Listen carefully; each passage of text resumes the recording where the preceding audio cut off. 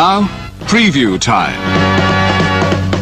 So let's take a look at what's coming your way.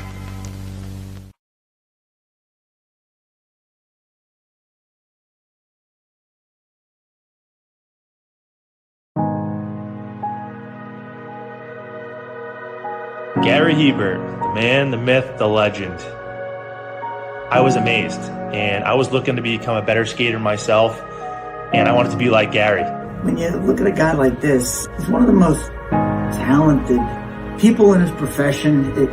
He's been given gifts by God. It can get frustrating at times when you're trying things that, that maybe don't come as quickly to you as other things. And, you never really felt that sense of frustration with Gary. It was always about improvement and positive reinforcement. Was it really the end? Was that head injury really the end? God has called Gary to continue to be a blessing to others and to be a passionate example. My name is Gary Hebert, and this is the World Academy of Hockey, otherwise known as the Inside Edge.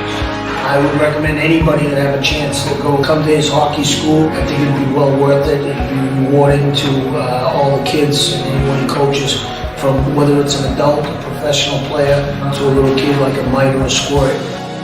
Gary, from day one, has been instrumental to my hockey career. I started out as a potential Division III player, and Gary brought me single-handedly through high school and into a top Division I prospect. I owe it all to Gary, the biggest legend on and off ice there's ever been. Listen, watch, learn, be confident, and have faith. Those are the answers I was brought to. Yet, I only now am really learning how truly important those 5 things are. Through preparation, through appropriate thoughtfulness and thinking, we can learn to untie the typical knots between our ears that drive us into underachievement and underperformance. And lo and behold, we can learn, I think, to fulfill our God-given potential. Gary has the innate ability to make people not only better players, but better people. The life lessons they learn from Gary are incredible. I can always remember leaving that rink knowing as a player I got better, or I had something to improve on to get better. And I think that's what you excelled on as a coach, is giving us the knowledge to know what we needed to do to get better. There's coaches who know the game, but can you communicate and create passion in your kids and in your players? And Gary's able to do that. Gary's got great knowledge and the great hands, but more importantly, his ability to connect with people and care for them. His communication skills, to me, really stand out, separate him, and that's why he's one of the best, in the world. Gary's a legend. He's a special, special man.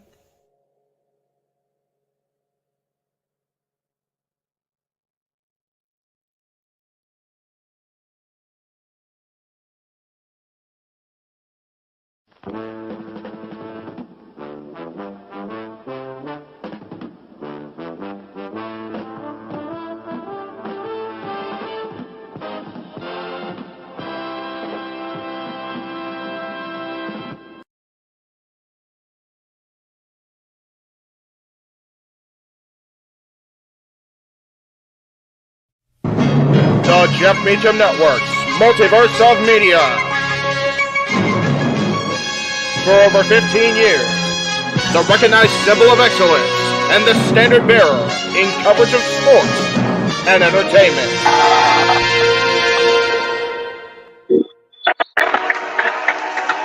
And they bring me in as the King Score Engine Runner. Welcome, everybody, to our coverage of AEW Revolution here on the Jeff Meacham Network, Multiverse of Media. The Kings are going to win this game. It's a great way to start a Sunday. Joining me now on screen are WWE commentary team par excellence, but they are here to cover AEW for the time being. The Renegade, JJ Williams, and the simple man himself, Noah Foster. Gentlemen, I will be back as soon as I get home. Go Kings go, and Showtime for the last time. Enjoy. Yes, sir. Happy Revolution Day, I guess, everybody. It is good to see everyone filing in for this very special presentation. As Jeff has been calling it, it is Showtime for the last time. At least as last as things go in professional wrestling. Damn it. I mean, how many retirements did Terry Funk have? How many final matches has Ric Flair had? I'd like to think that the Steiner will keep to it, but if history have taught us anything, it's that never say never and money talks. True that. How are we doing this afternoon, this evening, Noah? JJ. Yes? It's showtime. It's Sunday! You know what that means! We are together here once again at the JMN Multiverse of Media to kick off the AEW pay-per-view cycle 2024, and even so much more is in store for us tonight, where, as you said, tonight we bid an icon farewell, because the only thing that's for sure about Sting is he has said his own words, his retirement is for sure. What started at Revolution 2021 ends at Revolution 2024. I am looking so forward to this night. I'm expecting a lot of change, a lot of surprises, and another incredible time of professional wrestling. AEW always delivers on pay-per-views no matter what you think about the environment, the person with the crazy hair, the Twitter twats, or what you think you see on screen where they may have lost it, but they're trying to restore that feeling. Tonight is going to be special, and I am all in on it. Simply put, if nothing else, thank you, Sting. I cannot be more excited for tonight. Yeah, it's weird because we were discussing the other day, you and I, about the fact that as long as I've been involved in wrestling and watching wrestling, like, I haven't really been exposed to, nor can I remember that many great moments in the career of Steen. And the stuff that I do remember is for all the wrong reasons. Mm-hmm. You know, it's like, I broke it down to you. I became a fan in the summer of '98. So the whole Crowsteen fighting the NWO was done. I think he had already been Wolfpack Steen by that point. Yes. And done with that. You know, I did get to see Steen perform live at that dreaded WCW Thunder that I was at in October of 2000 at the Long Beach Arena.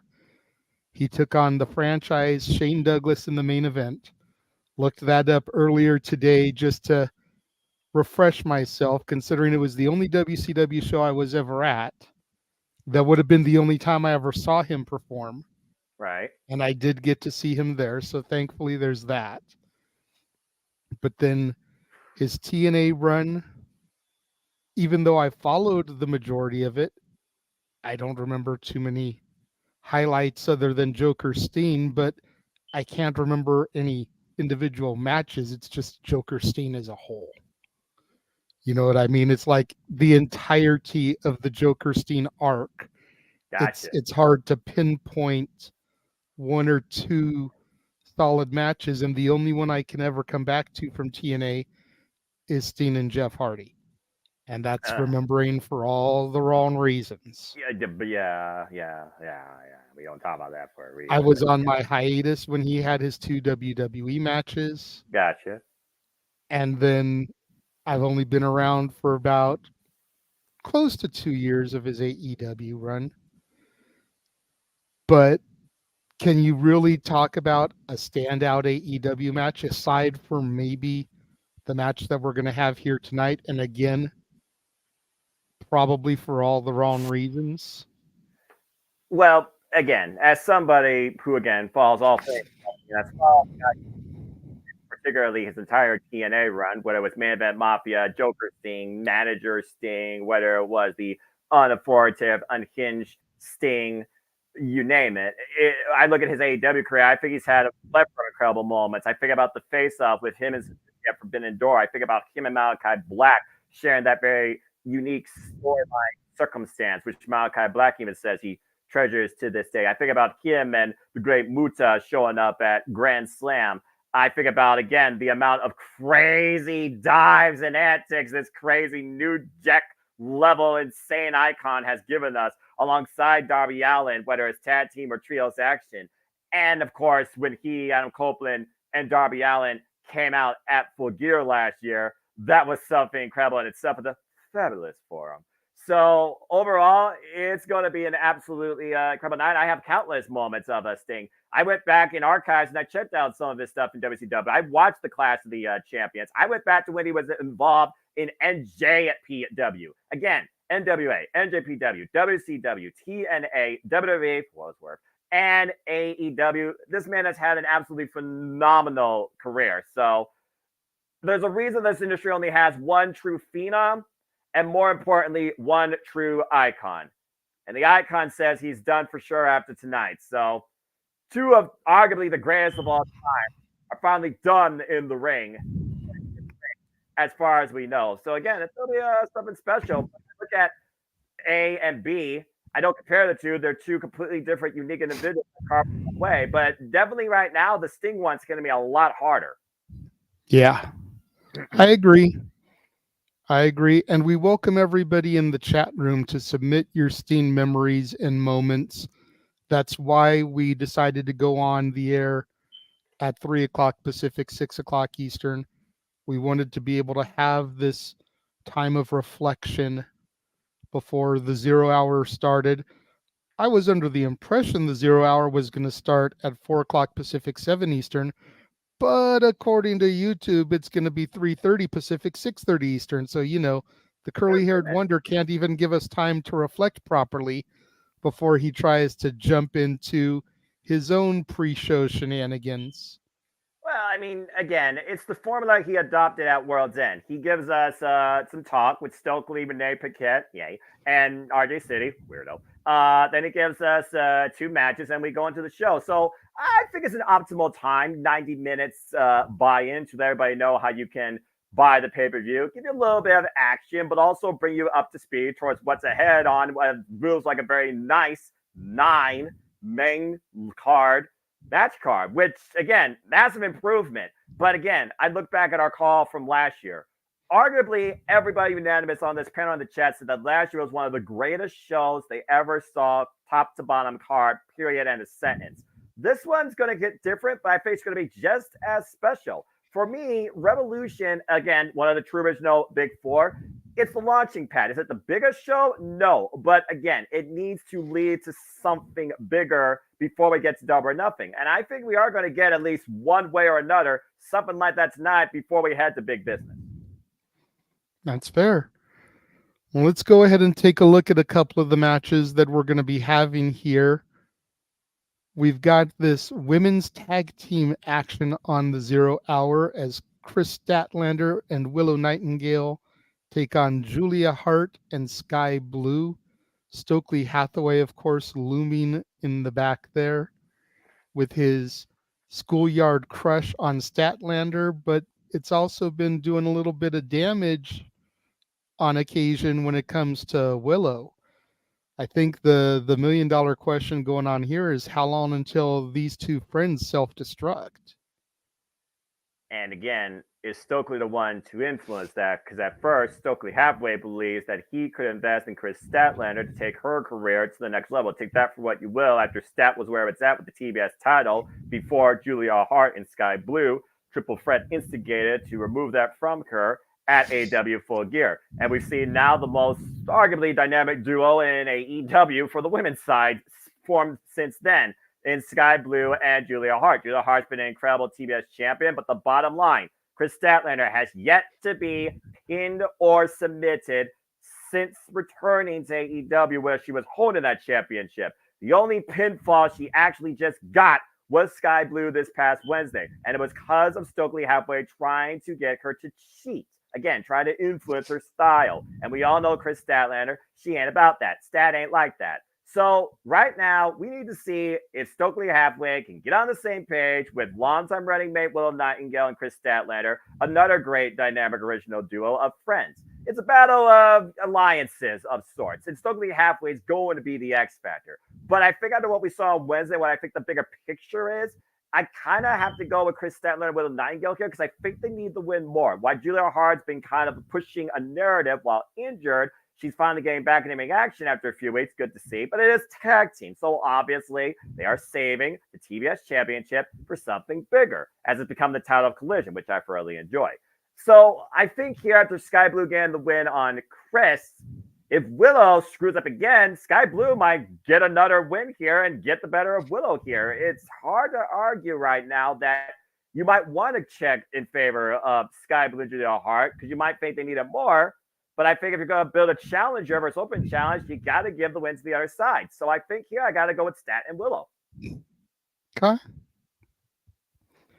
And then we have this pre-show match on the 0 hour as the Bang Bang Scissor Gang take on Private Party, the Chocolate Juggalo Willie Mack, Jay Lethal, Satnam Singh, and yes, JEFF, JARRETT.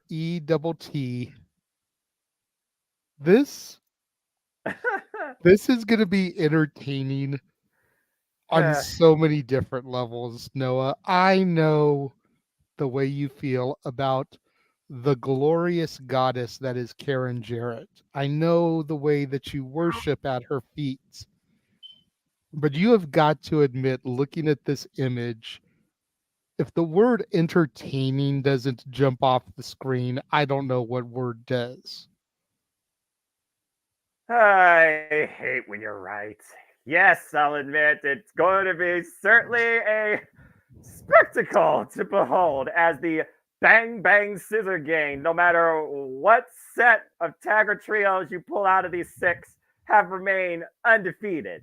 And now you have Jeff Jarrett and Sanjay Dutt investing in Private Party, and maybe Willie Mack might become part of the addition of oddities. But either way, I'm expecting a lot of tomfoolery, probably a guitar, probably Jeff Jarrett getting pissed off. And I do think at the end of the day, the parts of the sum versus the sum of the parts is going not to succeed here because so far working on all cylinders, Bang Bang Scissor Gang is on a united front. So scissor me and guns up because I'm not going against the AEW Ring of Honor Trios champions.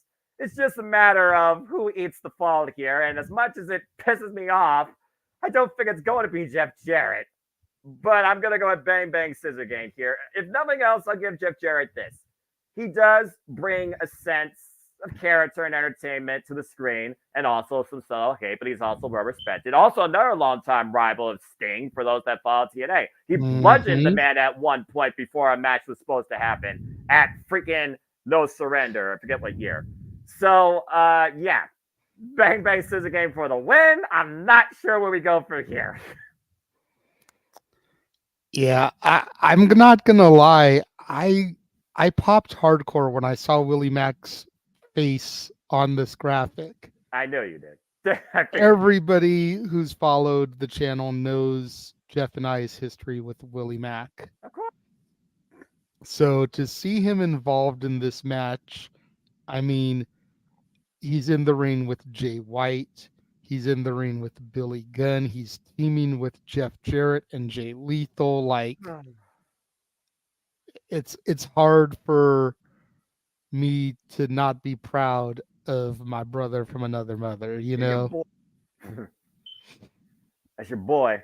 Yes. And I don't know if you saw Dwayne's comment here, but put him down for the faces if this is part of our predictions. I left it out because if you're betting against the Bang Bang Scissor Game, you're foolish. And it's also the very last match that was announced because I do think that Julia Hart and Sky Blue and Chris Statlander, Will Nightingale is more polarized. It could go either way. It's not part of predictions. This is just fun. And sometimes it's all wrestling needs to be. Just fun. It's a passion, not a debate. For Pete's sake, people are way too critical about this business and think they know everything, but they don't know jack diddly because they don't even work in it, but they believe everything that they read. Just enjoy life and enjoy wrestling. And that's what tonight's all about, as we understand. For Pete's freaking sake. And ding, ding. Thank you, Catherine, as always. Yes. We love and appreciate you here at the JMN Multiverse of Media for our $5 super sticker. And again, folks, get your predictions in. You'll find the form all over my social media. You'll find it on the predictions videos for No DQ. You'll find it on the Twitter. And you still have time, as I'm going to leave it open until 7 p.m. Eastern Standard Time. I'm expecting the first match to be like 7:15. So get your predictions in, have fun, and let's all just say a big old one last time thank you to Sting. We appreciate the love, Catherine. And no, Dwayne, Willie Mack, aside from fabing me when he left Impact Wrestling and tried to charge me for an interview, Willie Mack and us go way back. Willie is cool people. We've got nothing. We used to get Willie Mack into Disneyland when he was still just a up and coming, struggling independent wrestler. Wow. Before he was X Division champion. That's a lot. So we just go way back with the man. So respect. All right, now we're gonna move on to the main card, and apparently Jeff does not have the updated graphic for this one. I don't blame him.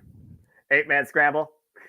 And yes. for those, and in case y'all are wondering why I'm looking this way and that way, I'm currently updating the All Elite Predictions League in and out of no DQ. Shout out to the over 70 of you between the team and professional wrestling fans that are involved in the inaugural fund too. Let's have a great 2024 with AEW. Absolutely. So talk to us a little bit about this match that was supposed to be something special. It was supposed to be the genesis, if you will, of the meat division. And now we've got Chris Jericho in it. We've got Hook in it. We've got Dante Martin in it. We've got some jabroni from CMLL in it. Like, we couldn't even get Matt Sydal a victory here and get him in this match and at least have it be all AEW guys. We had to have some rando, CMLL talent get thrown in here. Yeah. I don't get it, but I think everybody can admit that when you look at this field, there's two names that really jump off the page. Oh yeah. Wardlow, who was originally in this match when it was just supposed to be him, Hobbs, and Archer, and Hook.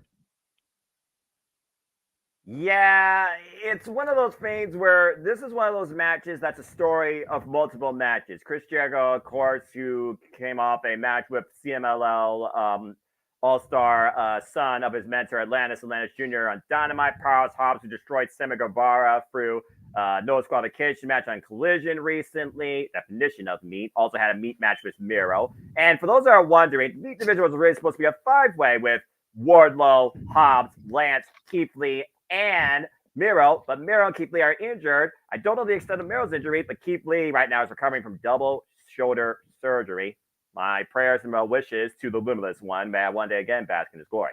That being said, Lance Archer, he's the guy that you always want to bring out against the biggest and the meanest because everybody dies and he loves competition. But I really would love to see him get a win here. But if you want an obstacle to overcome, he's a guy right there that you have to have part of a multiple front. Wardlow, though, right now is the biggest standout since coming up with this promo. Shades of what happened with one particular Maxwell Jacob Friedman expressed himself in the Fabulous Forum last year. You saw what it led to. And it sounds like Wardlow, he finally found his own voice once again and is trying to remind us exactly who he is. And again, stop me when he's telling lies, no matter what you think of his style. No lies detected in his promos recently. As far as the two that qualified, we of course know that Dante Martin qualified last night against Brian Keith and Penta Cibiel. Great triple threat. Young, bright, high, flying, and rising up-and-comer. And again, he certainly is an all-star, previous challenger for the International Championship and a standout for a top flight when his brother Darius Martin was injured. And then you have Hook, who previously challenged Samoa Joe, who of course put him through war and brutal mayhem for 10 minutes. Take that for what you will. Why Brian Cage is wondering who's better between me and Kim. Why is Hook getting more time than me? So we got a story of 3 matches here or so in this 8-way scramble. But the caveat that really puts things into question is the winner of this will get a future AEW World Championship shot. Wardlow, his Revolution record, he's overcome multiple man fields before, including former face of the Revolution. Chris Jericho, though, not the strongest Revolution record. Lost to Kingston, lost to Ricky Starks in the very first Revolution. He lost to Jon Moxley for the AEW World Championship. If this was just the three men originally, Powerhouse Hobbs, Lance Archer, and Wardlow, I still would go with the War Dog at this point. And I think after what happened on Collision, I think Hobbs and Jericho are going to cost each other because they're the bigger MO, the Don Callis family. As far as Hook goes, I think Brian Cage and Hook are setting themselves up for a one-on-one match, FTW, Evolve or not. So right now, I got to go with Wardlow in this. And if you want to talk about big threat, if the current champion comes out here on top, let's not forget, that current guy was put to sleep in his own move by Wardlow. There's a receipt yet to be paid by the Samoa Submission Machine. So I got to go with Wardlow here right now as far as the man with the most momentum and the biggest possibility in being the future challenger. Wardlow's my pick. It's fair. And before I address one of the comments in the chat room, thank you from the control room, as we have people watching on all 6 outlets we're currently broadcasting on. Let's make sure you guys show your love and support with super chats, super stickers like Catherine did. Donate to dictate the flow of the conversation. Super chat, it's as simple as that. Daggone right. Even though this question was not super chatted, I do want to go ahead and address it. Go for it. Perone Productions asking if the pay-per-view will be streamed and shown on the live stream. No, it will not. We are not getting taken down for piracy, bootlegging, none of that. You're going to have to find a stream your own, or it's on Bleacher Report, I believe, Noah? Domestically, it's on Bleacher Report. Internationally, you can find it on FITE. You can find it on payview.com. There's Sky. There's Select, Dave and Buster feeders. All the usual outlets for All Elite Wrestling premium content. There you go. So if you want to stream it legally, that's how you find it. If you want to stream it illegally, we're not going to tell you where to find it. I'm sure that you can find it some way. At your own risk. But yeah, but we do not broadcast the live stream on here. What we do is we throw up the match graphic, and then we call the action, just like Tony Schiavone and Excalibur and Jim Ross and whoever else may be at the table on this evening. And we describe the match action to you guys in our best and most passionate way possible. Yes. Ding, ding, ding. Before we move on, we do have another super chat from King Mike. Thank you very much. Favorite Steen TNA main event Mafia moment. Thank you, Steen. Again, I think about the fallout between him and Kurt Angle. Kurt Angle is still one of the most underrated wrestlers of all time, in my opinion, which is a daggum crime. I got to go with their feud over the TNA Heavyweight Championship, at one point having an empty arena match. Nothing still was up. Kevin Nash trying to play peacekeeper of all people. So I got to go with Sting and Kurt Angle when they were feuding over the TNA Heavyweight Championship. It was really special when they had that, I believe it was a 6-way dance with Matt Morgan and Hernandez, who was cashing in his Feast and Fired opportunity, and phenomenal AJ Styles, where it was Sting that gave AJ the nod. The two faced off. Sting flew to the outside, wiped out the field, and AJ Styles won his freaking first TNA Heavyweight Championship. So I gotta go with that. That's fair. That's a good call. All right, so moving on to the next match. Got FTR versus the BCC, Moxley and Claudio Castagnoli. Oh, baby. This is Team Professional Wrestling. I love matches where pride speaks so much more than a title on the line.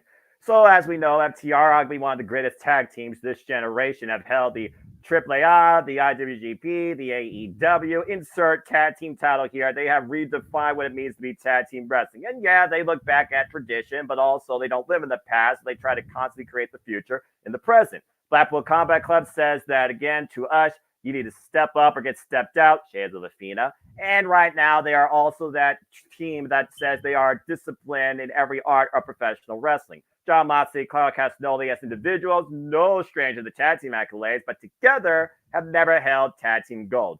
With the ranking system in play, impromptu, you got to consider this maybe being close to figuring out the next challengers for the AEW Tag Team Championships. Since FTR and BCC have collided, we have had a 20-minute draw. We have had trios fallout and nothing's been settled. And Dax Harwood and Jon Moxley had a passionate singles that really launched this whole thing off in the first place, with Jon Moxley getting the better, incapacitating Dax Harwood. I feel like here, though, where it comes to tag team wrestling and the pride and figuring about, again, what's next for either of these two duos, I think this takes Jon Moxley and Claudio Castagnoli in a different direction if they win. You keep Jon Moxley away from either World Championship, you take Claudio Castagnoli away from single title pursuits, being a former world champion. And FTR has been to that dance multiple times. They're also the team that has tested themselves against anybody and everybody. I think that Blackpool Combat Club is going to surprise us to get the win here violently. It's one of those matches right now I put towards a coin flip. So I'm going to go with Jon Moxley and Claudio Castagnoli just to go against convention here, where I think they are going to best the top guys, but barely. And keep in mind, this has a 60-minute time limit. I don't expect a draw here. No, not at all. All I know is this is going to be a sleeper match of the night. Banger! You know, everybody is focused on some of the other matches that are happening this evening, and rightfully so. Absolutely. You know, if this wasn't being hyped as Steen's last match pay-per-view, you could arguably go in saying this was going to be match of the night. But because the focus is elsewhere, that's why I throw the term sleeper in there. Because people aren't focused on it in the way that people are focused on this one. Yeah, and again, I think that's another takeaway when it comes to really being surprised as a professional wrestling fan when your expectations exceed your initial analysis. And I do think a couple of matches tonight can do that. Again, I think we're in for some unique upsets, some unique moments. I don't think there'll be a new signing like there was at Revolution 2 years ago, where one particular individual now is in the World Championship picture, but talk more about that later. But I think there's definitely a couple of matches here that'll be memorable.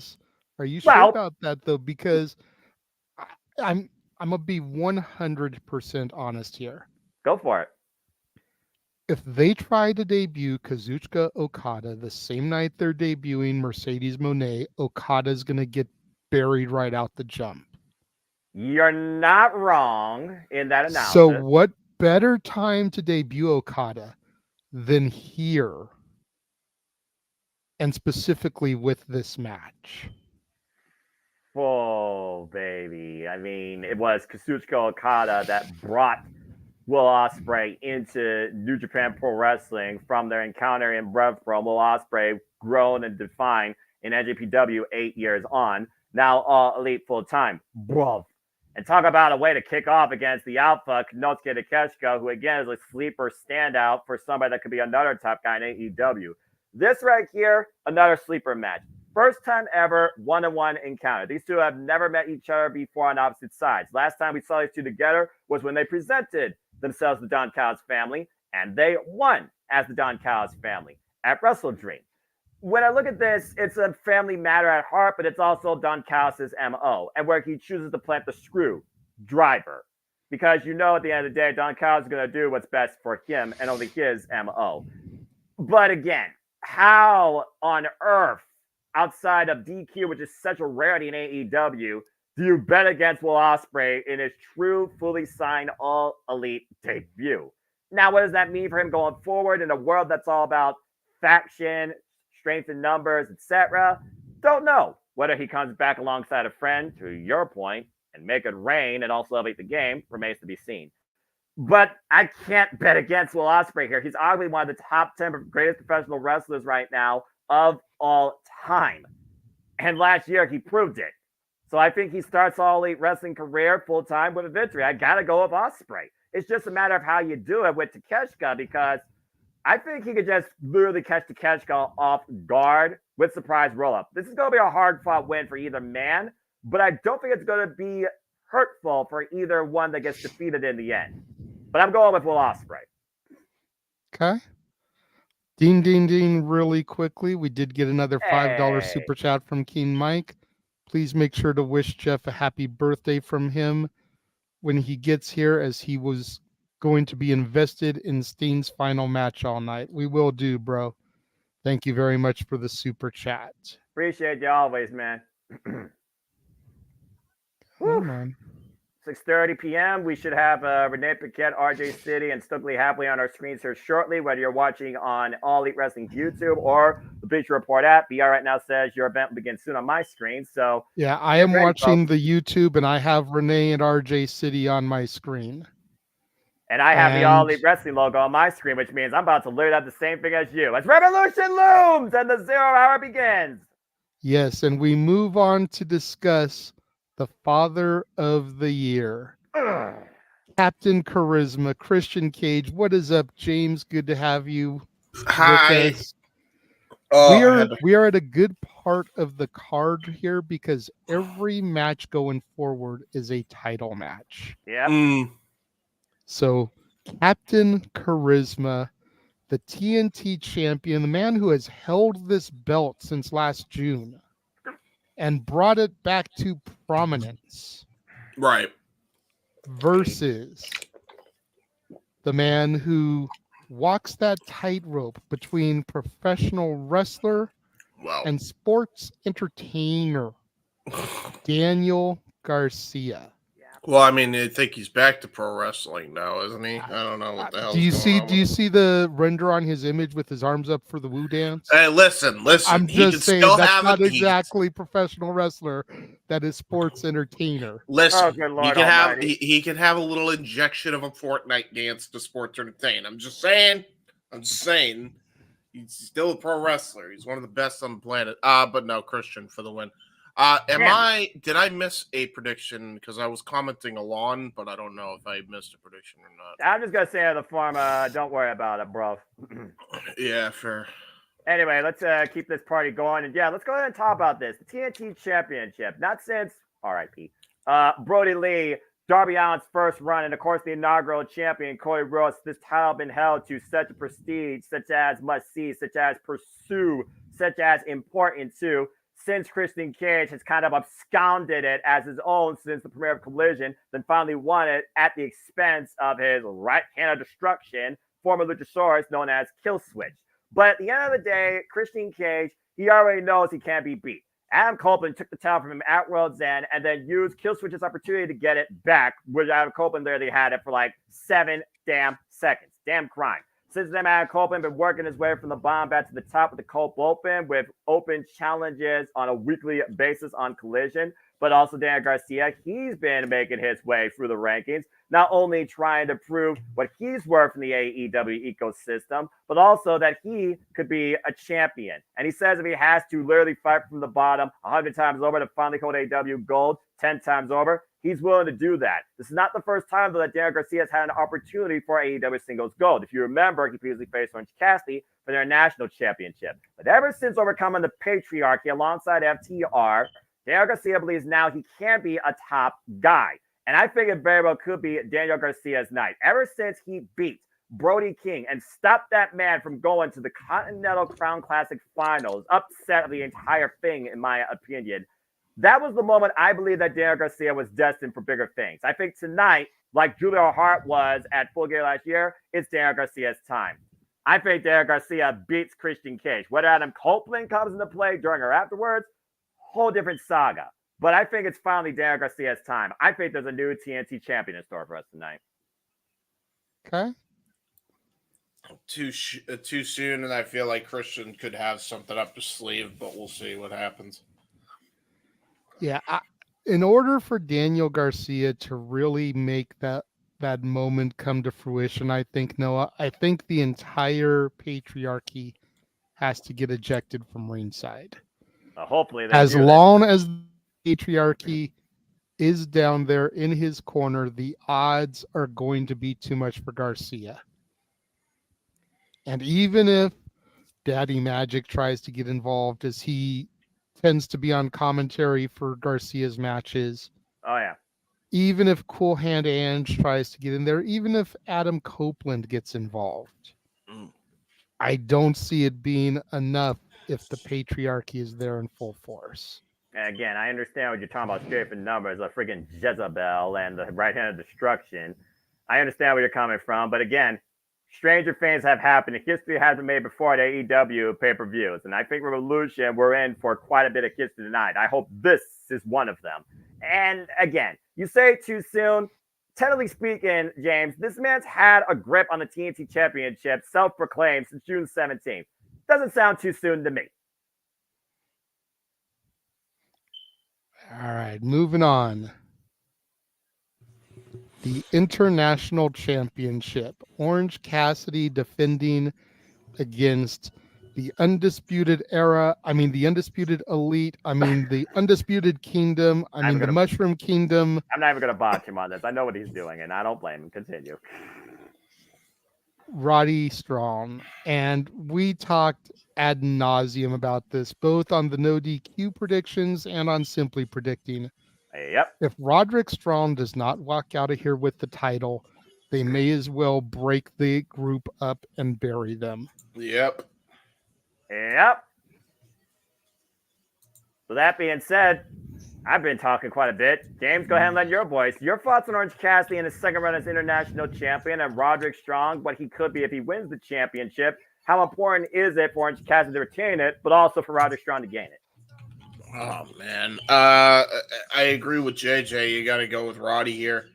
Like, what are you doing if you don't finally give him the belt? Like, they've been building this up on TV for a while. They got to get the belt to this guy. Like, enough. You want everybody to get the championships in that group. You better start with Roddy. Yeah. And by the way, may I say this is a very much a bargain bin undisputed era compared to this. And of course, I'm getting a call from somebody important, but yeah, Roddy Strong for the win. Let me take this for a second. No, you're fine. No worries. And I mean, again, we discussed it a little bit when we discussed Samoa Joe. Roddy Strong is another one that the WWE just completely gave up on. Yep. You know, they had him leading the Diamond Mine, the Creed brothers, Ivy Nile, and it just fizzled. You could argue that they did better without Roddy than they did with Roddy.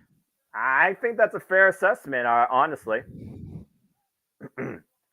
So a victory here for Roddy. King of the Wild Frontier. Wait, sorry, Ron Davy Crockett. But continue. But a victory here for Roddy could very much be like a big fuck you to WWE. Yeah, I mean, you look at what happened last year at AEW All In when Saraya said, F y'all, your thoughts, I effing did it. She had the moment in front of her family, her friends, in front of her entire home country at AEW All In. Now, truth be told, Roderick Strong doesn't have the home field advantage, but he definitely has the physical well-being advantage, considering Orange Cassidy has been battered, bruised, pulped, pile drive, kicked in the face. He has faced every possible situation imaginable that the human body can withstand and somehow still keeps going as long as Dot Sampson has medically cleared him.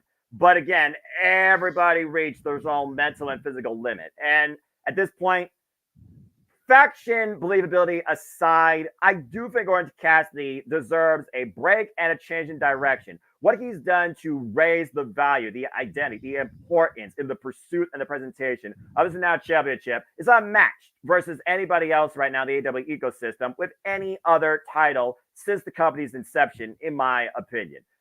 Again, you said it last year, starting it all out. You think Orange Cassidy is a future candidate to be AEW World Champion. To get there, he needs a break away from international title, and he also needs to recover. Go on a beach somewhere for real. I think he deserves it. And I think that Roderick Strong and the Kingdom will come and surpass what the best friends may offer. Because you know he's got friends in his corner, but we know Roderick Strong has allies. Go with Roderick Strong here for the win.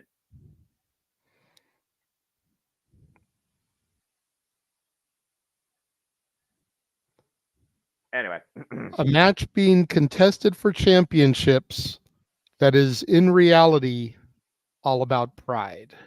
Yeah, that's the Continental Champion, Eddie Kingston, defending his 3 titles against the American fucking Dragon, Bryan Danielson.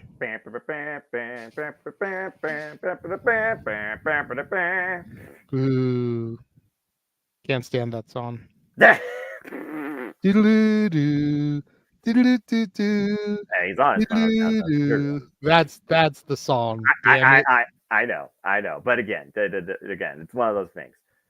Well, again, the word here is respect. The other word to consider here is potential.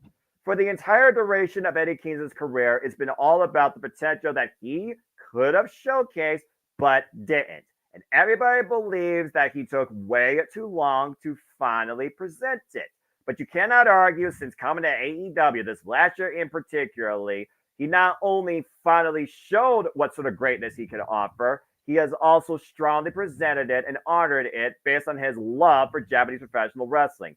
Out there, shades of his hero Kawada with the America version of the Triple Crown. We think about the the All Japan Pro Wrestling Triple Crown, of course, held by Kazuhiko Nakajima. The bottom line, it's not about the titles here. It's about one thing, respect. Sometimes there's something more valuable than the gold around your waist or on your shoulders, or the 30 pounds of gold that literally Eddie Kingston right now holds. How do you go against Eddie Kingston here? 2 years ago, he won the big one against Chris Jericho, and arguably last year was the best year of his wrestling career.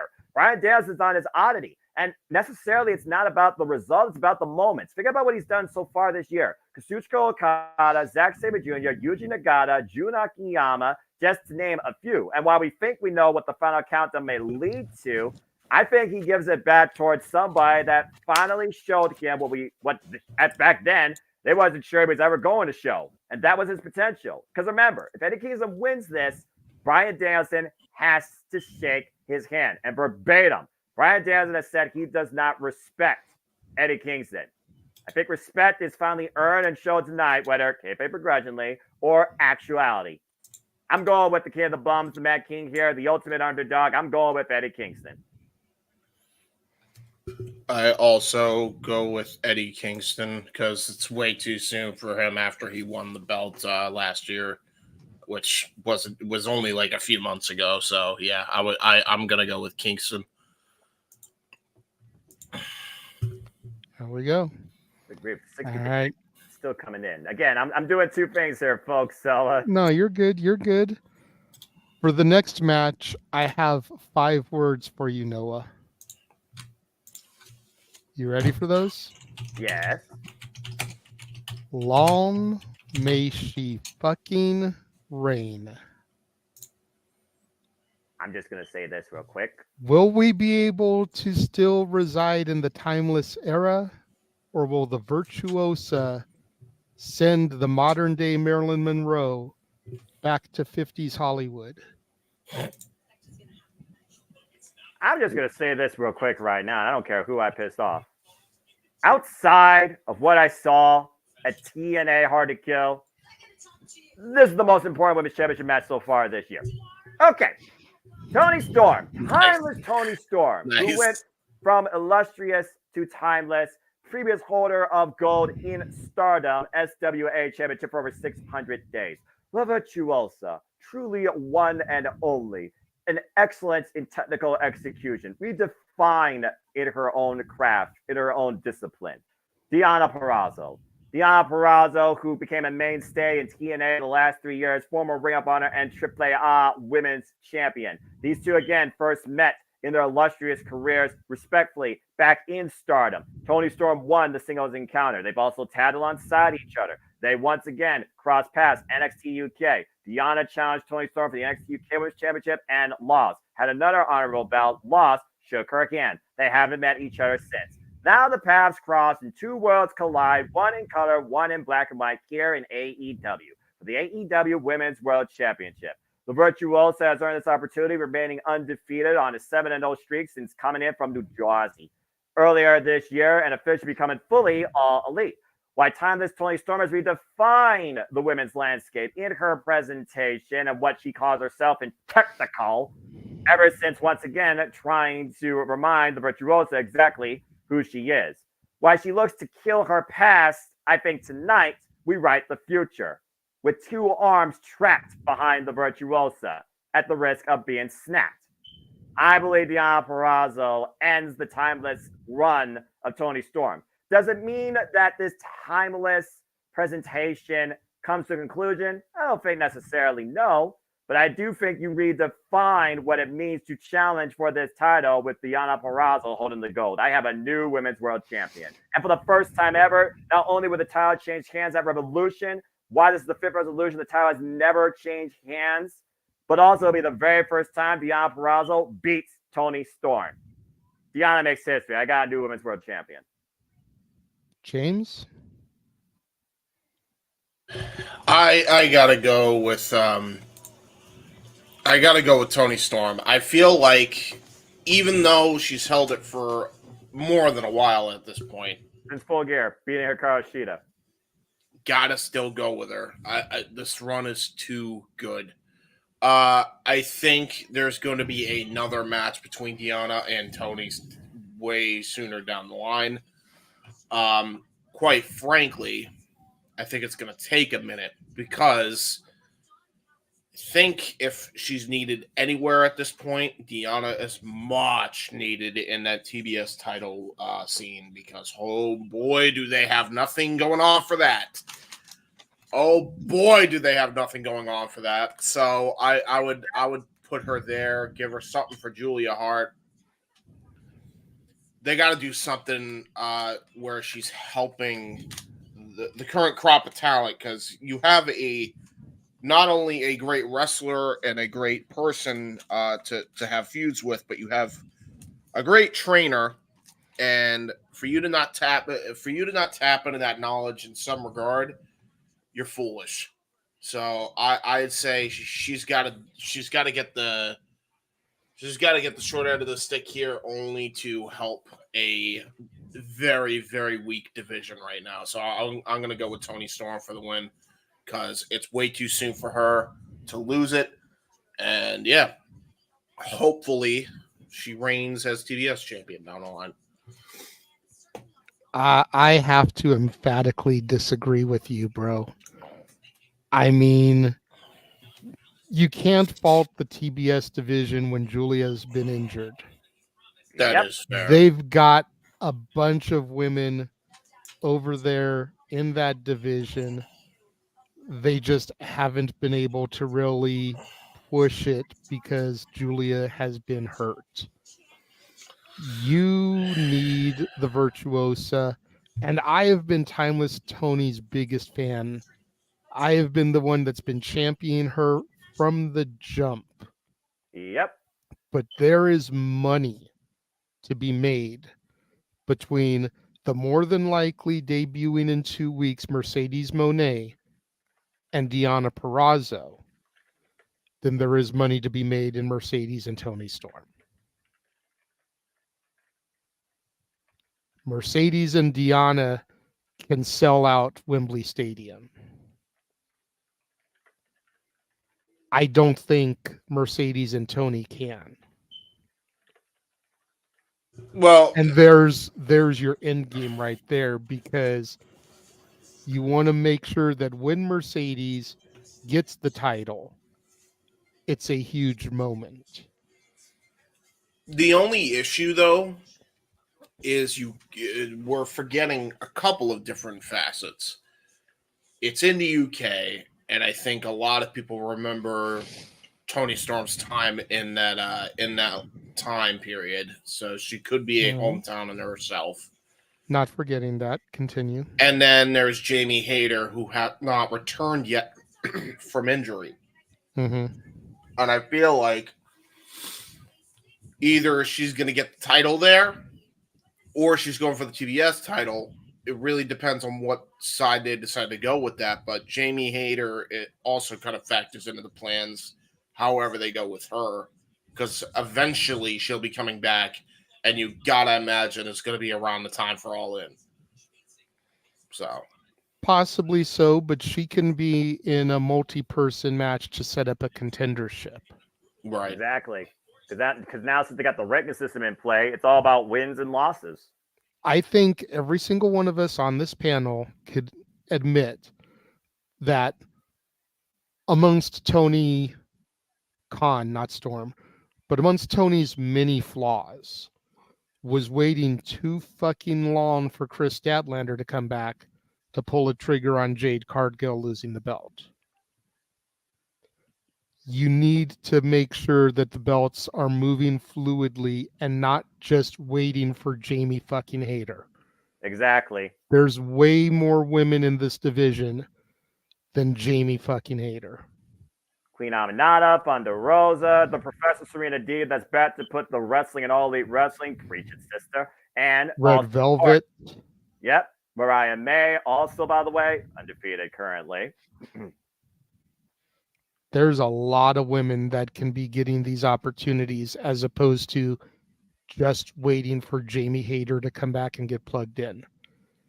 And who's to say that with the return of Jamie Hayter, we can't maybe launch a women's tag division, because God knows they've got enough women that they could do it.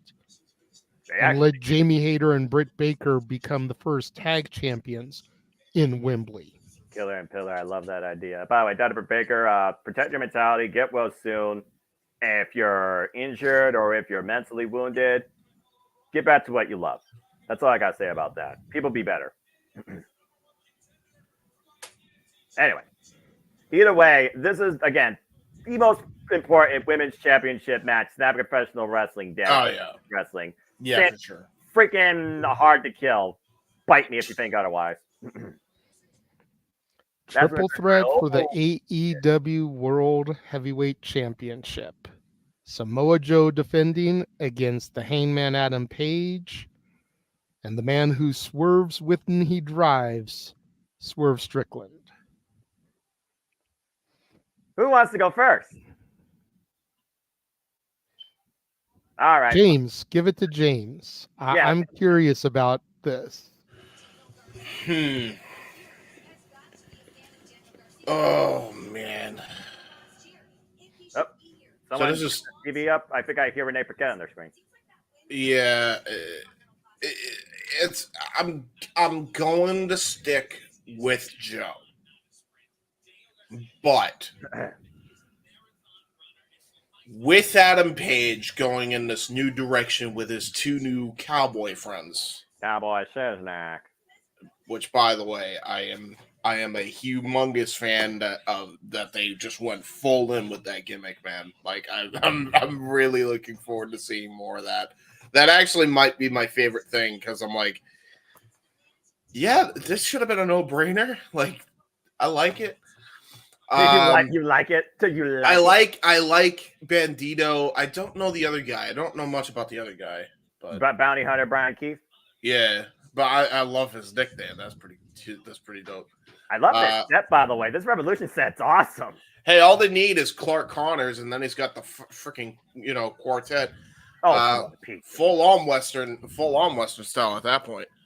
That's too much cowboy shit. But anyway, continue. I wouldn't be surprised if they give it to Hangman, but I'm gonna stick with Joe. But do not be surprised if Hangman walks out of it. And I only say that Hangman gets it because you kind of have something built up with Joe and MJF, but I feel like when MJF returns from injury, there's something gonna be that's naturally there between Hangman Page and MJF, considering they were the last two in their first ever Battle Royal, which was their first ever match on AEW soil. It was the first match ever in history. There's a lot of history between Hangman and MJF. Yeah. That goes all the way back to even before their first television show. So I'm gonna go with Joe because I'm not gonna bet against Joe, but I could see Hangman getting the belt here if they're going to go with Hangman and MJF route. And much as I hate to admit it, and I'm just going to be on record for saying it, it may be very early on, but I genuinely believe that Hangman and Swerve's rivalry has been way more interesting than Joe's title run. I think you got way more mileage for the championship than you have Joe with the title. I just do. I hate to be that guy, but I don't know. Something about this doesn't scream like it's working to me. I don't know what it is, because I love Joe. I love Samoa Joe. I've always been a fan of Joe, but I don't know. Something about it just doesn't feel like it's working. It feels like they were in panic mode at the time, so they had to get the belt on someone. So they picked Joe. And I love Joe. I mean, Joe, if anybody deserves it after all the BS he's had to deal with over his career, it's fucking Joe. But accurate. You know, I'm gonna stick with Joe because I feel like Tony is gonna stick with the long-term champion thing. But I don't know how well that's gonna work. I wouldn't be mad if Hangman won it now. Again, it sounds like from interviews I've listened to recently, he actually did want to work with Punk, and certain EVPs blocked it.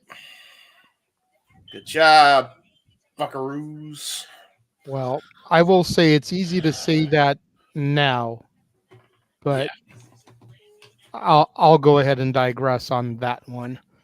I approve. I spoke ad nauseum on simply predicting that I feel that this is going to be Swerve's night. I kind of feel like you do, James, that the Joe thing isn't really working, and it was just a plug and play. MJF was too far injured to keep going, and Joe was a believable challenger to decimate him, destroy, and become champion. Yeah. And then you just move the belt to Swerve, because this has to be Swerve's year. But you don't want Swerve to have a short reign before losing it. And with the addition of Will Ospreay full time as of tonight, if Will Ospreay is not challenging Wembley Stadium for the AEW championship, you've already fucked up, and you may as well let him go to WWE. Yeah. So the way this sits in my head is, does Joe retain and Swerve get the belt at Double or Nothing and only get a 3-month run before he has to dump it to Ospreay? Or does he pick it up here, get a respectable 5 to 6 month run before having to drop the belt to Ospreay? Maybe. I could see that. So, question, are you going with Swerve then?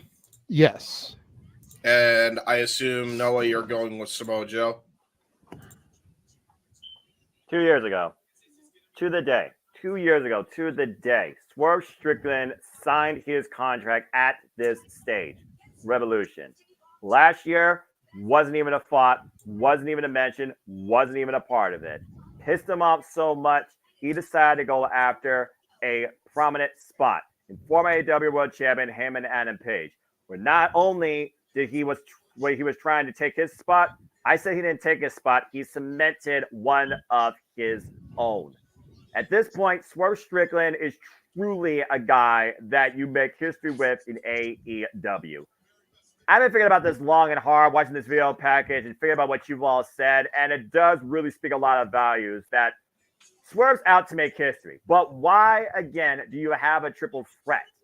Buffer, fall person, protection, continuation. What's to continue after this? Samoa Joe as the champion, Swerve and Hangman. But if Swerve and Hangman continues, where Hangman says he'd rather die than ever see Swerve as champion, do you involve the championship with them? And do you maybe run that at Double or Nothing? Where it seems that Hangman and Double or Nothing are synonymous when it comes to the AEW World Championship. I'm completely torn between Samoa Joe and Swerve Strickland because Samoa Joe, he's the status quo that you may not have wanted, but he became what you now know. He's always been that. And I just can't really put the word transitional with him, not even in this day and age. I think that Swerve is due to become the AEW World Champion. And arguably this might be the grandest stage, but the triple threat factor keeps me second guessing. So with that being said, I go with my brain than my heart, and I'm going to say that Samoa Joe wins, incapacitating the Hangman. Because I think after this, you will not see one of these two challengers involved in the AEW Championship picture again for a long time. I'm going to say Joe retains somehow, especially after his loss last year. All right, I made it interesting. Screw it. I'm going with the Hangman. I changed my pick. I'm going with the Hangman. We all have different picks. There had to be one match. There had to be one match where we all had different picks. I think this could be. Damn it, James! You honestly, freaking idiot. Look. This is professional wrestling. Damn it, we're not going to be one-dimensional like the linear word of insert the two words here. If you're going to be explorative, if you're going to think optimistic, if you're going to break convention, if you're going to go against the grain, if you're going to literally create a revolution, you got to go with an idea of change. I love it. That's bold by James. I love it. But the fact of the matter is we can look at all three of these men in some capacity regarding this championship. That goes to speak values of the AEW World Championship presented on a weekly basis. You could argue this actually might be the most unpredictable match on the entire fucking card, to be honest, because like it really actually could go either way. And truth be told, it's the World Championship, and now with that in mind, this might actually be the main event. Now that I think about it. Well, according to Sandy, she read on Twitter that this will be the main event. What? Sting's match is semi-main, which I think is a complete farce because nobody's going to give a fuck about this match when Sting's match is over. However, that's if they keep Darby Allin babyface. And he doesn't attack Sting after the fact. Look, there's no win, point for that. There's no point in Darby turning heel. Unless they're going to have Sting's final match at Wembley instead. I think people would be more pissed off about that because there are people that have flown across the country for this show on the strength of it being the final match. Look, man, how many bait and switch have there been in pro wrestling? I'm just saying it's not going to go over good if that's the case. And you both make a compelling argument. But again, the only thing that's for sure about tonight, we're going to say thank you, Sting, and we're going to be left with all sorts of emotions, whether the good or bad, once this show concludes close to midnight. Speaking of thank you, Sting, let's go ahead and move into it. The fucking Miami Vice cocaine drug lords taking on Sting and Darby Allin for the AEW World Tag Team Championship. Oh, who wants to go first? Well, I know that the fans don't want me to speak on this. I will save my blood pressure for the actual match. Yeah, if I'm going to have a heart attack, damn it, I'm going to do it live on the air. I see my dot there after 1 year on Tuesday. So, again, Lord be with me. All right, folks, let's be real here. Let's talk. Sting. First off, again, can't say it enough. In chat, just go ahead and type it. I don't care how many times you do it. Just simply say thank you, Sting. The Icon, 25th title accolade in his illustrious career, going into a 2,156th match. Started AEW back at Winter is Coming. First match at Revolution 2021. Last match 2024. Sting and Darby Allin undefeated 26-0 record. The Young Bucks are former two-time AEW World Tag Team Champions. They had a guaranteed shot last year, and they squatted it against, get well soon, Kenny Omega and Chris Jericho going to Jets after beating them at AEW Full Gear. Haven't been seen since. Now the Young Bucks are incorporating their corporate power as AEW EVPs to insert themselves in this picture at the expense of the Icon Sting. And while they appreciate what Darby Allin is, what AEW was founded on, he is an OG. They are out to say that Sting, though, is what's wrong with this company and remove it emphatically. And they probably made it personal as possible, attacking his own two sons. Regardless where this is on the card, there's going to be a certain emotion left afterwards, and I don't think there's going to be a point of return. But I just think right now it is not about AEW EVPs. It is about Sting. I'm not even thinking about the titles. I'm just thinking about Sting. And that's why I can't go against Sting and Darby here. If it's Showtime for the last time and they're finally going to go out in a blaze of glory, then let Sting go out in the brightest light of his life. I'm going with Sting and Darby. We'll get James's thoughts in a moment as we are getting ready for 12-man tag team action here on the 0 hour. Damn right. Yep, because again, folks, welcome to the JMN Multiverse of Media for it's Sunday. You know what that means, and we are literally just a little under 1 hour away from AEW Revolution taking the airwaves. As we got 12-man action, and coming in first, Living in my world, my world. I'm gonna do my best to hold myself with decorum here, but as we have the Bang Bang Scissor Game taking on Private Party, Jeff Jarrett, Jay Lethal, and Willie Mack alongside Satin Singh. Hello, everybody. Welcome to our coverage of All Elite Wrestling's Revolution. For those that don't know, I am the simple man, Noah Foster, alongside James Hebert, the Renegade Wrestling JJ Williams. We are the JMN Multiverse of Media commentary team of a variety here. And right now we are bringing you coverage, reactions, thoughts on AEW Revolution 0 hour and our very first dose of action with this 12-man setup here. Why is Sanjay wearing a do-rag? Dude, Sanjay, I was just about to say, Sanjay looks like the freaking bargain bin dollar store version of 50 Cent. Like, No, holy you know shit. who he looks like? Who? B-Rad from Malibu's Most Wanted. Fuck, he does. Well, hopefully he's leaving on the 310 to Yuma because guns up and scissors in the air. Here comes the Bang Bang Scissor Game. Starting off with our Ring of Honor World Trios champions, Jay White, and the Guns, Colton Gunn and Austin Gunn. All right, I'm ahead of you because I've got Platinum Max rapping.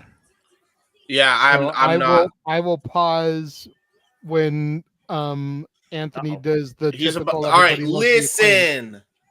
Oh boy. Yo.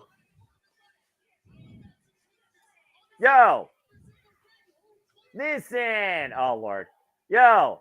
All right, go ahead.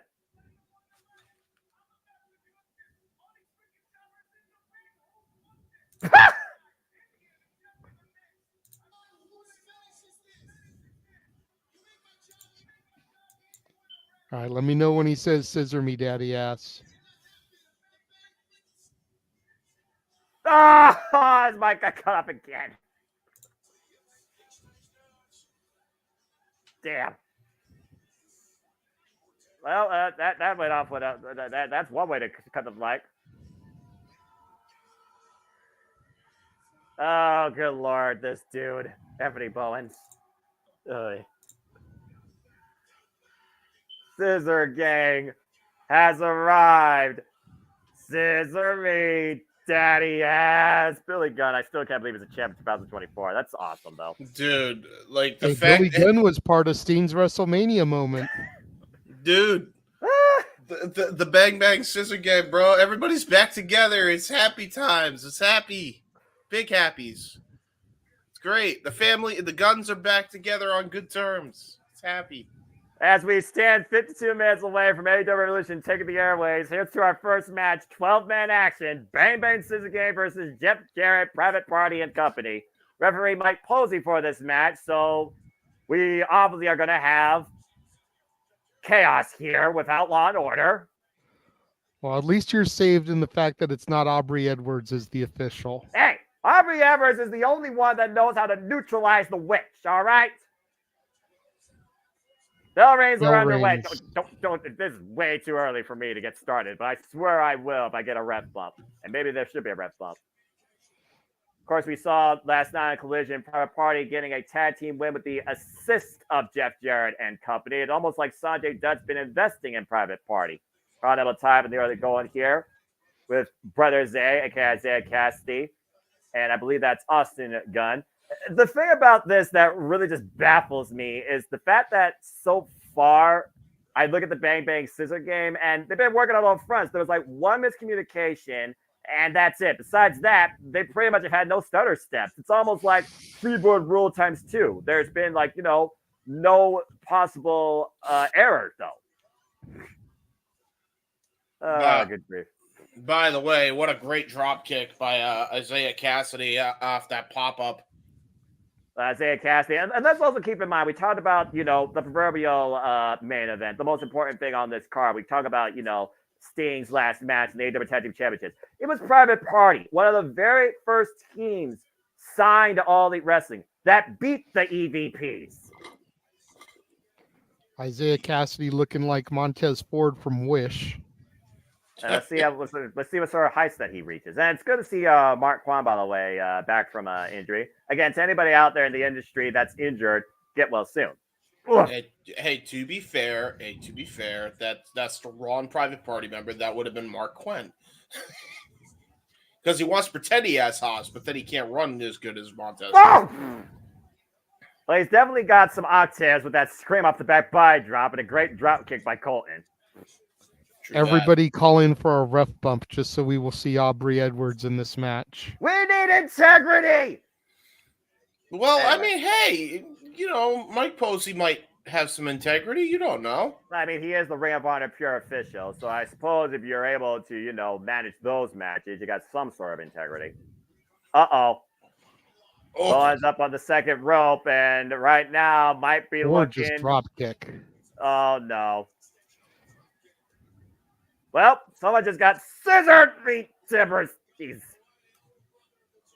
And Bowen's now with the cover. Look at the leg. One kind of able to kick out. I think you're ahead of me, Noah, because you're way ahead of me out of nowhere. I don't know how that happened. Oh, okay. Whoops. All right, we're just now getting the scissor me Timbers. Yeah, I got you. And then there's one, two.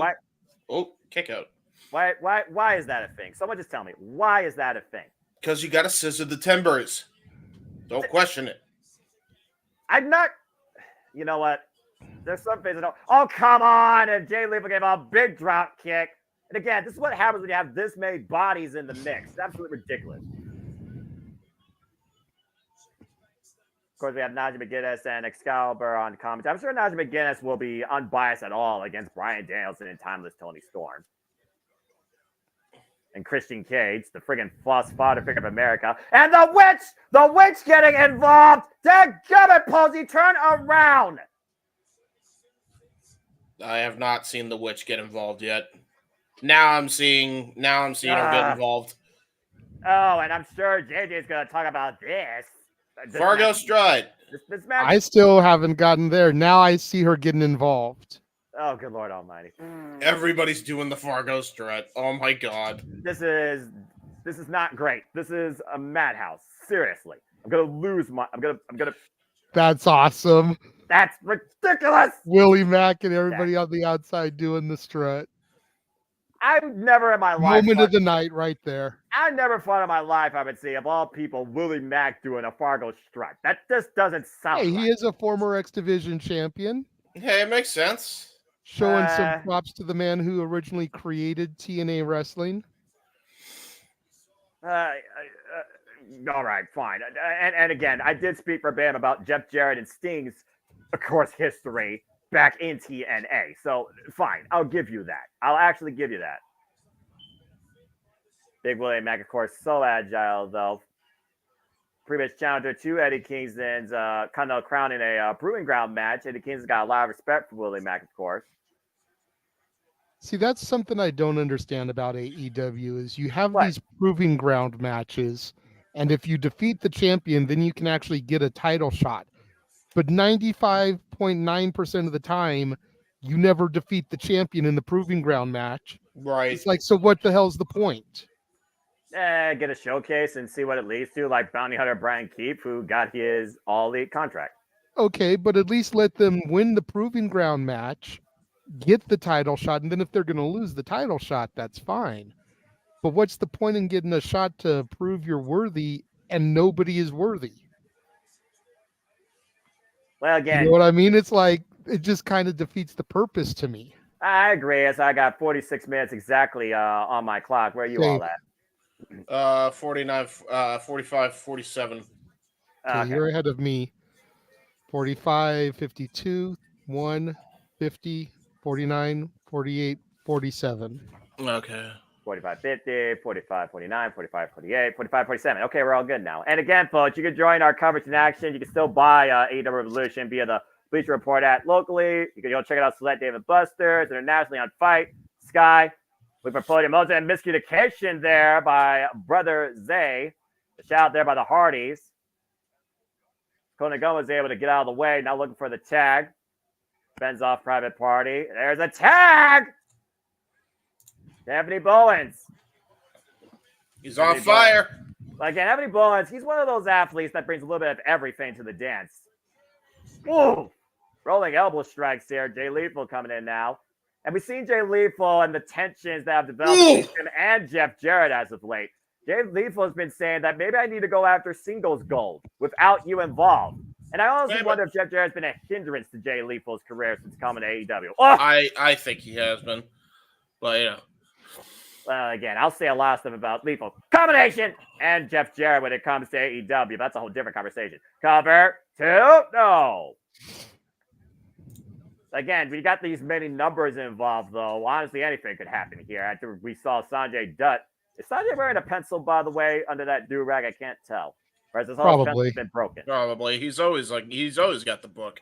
He's always got the Dixon Ticonderoga number 2 on the left here for whatever reason. I don't understand that. Seriously. That thing now involved. Education in that. Oh my! Ow. And there's some physics involved in that. Oh my God, they killed Anthony Bowen. Yeah, you bastard. The definition of a ragdoll in play here. Jay Lethal now. You're just, that's it? That's all you're doing, Satnam? Like, come on now. That's what big men do. Big men don't have to do I was going to say, Satnam about? Singh we all know is limited, but at least they play to his strengths and hide his weaknesses. Exactly. They don't throw him out there like the great Khali. Listen, in a freaking Punjabi prison match. We don't talk about that. To try and freaking carry a main event of a pay-per-view. Listen, they have him on the 0 hour in a 12-man match where he can come in, chuck somebody like a rag doll, and tag out. Listen, I'm just saying. So am I. I'm just saying that Satnam, he actually isn't that limited because I see this one dark match where he actually moved around pretty good for a big guy. So I'm just saying, I mean, he's got a good finisher and he never gets to show it off. Oh! Russian leg sweep. Wily cunning Jeff Jarrett, of course. Little Garvin stomp action here from Jarrett. And working his way around the body. And we're in Jim Crockett promotion country here, by the way, JJ. Greensboro, North Carolina. So Jarrett's know all about this domain. Oh, damn right. That's why we had Davy Crockett earlier, the king of the wild frontier. Did you know he killed himself a bar when he was only 3? No, I didn't know that. Dang. Wait, is Jim Crockett related to Davy Crockett? Inquiring minds. I think we're blurring the lines between history outside the wrestling industry and on the frontier, but you know what? It's okay. We're all learning. It's all right. Just wait till I get to the tag team match and you get hit with all my Sting puns. As Jeff Jarrett got hit with a neck breaker out of the corner, Anthony Bowens here, critical moment to make a tag. Daddy Ass and Max Caster stand ready. Critical moment here in the match right now. See, Bowens has to maneuver a lot more distance, though, than Jeff Jarrett. Who's going to make the tag here? Who's going to find the opening? Jeff Jarrett makes the tag, it looks like. And also got the tag, Billy Gunn. Billy Gunn, Willie Mack. Oh, boy. I wouldn't mind seeing that one-on-one match. I'm not going to lie. Right hands everywhere. But again, he's an ass man. I wouldn't mind hearing that. Billy setting Willie Mack up for something here. Uh-oh. Suck it. Oh, I know exactly what he's saying here. Oh! Satnam Singh got involved. Stunner from Willie Mack. My God, and Jay Lethal coming in with a cutter. Stunner cutter combo. Uh-oh. Isaiah Cassidy going up to the top rope, looking for something big out of the corner. Swanton bomb. Shooting star coming up here. Oh, 450 splash.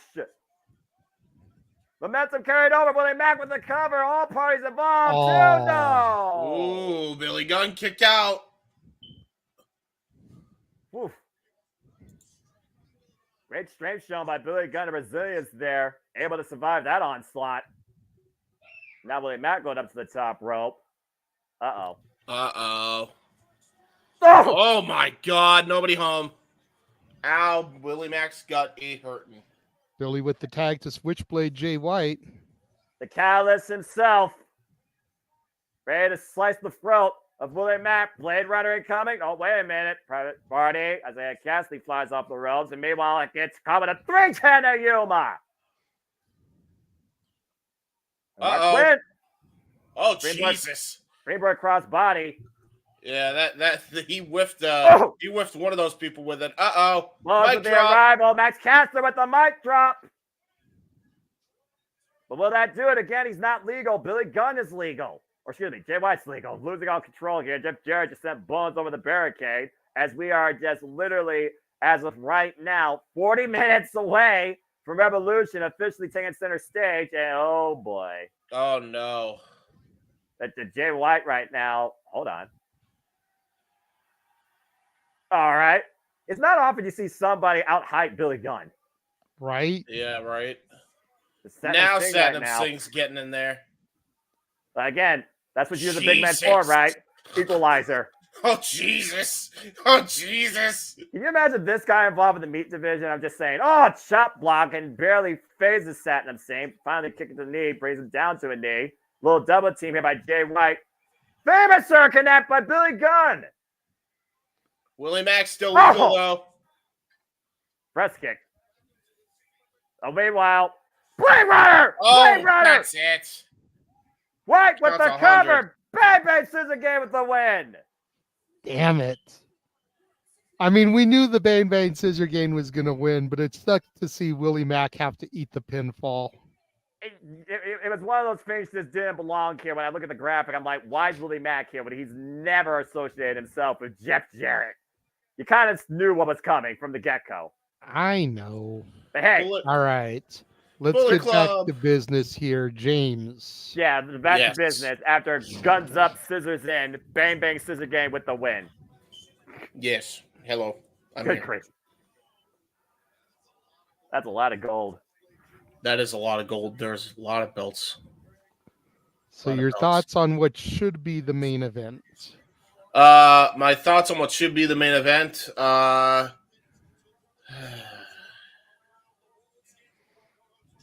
I'm going with Darby on this thing. I went with my heart, even though it's probably not the right method. I don't want to see these bargain bin jackoffs from Saints Row or GTA get the damn belts, please.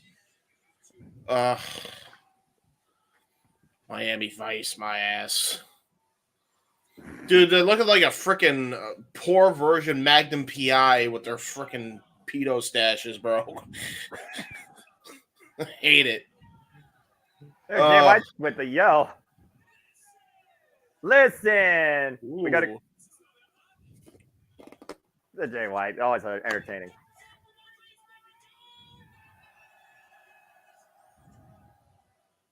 Good grief. Well, I will say that was a fun matchup. You were right, and it was fun. I enjoyed it. I can't remember this time Jay White was in Greensboro. Yeah. Cheap pop. Cheap pop. Cheap pop. All the cheap pop. 37 minutes of waiting. Oh, boy.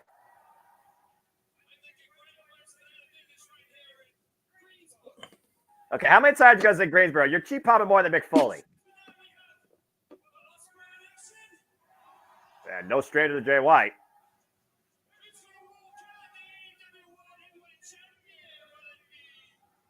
Jay White pulling the Eddie Kingston here right now, promoting the card. So Joe's, it Swerves, and Heyman, who walks out with the gold? What do you think? There's a lot of people that want Swerve. Again, 2 years ago. Biggest pop of the night right there. Sting!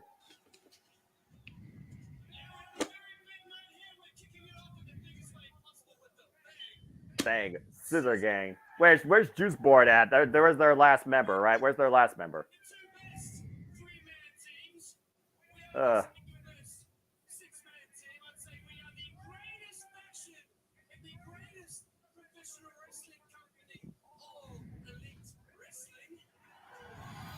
Man, the kiss ass from Jay White. What is going on? Get paid is all I gotta say, James. Get paid. This is not my Jay White. My Jay White was a snake, and now he's kissing ass. For all you know, he's still a snake. For all you know, James, he's still a snake. Again, Switchblade Jay White, it is still his era. Yeah, maybe he's playing the long con game. That's I'm just saying, there's a reason we have 2 sets of trios titles here, I think. Yeah.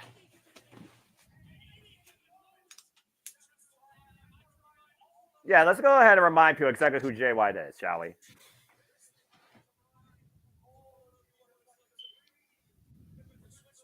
The Switchblade in his new era. Too sweet. King always says, little Seven Nation Army, breathe with the Switchblade chant. I approve.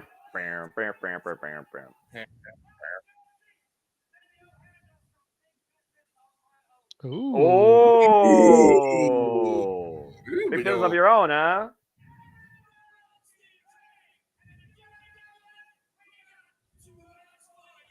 Guns up! Well, Jay White's saying that he might handle some of his own big business very soon here in AEW. And of course, we have big business coming up that we will cover here at the JMN Multiverse of Media from Boston and the TD Garden. Stay tuned for more on that, folks. We'll be covering AEW Big Business. That is Wednesday, March 13th. And you can still get tickets if you choose to go. Big business. I'm looking very forward to seeing how business picks up starting tonight. Oh, man. Let's go to Lexi Nair backstage now. Orange Cassidy medical update. This should be good.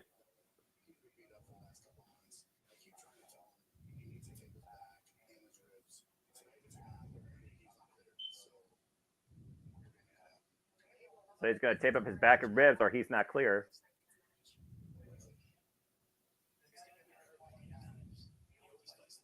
Yep. Chuck Taylor, Rocky Romero, and Triparetta. Huh? We're doing that too. Ooh. Whoa. Orange Cassidy wants to fight this one solo. He does not want his best friends to be there with him. Wow. That's the real mark of a champion. Tonight, no matter what, he plans to do it on his own. And his friends honor that decision, no doubt. Everyone, hands in. Because this video might be the last time you see Orange Cassidy as the AEW National, Lexi Nair, come on, AEW National Champion. That's the respect. That's the testament. That's the true mark of a champion right there.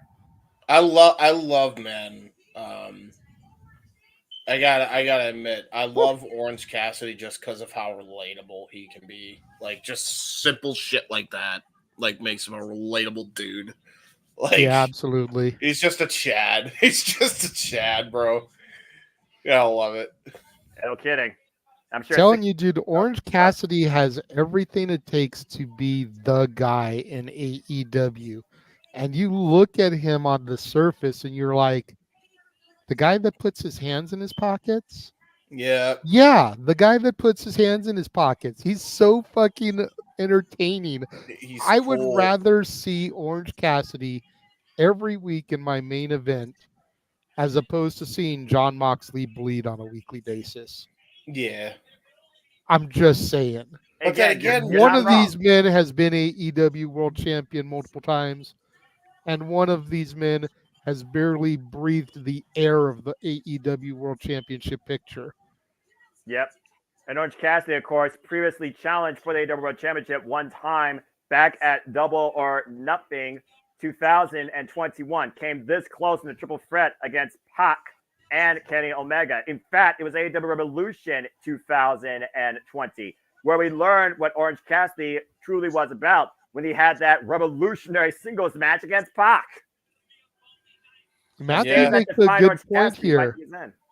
Matthew reminding us that Roddy didn't want to face Orange Cassidy when he was at his weakest, only for Orange Cassidy to be beaten up anyways. And that was Orange Cassidy's own choice. Let's keep in mind, Orange Cassidy's been AEW National Champion now for 147 days, and he's going into his 13th defense tonight of that title.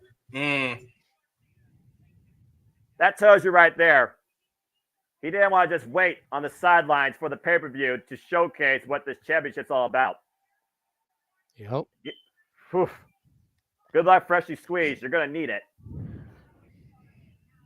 As, of course, they continue running down the card. And, of course, we'll do that one more time as we get ready for our only other match tonight on the 0 hour. We are 30 minutes and 20 seconds away from AEW Revolution taking the airways tonight on a stacked card of 9 matches. Oh, boy. And, again, hope you all will enjoy our coverage. Hope you all enjoy everything that we're here to say. Huh?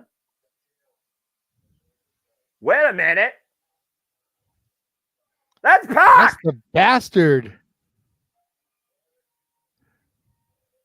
Yeah, where you been? Visa issues or not, we haven't seen this guy since freaking the Best of 7 series finale.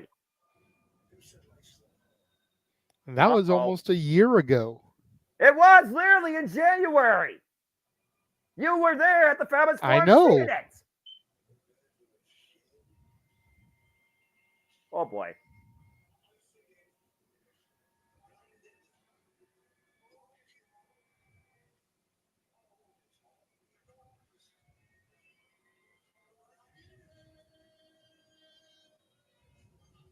Uh-oh.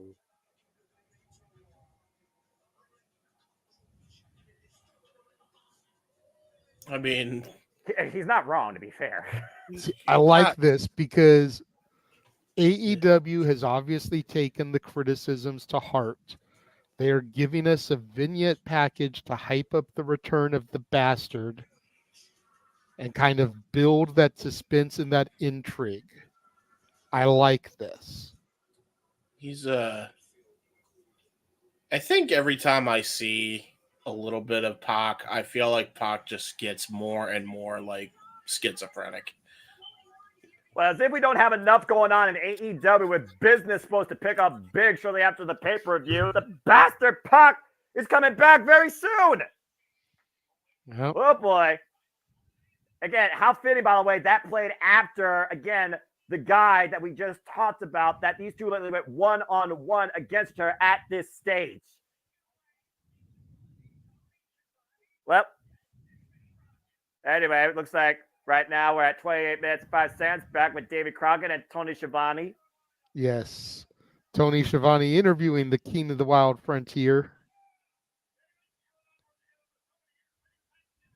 Again, I didn't know much about Jim Crockett Promotions without Jeff Meacham, and me and Jeff, of course, covered Ric Flair's last match. Yes. Speaking of Jeff Meacham, he's here. Say his name and he appears. He's not Joe Hendry, but he's Jeff Meacham. Jeff, how crazy is it to see Tony Schiavone and David Crockett on our screen in 2024? My brain hymno register. Like the hell is that? Okay, so before I even get going, is everybody already watching on the same person's login? I'm on Bleacher Report. So I'm on YouTube right now because it's the free for all. I'm going to Bleacher Report once the thing actually kicks over. Mr. James? I have the Bleacher Report feed going on. In case one feed gets knocked off the air, I have it on Discord in case anybody needs to see it.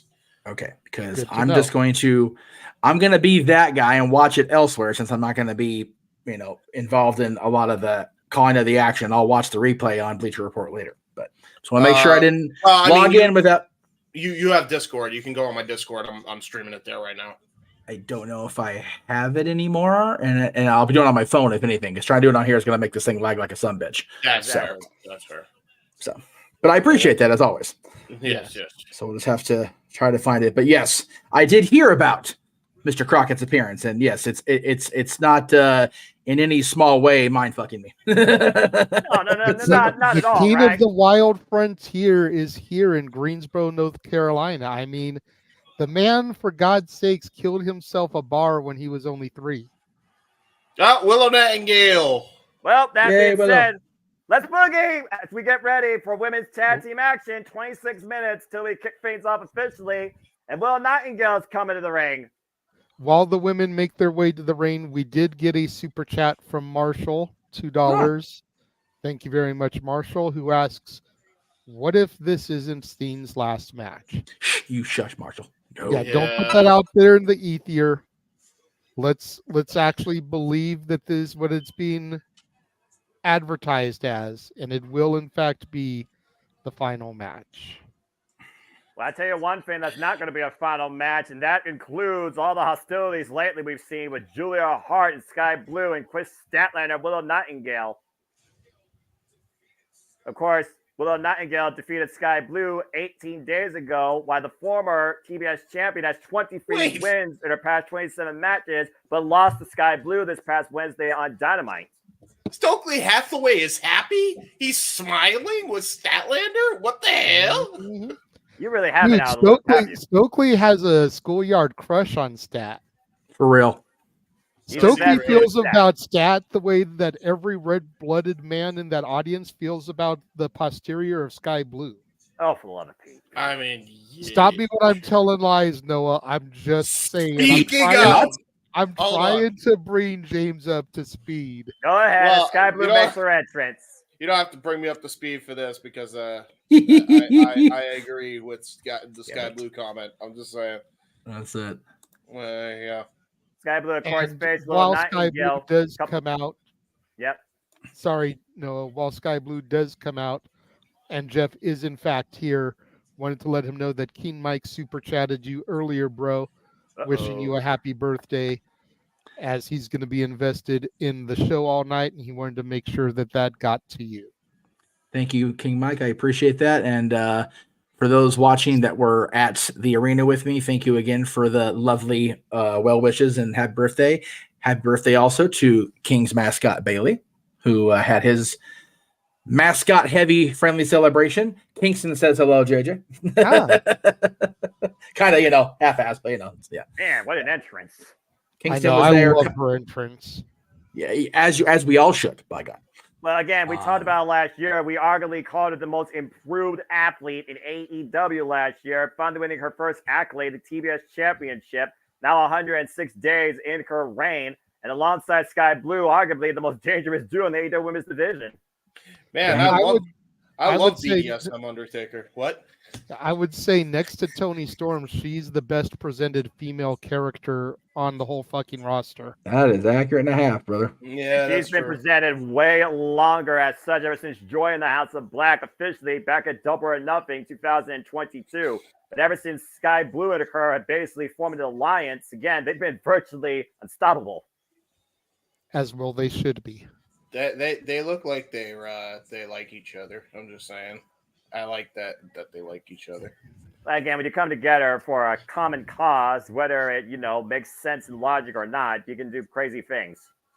Again, it was triple threat action at Full Gear. Chris Statlander came in as champion, lost, not involved in the decision though. Sky Blue was pinned, and Sky Blue finally got her win back against Chris Statlander this past Wednesday on Dynamite with Stokely Hathaway's poor assist. Bell reigns were underway.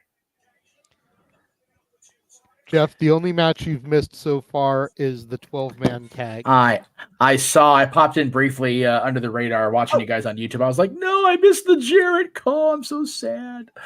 Yes. Well, Jarrett did the Fargo strut in the ring, and the entire rest of his team did the Fargo strut outside the ring. So okay, well, I'm definitely going back and watching it now. Definitely go back and watching this shit on replay now. By the way, shout out to our buddy Catherine, and thank you for the super chat to our buddy Cat for the bleacher help for the good old jam tonight. So everybody gets to watch in real time today.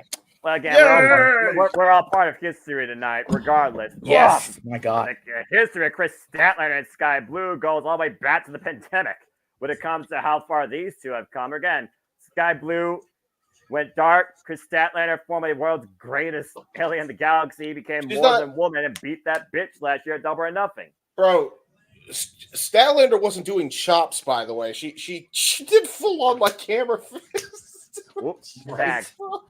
That seems like it hurts more, doesn't it? Damn. Well, I think Chris Statlander goes in with full force. I mean, you can look at their match on Wednesday again. And of course, this is the one-on-one match I'm waiting for. Tag. As Julia Hart has yet to beat Chris Statlander in one-on-one action. Big splash by Willow cover. Hook of the leg with a smile and a 2 count.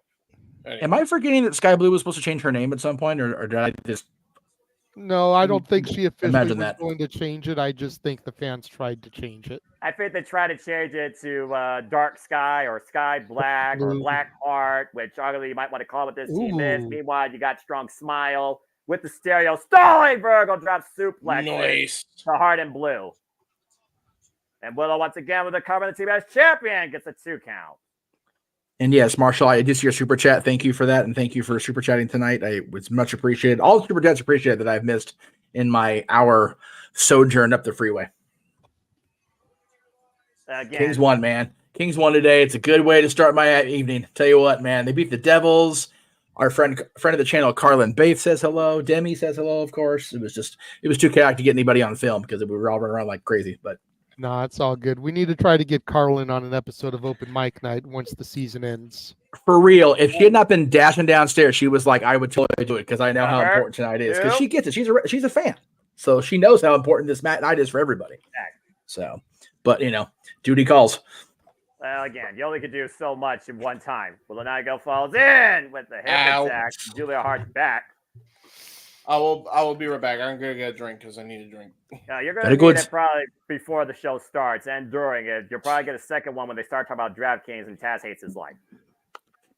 Face first, turnbuckle goes past the Sky Blue. Again, I'm just talking about the past. I know how AEW pay-per-views work, as we'll have that 3-hour, 58-minute, and 30-second runtime as per usual. And Sky Blue and now falling in with a kick to the side of the head.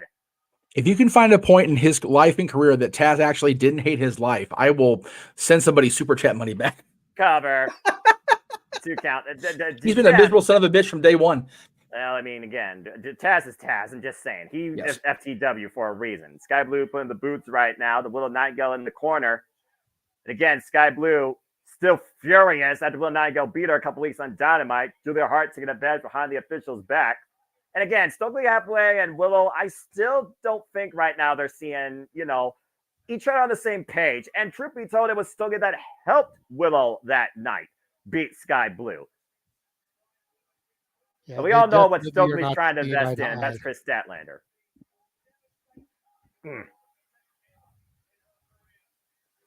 Sky Blue decking Willow Nightingale. Willow Nightingale forward NWW Strong Women's Champion, Owen Hart tournament winner. Sky Blue yet again accolading her AEW career, though. Sky Blue working Willow Nightingale up against the ropes. Crowd chanting right now for Willow. Well, at least Sky Blue yet to get an official accolade in her AEW career. I can think of a couple unofficial ones that I'm pretty sure she's received, but that's a whole other story. And again, you guys can still get the pay-per-view as we have 17 minutes and 40 seconds for Revolution takes the airways. Again, locally, Bleacher Report, Call Your Cable Satellite, Provide an Order, Dave & Buster's, Select Feeders. Internationally, you have Sky, you have Paper.com, you have Fight, Tom's Locations, you got Triller TV, and YouTube and international markets, which I think is nice. That shot was not nice, though, to Julia Hart. Whew. Quick tags right now in succession, though, by Sky Blue and Julia Hart. Julia felt that one. Yeesh. Heavy kinesio tape on the right shoulder as well. Julia Hart recently cleared, by the way, for in-ring action as she has kind of been out for a little bit due to a short-term injury. Thankfully, it was short-term. I thought it was Julia that was out with injury, not Sky Blue. Just give me two. Well, again, I see the two together. I get confused by two sometimes because they share a similar mindset, it seems. And yeah, you're right. Julia Hart cover. 2, but Sky Blue also was gone a little while for an injury as well. Okay. Of course, it was Julia Hart that misted Sky Blue at one point, giving her gift, and it seemed like Sky Blue rejected it. Now it just seems like she embraces it. This dark, violent nature. By the way, shout out to Wendy's. I know people are giving them shit for the surge pricing. They carry ginger ale in their fountain, so good on them. Oh, nice.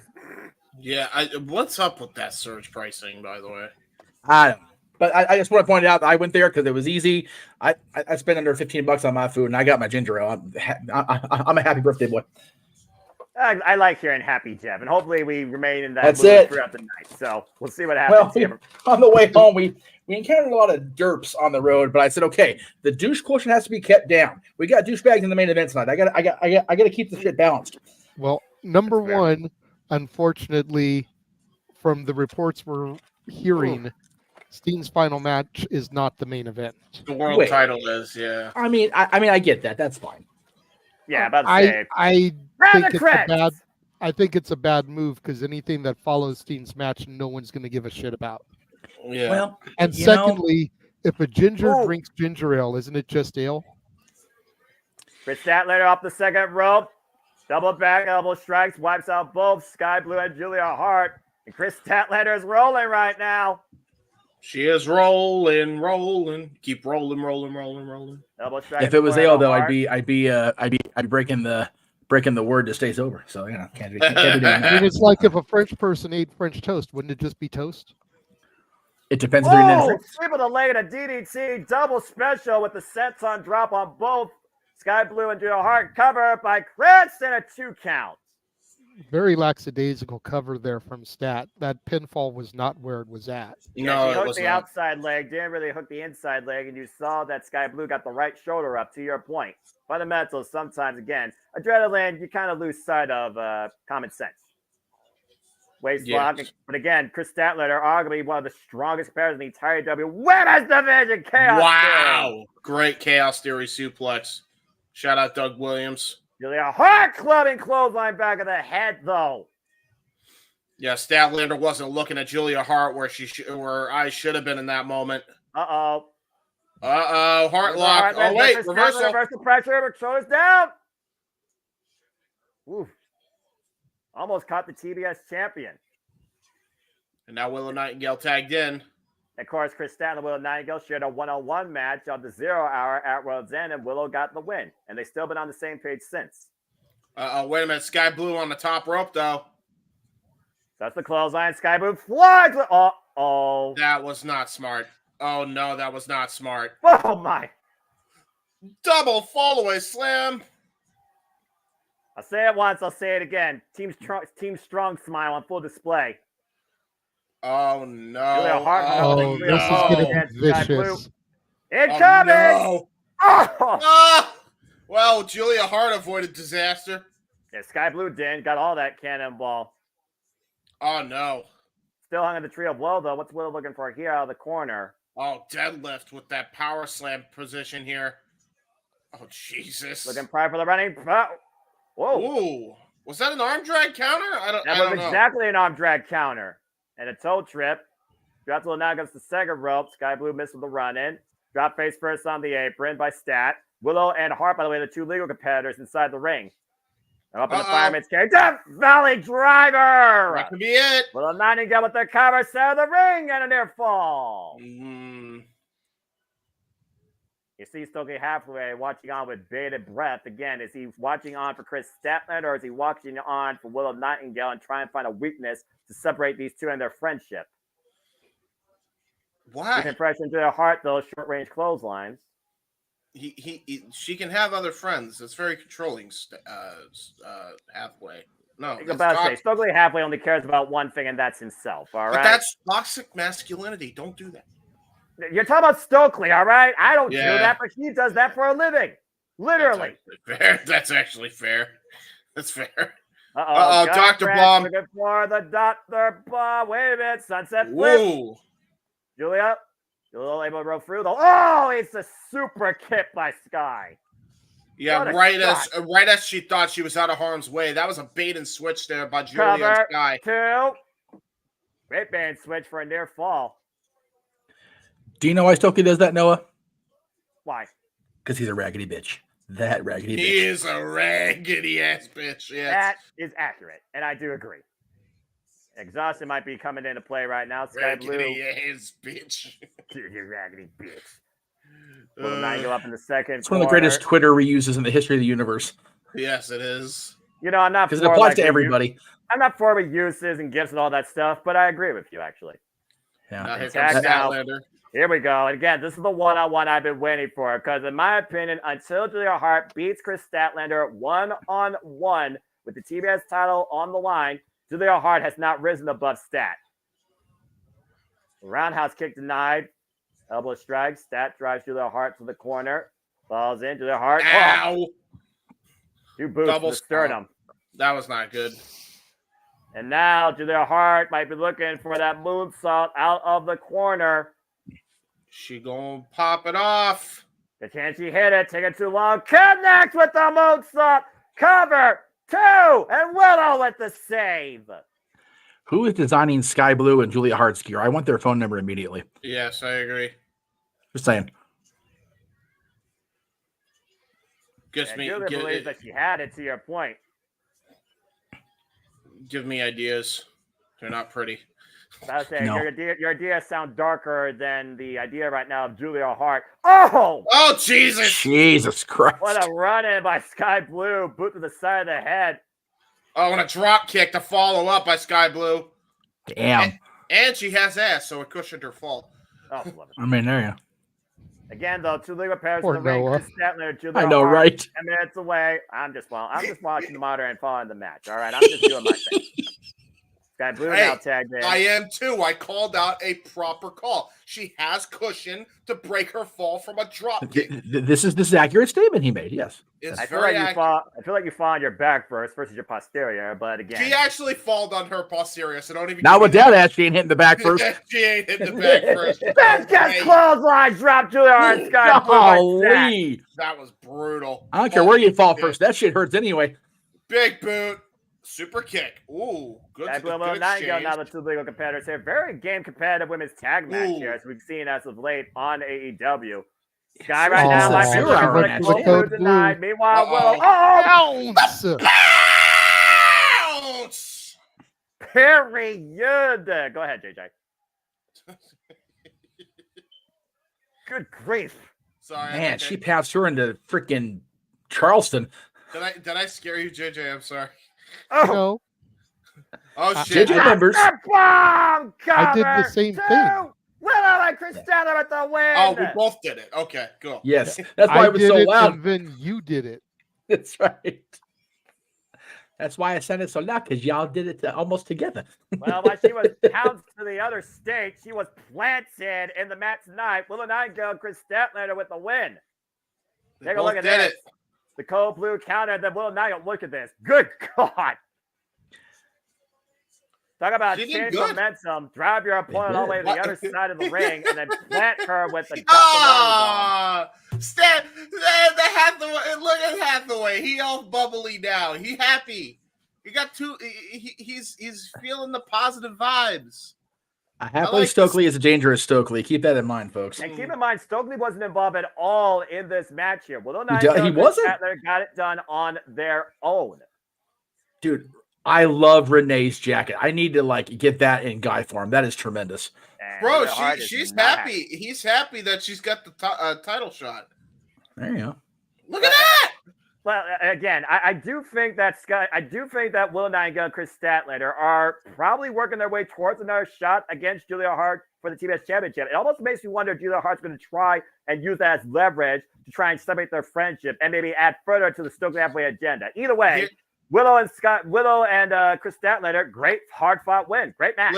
Listen, if anything has proven anything, if MJF can change his evil ways, so can Stokely Hathaway. And I think he's going to keep that friendship alive and well. So I believe in Stokely Hathaway. I believe in Stokely. Well, while you believe in Stokely Hathaway having a change of heart, will we see a change of the guard when it comes to the AEW World Championship tonight and so much more? I mean, I believe it 80% of the way. There's still that 20%. Yeah. Here's the reason. Here's the reason I say I believe more than I disbelieve. After MJF turned face, well, I don't anymore. That whole last year was crazy, bro. I don't rule anything out in this industry anymore. No, absolutely not. That's absolutely fair. And what Jeff talked about, everybody hitting the reset button, the F12 at the beginning of the year, I think everybody has done that and more. And I think we're going to see more of that tonight at Revolution for AEW. Yes. Question for the team, since I was not. Do we have an updated graphic for the 8-man thing? Because I think the one I had missing peoples. The one you have does have missing peoples. I was actually trying to look for one right now. Yeah, because the one I can find is it's there, but the actual wording at All-Star 8-Man is mid transition and like a awful screen grab. Look, it's we have no, it's not. Peoples. Hey, it is not. No, it's okay. No, shh. It's okay. My name on Mark. No. Okay. I'm just trying to help. Yeah, I did talk. Get Don't. the stress. It's not stress. I asked a question. If I was stressing, I'd be stressed. Yeah, I pull my hair out, but that's redundant. Simply put. Nope, can't do it. Simply put. Can't pull my hair out on air. I'll get in trouble. We'll get thrown off YouTube. Anyway, Well, I was about to say. The statute of limitations there. And again, Jesus Christ, you would have direction, Noah. Wait a minute now. Boss man. Si, senor. Check your messages. Messages. Look at that packed audience, that one packed looks good. arena, that sold out Greensboro Coliseum. That is awesome. Hey, I love seeing the old Coliseum still operating. One of the few from the day still in operation. I love to see it. And we are officially 5 minutes away from Everyday Revolution taking the airways right now. So, again, this is the perfect time for everybody to get their last thoughts in about anything. As, again, we prepare for this amazing 9-match card that's ahead. As AEW Revolution is literally just minutes away. And, hey, think of it like this, Jeff. They didn't change it to the Kia Coliseum. Still, because I'd have to go beat. Hey, like I said, I have got this man saying fabulous form and not sponsor name. So I agree. I am all about it. Anyway, as you were saying, JJ, sorry, I had to get that in there. James, what is your favorite era of Sting? Well, the era I grew up with Sting, which would have been TNA.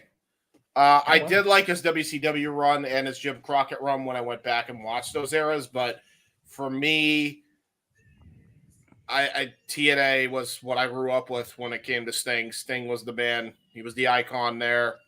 I love that. I love the Main Event Mafia run. It's still one of my favorite eras of Sting.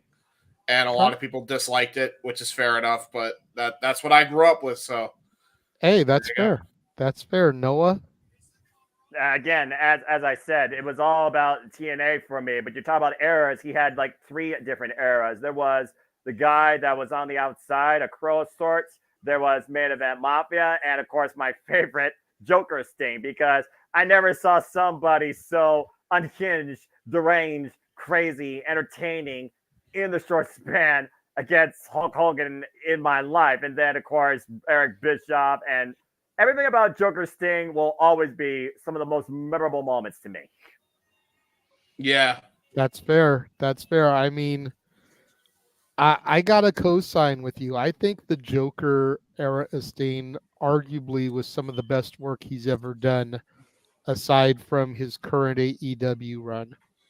Yeah. You know, you can talk about the birth of the Crow and the feud with the NWO, but I wasn't watching that.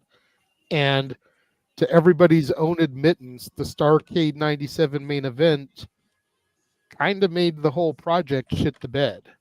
And WCW take creatively even more. And then you've got him spending an entire year and a half fighting the NWO just to the next year have him joining the NWO and the Wolfpack. Yeah. So there's logic right there, 101. Right.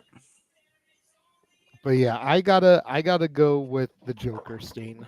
There was just something about the way he tapped into the Heath Ledger Joker that made it seem as fresh, if not fresher, if that's even possible, right, than Heath Ledger's own performance of the Joker. Boss man? This is probably harder for me than for anybody else because I've been watching from the beginning. I first started watching WCW tentatively, and by the way, the edited graphic is in your inbox if you want to change the image. I see it. Thank you. Yes. See, I saw Sting. I heard you guys when I was getting ready to when I had gone off screen but had not yet signed out of the room. I was hearing talking about when you saw Sting when you first. I saw him live at a 1994 WCW house show at the Anaheim Convention Center. I see. You were watching Surfer Sting. Yes, I saw Sting with that redonkulous flat top that you look back and go, ooh, 80s, not a good look. It was the 80s, to be fair. I think the bleach blonde flat top is still better than a mullet. Yeah, to be fair. More than fair. More than fair. I agree. And for the record, I always forget what the card was. My brain just does not do that. Sting defeated Lord Steven Regal in Anaheim. Ooh. So there you go. I got to see me some Sting and Regal.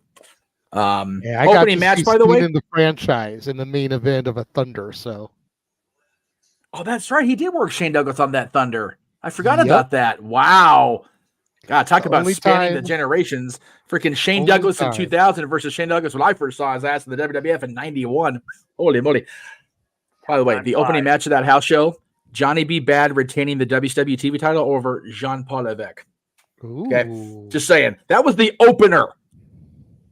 Damn. Anyway, as we get the FBI warning, do not steal this show. We will find you. We will kill you. I got to reach the Bleacher Report now. So yes. So I am torn because the first time I saw Sting was as the classic Sting, and I really didn't commit to watching WCW until the Great Red and Yellow crossover. Let me be honest, because that's what I am.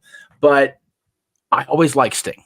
My favorite will always be the Crow, only because to this day, when that narration comes on for that entrance to Starrcade, yes, the match and the finish shit the bed, absolutely, but that entrance, even with him walking out, like whatever, like he walked out and it was kind of lame compared to the rafter drop, but when a man's heart is full of deceit and that whole little narration, it gives me the goosies every single time, as does seeing this site. The Greensboro Coliseum is sold out, not a seat to be had in the place. Noah, do your thing, brother. I do it not for me. I do it for the love of professional wrestling, damn it. But yes, once again, it is that time, and truly, it's showtime. It's Sunday! You know what that means! We are finally here with Showtime for the last time from the Greensboro Coliseum in Greensboro, North Carolina, and this is AEW Revolution! Hello, everybody, and welcome once again to the WWE Live on the events here at the WWE Multiverse of Media. You know what this is, fam? This is Samantha Simba Brand and the voice of the JMN. Favorite grave of professional wrestling, damn it! And my name is Noah Forrester. With me tonight is the illustrious panel, Jeff Motherfucking Meacham, JJ Williams, and James Hebert, as we kick things off with that TNT Championship. Gentlemen, are you ready to go tonight? I'm ready. And look at this, a little tribute to Sting, the icon himself, as Daniel Garcia makes his way down to the ring in Scorpion-themed gear. Arguably JJ, right now. would you like me to... Oh, go sorry. Ahead. No, go ahead, Jeff. Would you like me to go take over producing since I'm home, brother? That's up to you. That way you can enjoy and call along with the boys. I need to load up the Discord here because the Bleacher Report isn't loading on my thing. Okay. Well, I will go ahead and I'll go ahead and get the match graphic geared up if I can get the freaking thing to work. There it goes. And we'll let you do your thing, brother. And now here we go. We got Christian Cage coming out. Father of the Year. Nominate the man. I swear I'm going to go on a rant at some point during this match as this false patriarch makes his way adoring the TNT Championship alongside this Jezebel and this dinosaur without a brain. But yes, TNT Championship online this opening contest as here comes Christian Cage. Christian Cage has been the holder now 2 times with this after beating Adam Copeland at World's End after getting his butt kicked previously, only to capitalize off Killswitch's opportunity. But he's made it absolutely personal with Dale Garcia once again calling out the dead. And last year, Christian Cage was involved in Revolution, guys. Let's not forget he was buried proverbially 6 feet under. It's true. And usually in the corner of Dale Garcia, we see Daddy Magic, Matt Menard, but after last night being choke slam on a steel chair by Killswitch, Dale Garcia very well might be on his own tonight. It's funny to think about, gentlemen, as Christian Cage gets ready to defend the TT Championship, Sting's full-time return to TNA after that one-off was in a partnership with Christian Cage back in 2006. And here we are 18 years later. And Christian's opening the night for us here on the main card. TNT Championship on the line, and with the amount of reinforcements that the patriarchy is, I don't know if Daniel Garcia's got a hope in hell. He's about burned every bridge, and if he didn't burn the bridge, I think Christian Cage and the patriarchy did it for him. Yes, but he's we have Bobby alone. Edwards refereeing, so maybe there'll be some fair play involved here. And let's also, and everyone loves an underdog story. Daniel Garcia said himself, if he has to go from the bottom to the top 100 times over to finally hold gold in AEW, he's willing to do that. Daniel Garcia has been on quite a roll, though, after being the patriarchy in trios actions and taking Adam Copeland to the limit. It was Christian Cage, though, that neutralized Adam Copeland with a concerto, which is why we don't have the Radar Superstar involved in tonight's event. Arguably, Adam Copeland was the biggest threat to Christian Cage, but it's the threat that you don't consider that could surprise you. And I think Daniel Garcia could very well be that tonight. He could be, but Christian Cage has been a threat since he's got this damn title. Held it hostage since June 17th on Collision when Luchasaurus won it against Wardlow.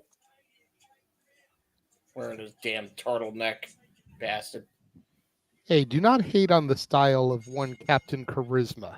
I will always hate on the style. This shit looks ridiculous. You could be critical on You're the style. just jealous because you can't pull it off, Hebert. Hey, no, I'm not jealous because I wouldn't If ever you try had to. that body, you would rock it too.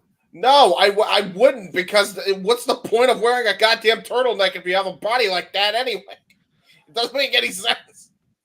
It's fashionably incorrect, and it's sleeveless. It makes no damn sense. Shayna Wayne thinks it's hot, and that's all that matters. She's a Jezebel, if you will. Well, listen, Christian Cage is a married man. He is living a double life. If that's the case, it's not good. This is the same man that literally had his daughter ejected from the arena. Father of the year, my ass. That's true. That is true. Aubrey Edwards trying to get a little bit of distance here between Garcia and Cage. And of course, as we know, championships can only change hands via pinfall or submission inside the ring. Championships advantage via counter disqualification. Christian Cage literally under the learning tree alongside his friend of 40 years, Adam Copeland, Edge, as many people better known. An opportunist in his own right, his entire career. Let's not forget about the Collision that he used to run with in TNA. And by the way, I mean, listen, like, just the fact that there's 3 people outside, like, ringside for Christian Cage, this is going to spell disaster for Daniel Garcia as the later part of the match progresses here. That's why Daniel Garcia has to keep Christian Cage at bay inside the ring. We all know that Daniel Garcia has the strength in his favor if Christian Cage is on the mat, because Daniel Garcia is technically proficient. There's a reason why he's called Red Death, as Christian Cage right now having a huddle with his patriarchy. Yeah, but by the way, I mean, this the only reason she's even saying it's hot is genuinely because she's brainwashed like everybody else here. Like, Christian Cage is a master cult leader. He has been for years, but only since he's been in AEW has he really showcased that to be the case. So, yeah, I mean, I don't know.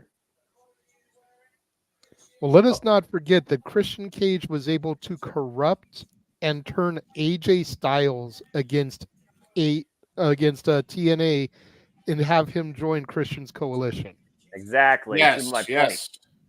He's always been a manipulator. I mean, let's think about it. At Wrestle Dream in Darby Allin's hometown, he manipulated Nick Wayne to turn his back on his best friend. And then following that, he almost manipulated Nick Wayne to concerto his own mother. And the fact that Adam Copeland saved Nick Wayne from a possible freaking concussion, and yet she's the one that cost Adam Copeland the TNT Championship in Canada, it just goes to show how far Murder Marriage go for her own son, but also how manipulative Christian Cage can be. Speaking of manipulative here, you got to beware of Christian. We know that he's good at playing mind games. Went for that jump over Daniel Garcia on the drop down, and looks like Christian Cage tweaked something. Thumb to the eye. Of course. To my point. To your point, the savvy veteran at 50 years of age and freaking 28 years in the game. Daniel Garcia got hook, line, and sinker, and that goes to Daniel Garcia's inexperience. 25-year-old young prodigy in his own right with 7 years of experience. I wish I could look as good as Christian Cage at 50 years old. I am just saying. Yeah, I mean, there is that. Blind there from Garcia. Still wouldn't wear the turtleneck though. It's stupid. Christian Cage also, by the way, came in his AEW career. AEW Revolution, signing his name on the dotted line. AEW Revolution 2021. Hey, you think Christian Cage thinks this is a new fashion, so it'll be on Fashion Week, strutting on the freaking aisle? Because I mean, I know who I want to dress up as for Halloween this year. Dude, I mean, Christian Cage might as well be one of these freaking ridiculous dress-up artists. Oh, net breaker. And nothing pretty about that. Just effective cover. 2 and a 2 count only. Yeah, Christian Cage has been dominating the early part of this matchup. Daniel Garcia really needs an opening here, but Cage, the wildly veteran, to your point, JJ, not giving him that opening and just choking him out on the ropes here. He knows that he can't. Daniel Garcia is the type of guy that if you give him an inch, he'll take a mile. Yeah. But he's also, Daniel Garcia also can be very emotionally combustible. Let's not forget that. Let's not forget what Christian Cage did to instigate Daniel Garcia in the first place. Yeah. A snapmare takeover there. Elbow top to the head.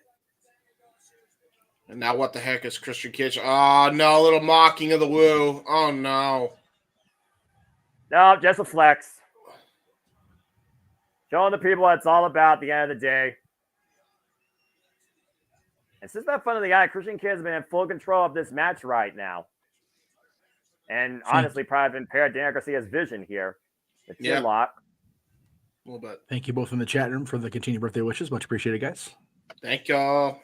I appreciate everybody here. Please subscribe, comment, tell friends, super chat, Casting Studios. You want to dictate the conversation, don't dictate. We're with you the entire way, giving you the entire results and outlook of this pay-per-view event, AEW Revolution. Daniel Garcia right now trying to build momentum, just teeing off Christian Cage in the corner. Yeah, former MMA fighter, a little MMA, showing off that amateur background. Oh, no. Well, and there's that pro wrestling background of Christian Cage. Yep, Daniel Garcia took too long perched up on the top there. Christian Cage seized the opportunity.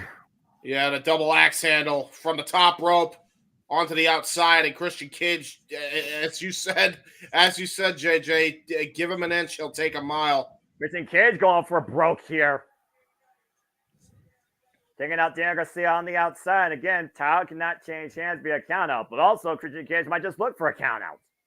By the way, I noticed on the replay feature, they are promoting the Season 3 Fight Forever Pass because that game is going swimmingly. Gotta promote your own products. Gotta do marketing, Jason. Marketing. Yeah. It's just a shame that they failed on the first launch. A for effort. At the end of the day, you can't fail unless you try. Absolutely. If I find it at GameStop for like $20, I'll pick it up, give it a shot.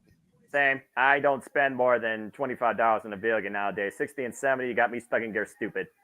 Yeah, well, we did pay full price for 2K23 when it dropped. Got the Bad Bunny download and everything because the kids were like really feeling it.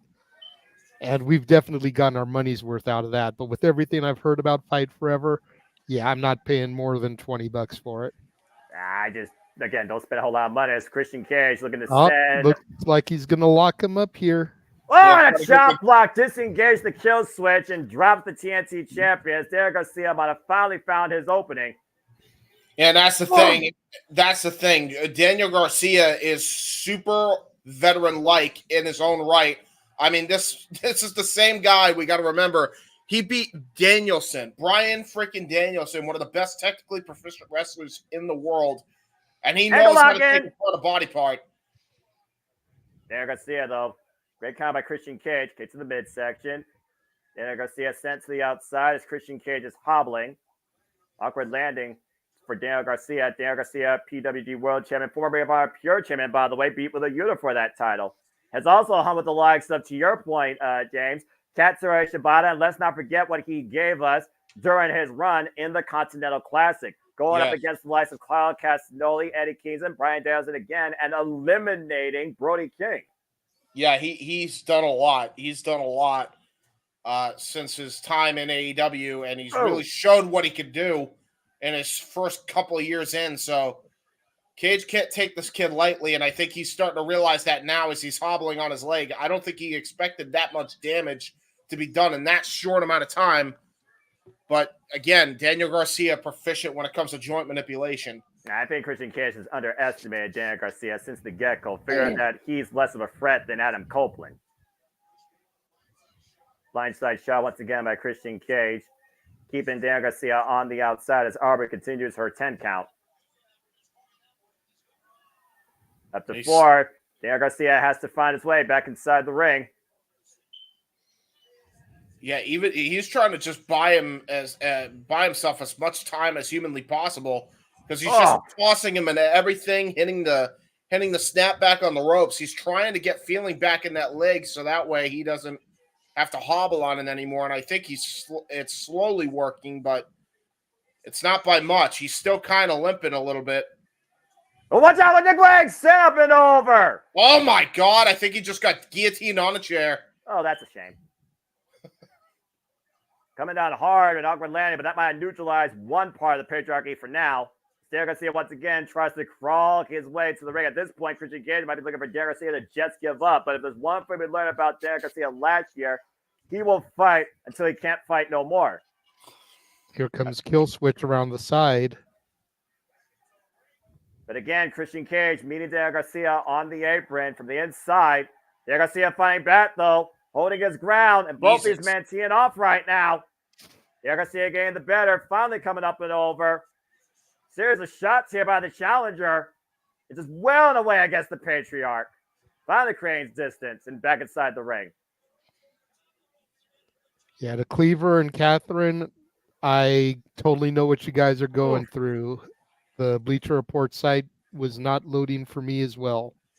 Okay, good. I'm glad it's not just Cat and I, because all of a sudden it just completely went.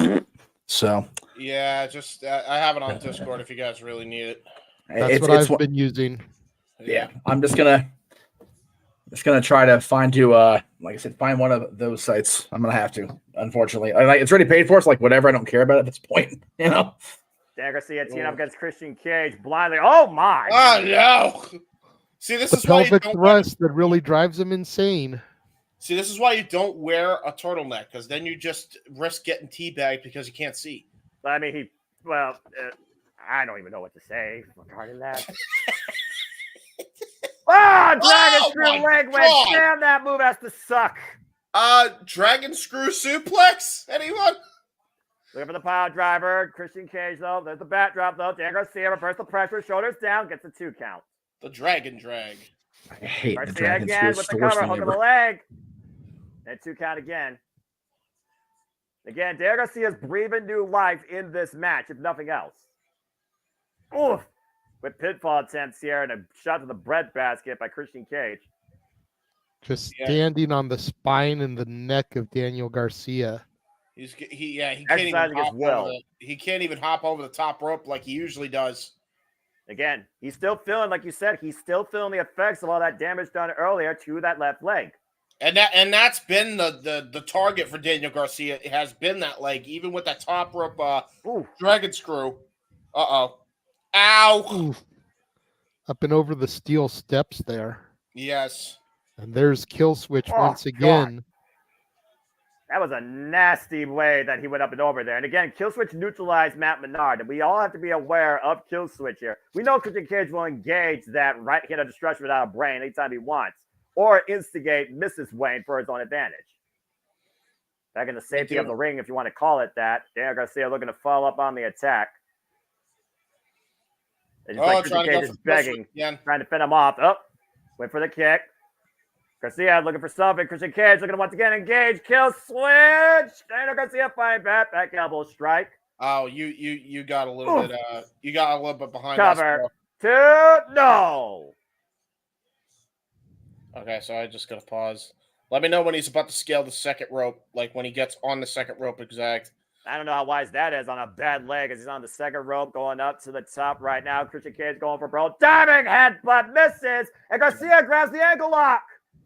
All right, pause for like 2 seconds. No, sorry. I hate to do that, but this Bleacher Report's bringing it back towards center. Daniel Garcia once again applying the pressure, sense of urgency, being sensed by the patriarchy. And again, trying to keep Christian Cage in the ropes. Whoa, Aubrey almost got bumped. Yeah. James, wait till the match is over. No play by play, so we got it. We're good. Yeah. Uh-oh. Grab hold of the waist. And what's this? Christian Cage holding up a dear life, unable to hold on to the top turnbuckle. Garcia right now. Planet of the champion. Jesus. Cover. No. Took a lot of strength out Daniel Garcia to do that, though. If nothing else, Daniel Garcia is wearing down Christian Cage. Double leg. Oh, damn it.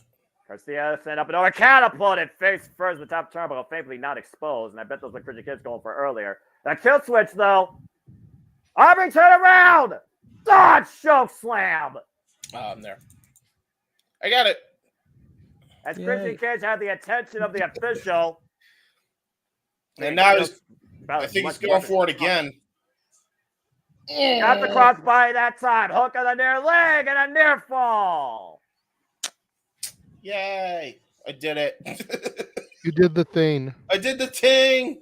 He did the thing. Killed switch beside himself, man. He cannot believe that Christian wasn't able to put Garcia away there. Well, like I said, I think this entire group underestimated the heart of Daniel Garcia.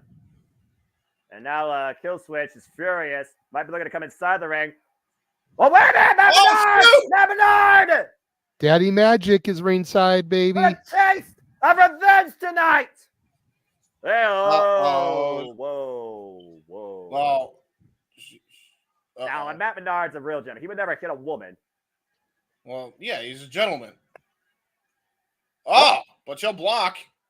I mean, hey, a man's got to stand up for himself at some point, right? Oh, man.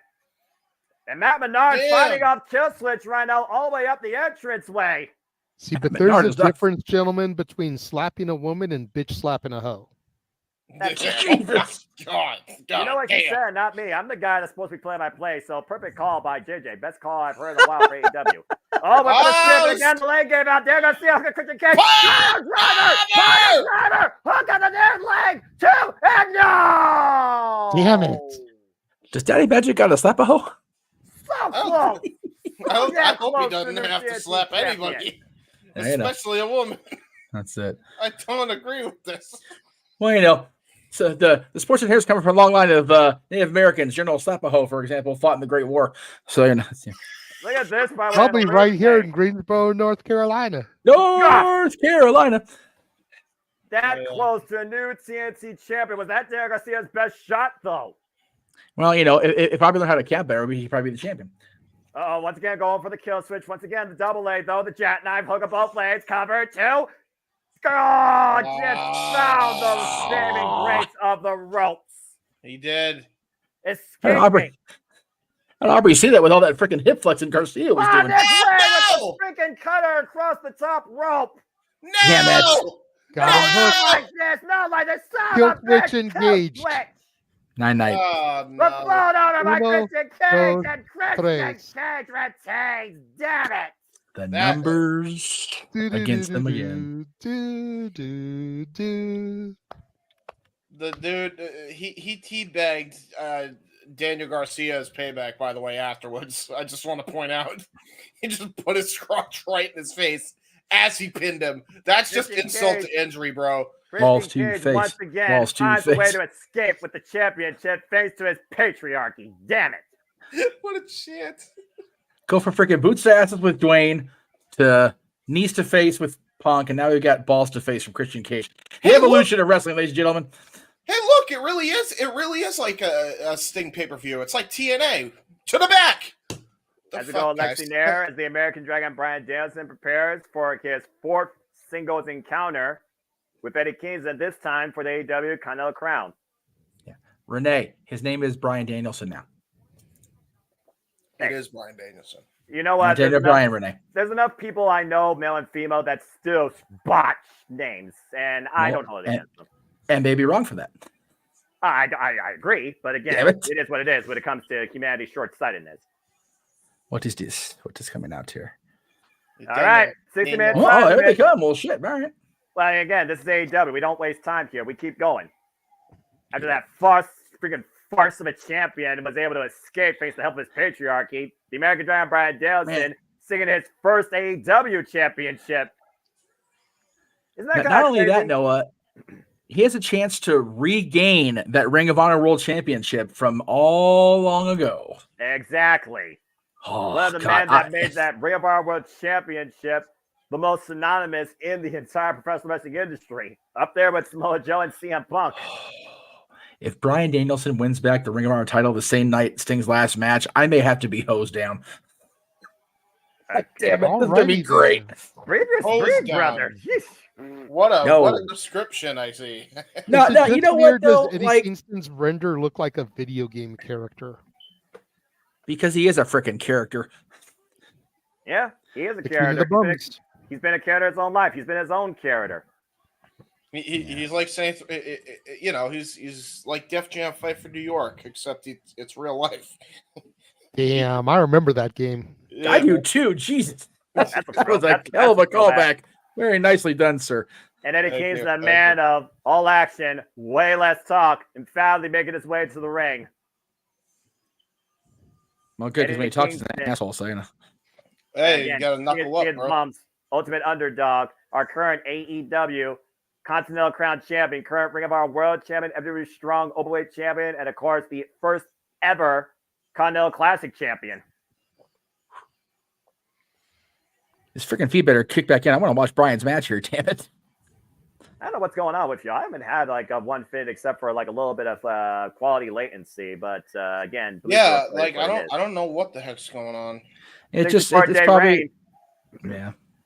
No, you're fine. 64-day reign so far, holding this North American version of the Triple Crown Championship, of course, made in All Japan Pro Wrestling. Then you see Eddie Kingston. Shout out to his hero Kawada with the black and yellow attire. By the way, I saw that screenshot side by side. That was freaking awesome. Right. Let's see how this Continental Crown graphic looks like. I'm curious. Well, the Continental Crown in particular is that newly minted title that he won, of course, at World's End. It's just the inclusion of all three titles as one thing, even though he's defended all three at once and also all three separately. Bell reigns were underway. There should be a graphic for all three belts. It's a sham. Sham. Semantics, James. Semantics. Cat makes a good point there about BR. Maybe BR broke. Maybe people aren't used to. Maybe they're not used to this many people paying this freaking $50 for an AEW show. They went, what happened? That's also a good point considering the importance of tonight. Yep. Brian Danielson is usually very smug, of course, when he first comes into the ring. And again, we've seen the American Dragons run so far in 2024. Hechicero, Kazuchika Okada, Zack Sabre Jr., Jun Akiyama, Yuji Nagata. Yeah, and the problem is... I love how you both are great minds think alike. Go ahead, JJ. I just said God bless you because half those names I can barely pronounce. Oh, well. He's honest. Again, I'm the guy that watch all things wrestling, so if people don't know that by now, you know who I am. Happy to introduce you. I am the Superman Noah Foster. And now, listen, all I know is this is going to be hard-hitting about here. Like, these two aren't going to hold anything back, man. Well, considering the King's discipline in the King's Road style, and Brian Danielson is about as legit as a perfect wrestler goes, I think you're on point there, James. But it just goes to show, again, the fact that Brian Danielson is basically 3-1 against Eddie Kingston in their affairs as far as one-on-one matches goes. How important is this match, though, when at the end of the day, it is about a man's pride. It is about respect. It is about Brian Danielson showing Eddie Kingston respect, whether he wants to or not. By the way, we had a little bit of an MMA-ish standoff there because we had Brian Danielson kick the kneecap, literally the kneecap of Eddie Kingston, trying to dismantle him. And now look at this. Oh, wow. Little palm strike action by Eddie Kingston in return. Again, we talked about slugfest here. That's exactly what this became. Well, again, referee Stephon Smith's going to have a hard time keeping these two men apart, let alone bludgeoning each other. Exactly. This was probably going to be our most legit fight of the night. Oh, yeah. Not a doubt. Of course, Nigel McGuinness talking about Brittle Bryan. I knew Nigel McGuinness was not going to be unbiased during this. Ooh, trying to go for those Kawada chops and Danielson avoiding it. Nice takeover, though, by Brian Danielson into the attempted cover. But again, Eddie Kingston getting the shoulder up here. This is dangerous ground for Eddie Kingston. You do not want to be on the mat when Brian Danielson is your opponent. No, he knows that firsthand after being incapacitated in that triangle, not once, but twice. Yeah, and the hamstring. He was trying to make sure his legs kept getting tangled so Danielson couldn't get an advantage. And Danielson just returned with kicks right to that injured leg that he's been working on. This is Eddie Kingston's fourth defense, by the way, of the Continental Crown. He's been Continental Crown champion for 62 days, Ring of Honor World Champion, 163 days, NWW World Strong Champion, 240 days. Oh, and another chop there. And Eddie Kingston, he's been against the reign, the likes of Shingo Takagi, Wheeler Yuta, Gabriel Kidd, Bounty Hunter, Brian Keefe, big chop there. Willie Mack, and another knife-edge chop there. Katsuri Shibata, just to name a few. Danielson trying to avoid those chops, but Eddie Kingston finally getting the better of the American Dragon in the corner. Now the machine gun chops wearing away the chest, American Dragon. Brian catching the arm, though. See, here's the problem. Ever since the Greatest Royal Rumble, Roderick Strong kind of like just softened him up for future chops. Saito suplex, though, by Eddie Kingston. Backdrop driver, for those that may not know what Saito means. Again, this early in the match, so I don't know. Again, Eddie Kingston right now going broke with the tope, but again, bad landing to that leg kicked earlier. Yeah, to the left knee. And he landed tough on that left knee too, Noah. Good call. Yeah, it's hard to fight when you got a bad wheel and you don't have a firm vertical base. Oh, no. Uh-oh. Oh, no. Ow. Oh, did you hear that? I did. I think Greensboro's cheap seats could hear it. That's just a full-on... Oh, no! Oh, he banned him. Danielson banned him. That's not good. Yeah, Danielson right now hooking up Eddie Kingston. Oh, Lord. On the apron! Splat. Yeah. Ow. A suplex from the apron to the floor. Goes to Kingston. Yeah, at this point, this very well might turn into Def Jam Fight for New York. That was a snap suplex onto the outside, man. Oh, and Jeff, God. this isn't even the second. This is the second Kingston you've seen today. That's true. That's true. That's true. Yeah, but which Kingston's worse for wear at this point? I'm just saying. Well. Oh, that's right. Mascot. My bad. I'm thinking Kofi. You're right. My bad. Brain fart. I'm tired. I need memes as soon as the show's over. Sunday. We kind of wish it was on Saturday. I get it. I'm still getting used to doing stuff on Sundays. I prefer doing stuff on Saturdays and Fridays, but that's just me. Well, no, it's one of those. The Kings don't play at 12:30 in the afternoon, so I was up where I needed to be today. So, oh, my God. American Dragon betting the digits of Eddie Kingston. He's pulling a little bit of Pete Dunne there. Eddie Kingston able to find his foot to the rope, force the break. Now the elbow planted. It stops. Oh, my God. This is why Danielson is the American Dragon, man. He's a submission specialist for a reason. And think about this, James and JJ and Jeff. That is the same arm and fist Eddie Kingston uses for that spinning back fist, the Hurricane. Yep. That softened up and damage. That softens the impact of that. Yep. And it softens the impact of the Kawada chops, which have definitely been having an effect on Brian. So every bit of Kingston's arsenal is kind of affected, especially his striking ability. Best wrestler in the world. Just saying. As that as he goes with the drop kick to the shoulder, by the way. The right shoulder. Breaking him down piece by piece, part by part, joint by joint, till he can't do anything but lay there and quiver like an ex-championship mass. Oh my gosh, your hand's not supposed to twist that way.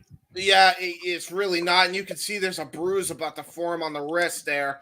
He is really working on those joints bad. Going back to the elbow. Another vicious stomp. Dissection by Danielson. If you ever wonder what human anatomy is like, don't go to school, watch this match. Yes. Up to the top rope goes the American Dragon. Look at the Sorry Kings up to his feet. Catch it, Brian Danielson with the exploder. Vintage counter right there. Textbook by Kingston. Again, how much of that hurt Kingston, though, as he's trying to rearrange his hand? Probably trying to rearrange his knee as well. Take a look at this. Perfect execution on that exploder. I'm just not sure that Kingston can spell textbook. Well, his own admission. Well, his own admission. He is not exactly the most educated man. He's educated in certain things, to be fair, though. Again, this is the guy that said that Japanese personal wrestling saved my life, DDT. Educated Arsenal 101. Leg and a 2 count. Hey, at least he's street smart. And now Struts plum. Oh, this is Brian always Danielson tied not up pretty here to look at. Because he wrenches the neck and he wrenches the arm. That's a brutal submission to be in. Yes. I don't know if he's able to grasp that with full strength with all the damage Brian Danielson's done to that right arm. And to think about this, Brian Danielson's coming in here with a bad right arm too. Let's not forget, that right arm is still braced by a steel rod after the damage done by Kazuchika Okada. That is very fair. That's great, though. He's God. Roll through by Eddie Kingston. Both of these men right now just trying to find a grip. Yeah, this is very. Brian still holding the wrist though. Driving elbow side of the head of Brian Danielson. James of Blackpool Combat Club. Yeah, think about the history of concussions Danielson's gone through, and that was brilliant there by Eddie Kingston to exploit that. I'd be looking for the half and half suplex here. Brian Dale's able to counter with the arm drag, creating separation. Brian falling in, though, like drives his legs in. Man, that was a vintage Danielson. Yeah, thank you both for that. Well said. Golly. To kill the boot, meaning Eddie Kingston's jaw. He kicked through his face. That was beautiful. That might be looking for a follow-up here. Kingston once again pro in the corner. And he hits it. Golly. And Danielson usually goes for 3 in a row, but he is dissecting Kingston on purpose here. Now looking for the hat trick to your point. Kingston able to get out of the way. Brian with a bad landing still on his feet. God damn it. The foul in. Full Nelson applied by Danielson. Kingston slips out, falls. Spinal tap.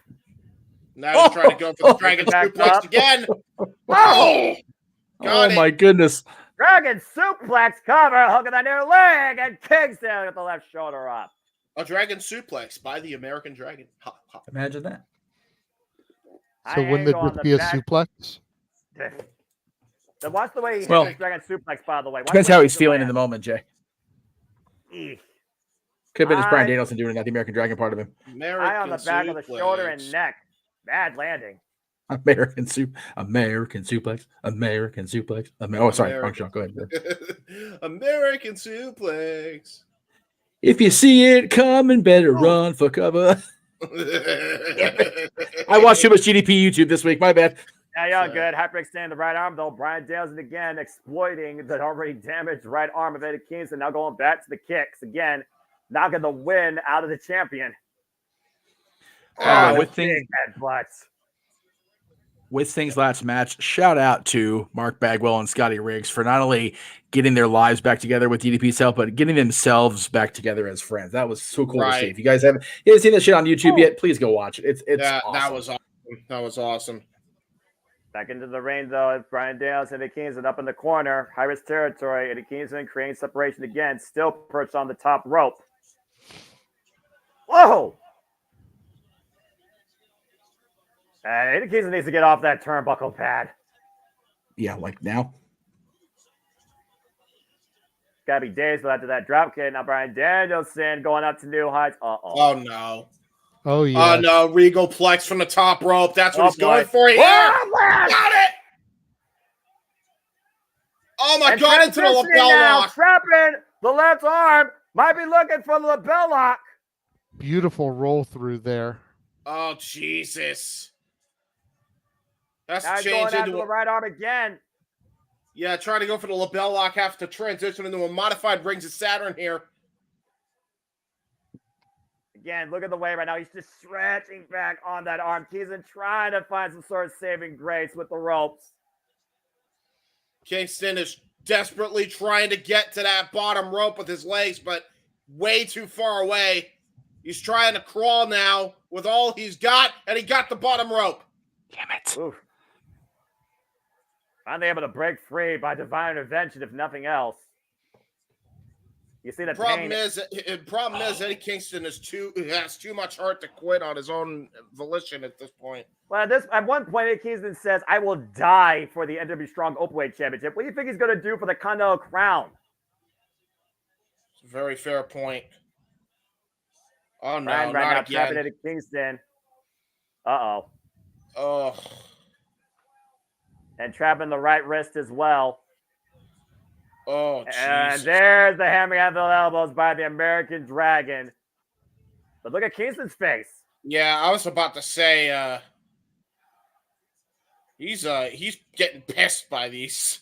I think he's just making him even more mad. I don't know how wise that is by Danielson. He's also not going to win out of him, though, to be fair. I'd be looking for a fisherman. Yeah, trying to Kingston go for finds Bethel, almost tries back in the head, and Seguri connects. Yeah. Oh, back fist! Oh, the American! The American! With the backhand! Oh! Kingston. Emerald Flosion! Norman Lights bomb! The float out of the cover! No! Oh, my God! Whoa! I thought that was it. And again, shout out to his hero Kawada, the Northern Lights bomb. That's the same move that allowed him to beat Claudio Castagnoli for the Ring of Honor World Championship. Yeah, and there was a bit of an emerald flosion because he landed him right on the top of his neck and shoulder. That was modified. Obviously, I don't think Kingston's used to hitting it that way, probably due to his arm being all screwed up. Continental Crown Championship on the line tonight. Eddie Kingston, Bryan Danielson, but also respect on the line tonight. Oh, wait a minute. Look at that. Him up. Bryan Danielson out the back door, creating distance once again. Oh, runs into another Hurricane! Yeah, that wasn't smart, though. Kingston immediately drops to his knees because of how bad his arm's hurting. And Bryan sees it! PK kick to the right arm. And then back up to his feet by force, in pain. Psycho knee! Psycho knee! Kingston collapse! High stack to cover Bryan! Wow! No! Kingston got out. I'm shocked he's even conscious.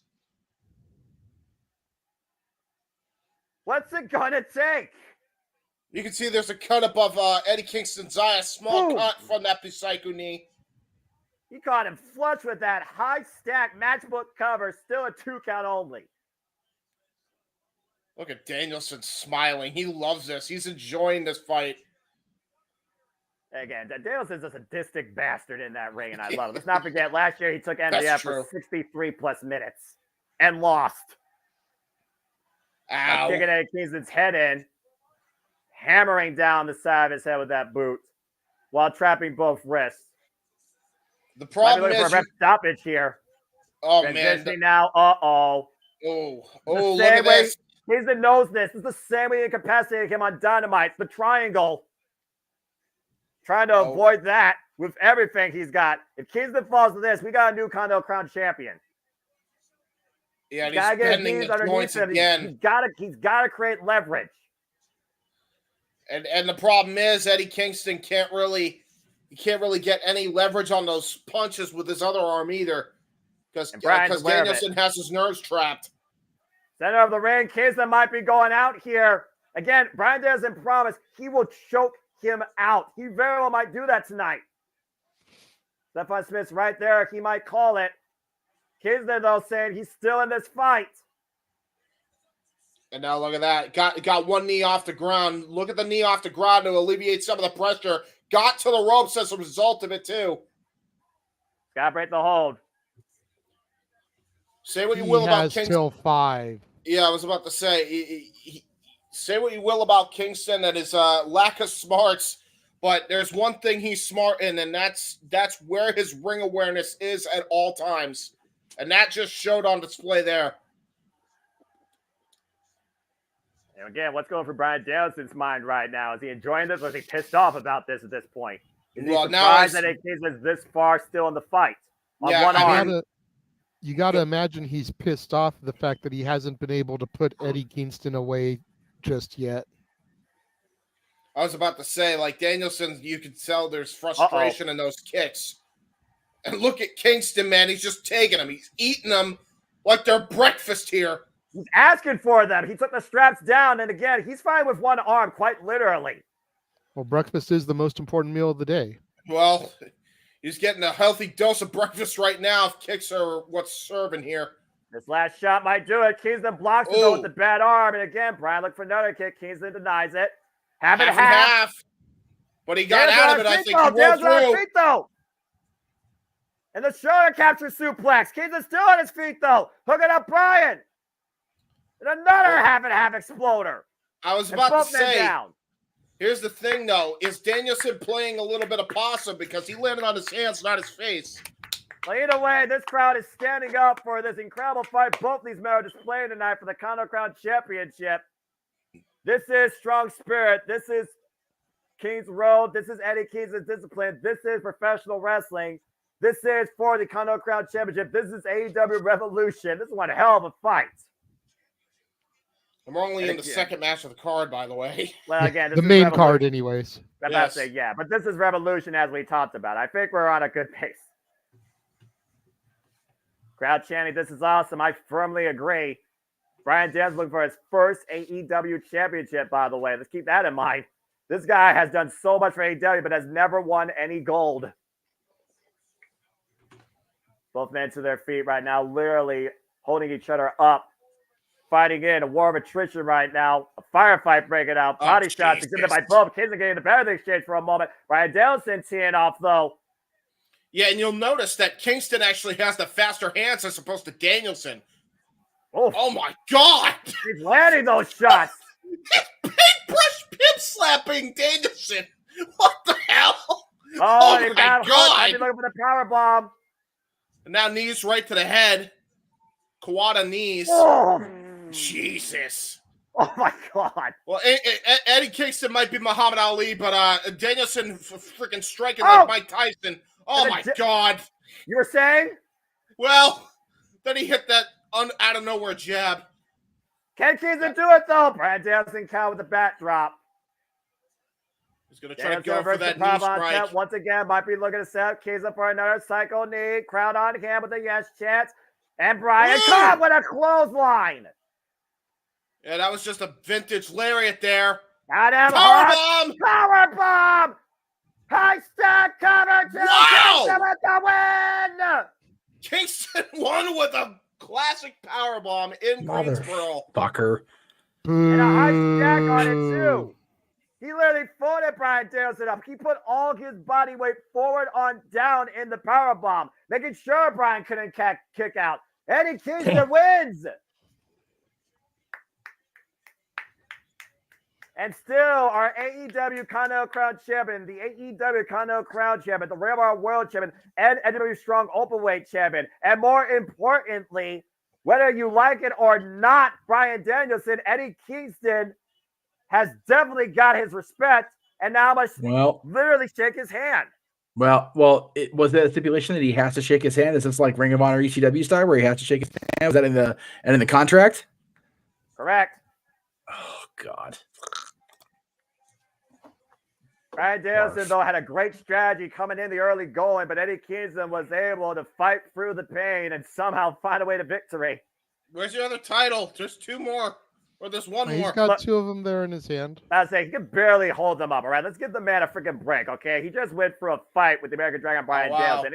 Eddie Kingston even said it himself. His problem is not with Bryan Danielson. The problem is Bryan Danielson's problem with him. Talking about the potential that he lacked, that he never capitalized until now, that pissed him off so much, made him sick, etc. Again, it wasn't about the title. It was about respect. And more importantly, it was about Eddie Kingston proving a point. Eddie Kingston just beat Bryan Danielson, clean as a whistle in the middle of the ring. Who his? Care. I think me and you are the only ones that are in that fan club, Jeff. I know. It's all right. I am fine on my island of relevancy. I'm okay with it. Damn it. Bryan shakes his hand, whatever. I'll be good. But Ring of Honor was built on respect. Disciplines of Japanese professional wrestling was built on humbling a person and finding respect. What these two just did tonight at Revolution for the Continental Crown, you have to respect both men's efforts. Bryan Danielson's a man, a lot of pride, but he's also grateful and humble. Will he honor the commitment tonight? Or Eddie Kingston, will he even want it? Again, Eddie Kingston knows Bryan Danielson, but wait. Hold on. I mean, again, just do it, man. Come on now. Just goes all the way back to Ring of Honor. Look at where you two have come to. Look at what Eddie Kingston's become. Seriously. Bryan extending his hand. But then he steps back. Again, it looks like he couldn't do it. Or is he just playing with him? Oh, hold on. Huh? There we go. And that's the only thing you need to see out of these two. Again, a bad hand, Bryan. Yeah.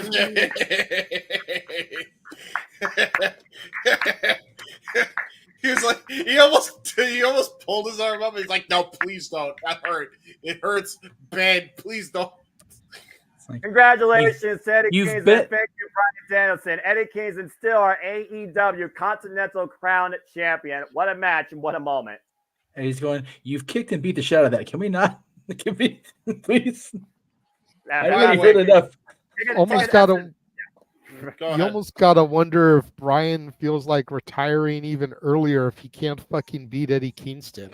Damn right. No, it's Eddie. Hey, listen, he's a fighter at heart. To be fair, but by the way, I just want to point out that Danielson almost tripped and fell off the apron.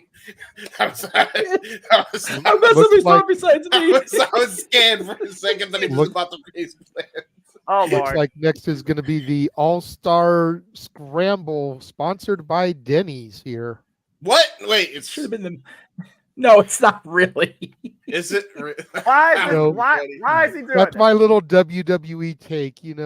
Battle Royals sponsored by Slim Jim, matches sponsored by Prime, the All-Star Scramble sponsored by Denny's.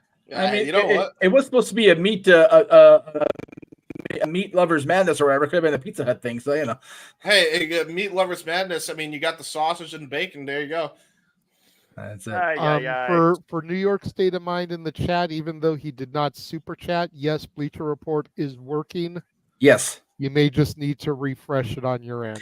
Yeah, that's Yes. what I need to do. Yeah. It was a Bleacher Report mostly system wide thing, but everybody seems to have it back under control now. So I do want to just say, if this is sponsored by Denny's, does that mean Jericho's going to come in and be like, "What the fuck is up, Denny's?" I hope not. We start off by sending Hook to the ring. Get your chips, folks, as it's time for an 8-way All-Star Scramble. Hook, who's been the FTW champion now for 189 days, and the last challenger for the AEW World Championship. I don't have any chips ready, but I do feel that for sacrifice on Friday, I will have some Cheez-It. How dare you? I wish I had Cheez-Its. Now I'm hungry for Cheez-Its. Okay, I'm going to say this right now. I don't care if I piss off. I don't really care about Cheez-Its. I'm a Ritz Bits guy. Hey, how dare you? Cheez-Its all the way. I stand by what I stand. Ritz Bits are superior to Cheez-Its, and Powerhouse might be more superior to most of this field. Overall, I will give him the Ritz Bits, but that's not the gimmick in TNA. Fair enough. Cheez-It. So I believe in Nabisco. Okay. In an old record right now, Powerhouse Hobbs, after destroying Sammy Guevara in the no disqualification match with a World's Strongest Slam through a table off the apron. I'm going to agree with Sandy here. It's like we've got Jericho, who's definitely an all-star, like a long-time legend. We got this Lance Arch. Hey, Jake and St. Roberts, he does exist on TV. Another legend. we got.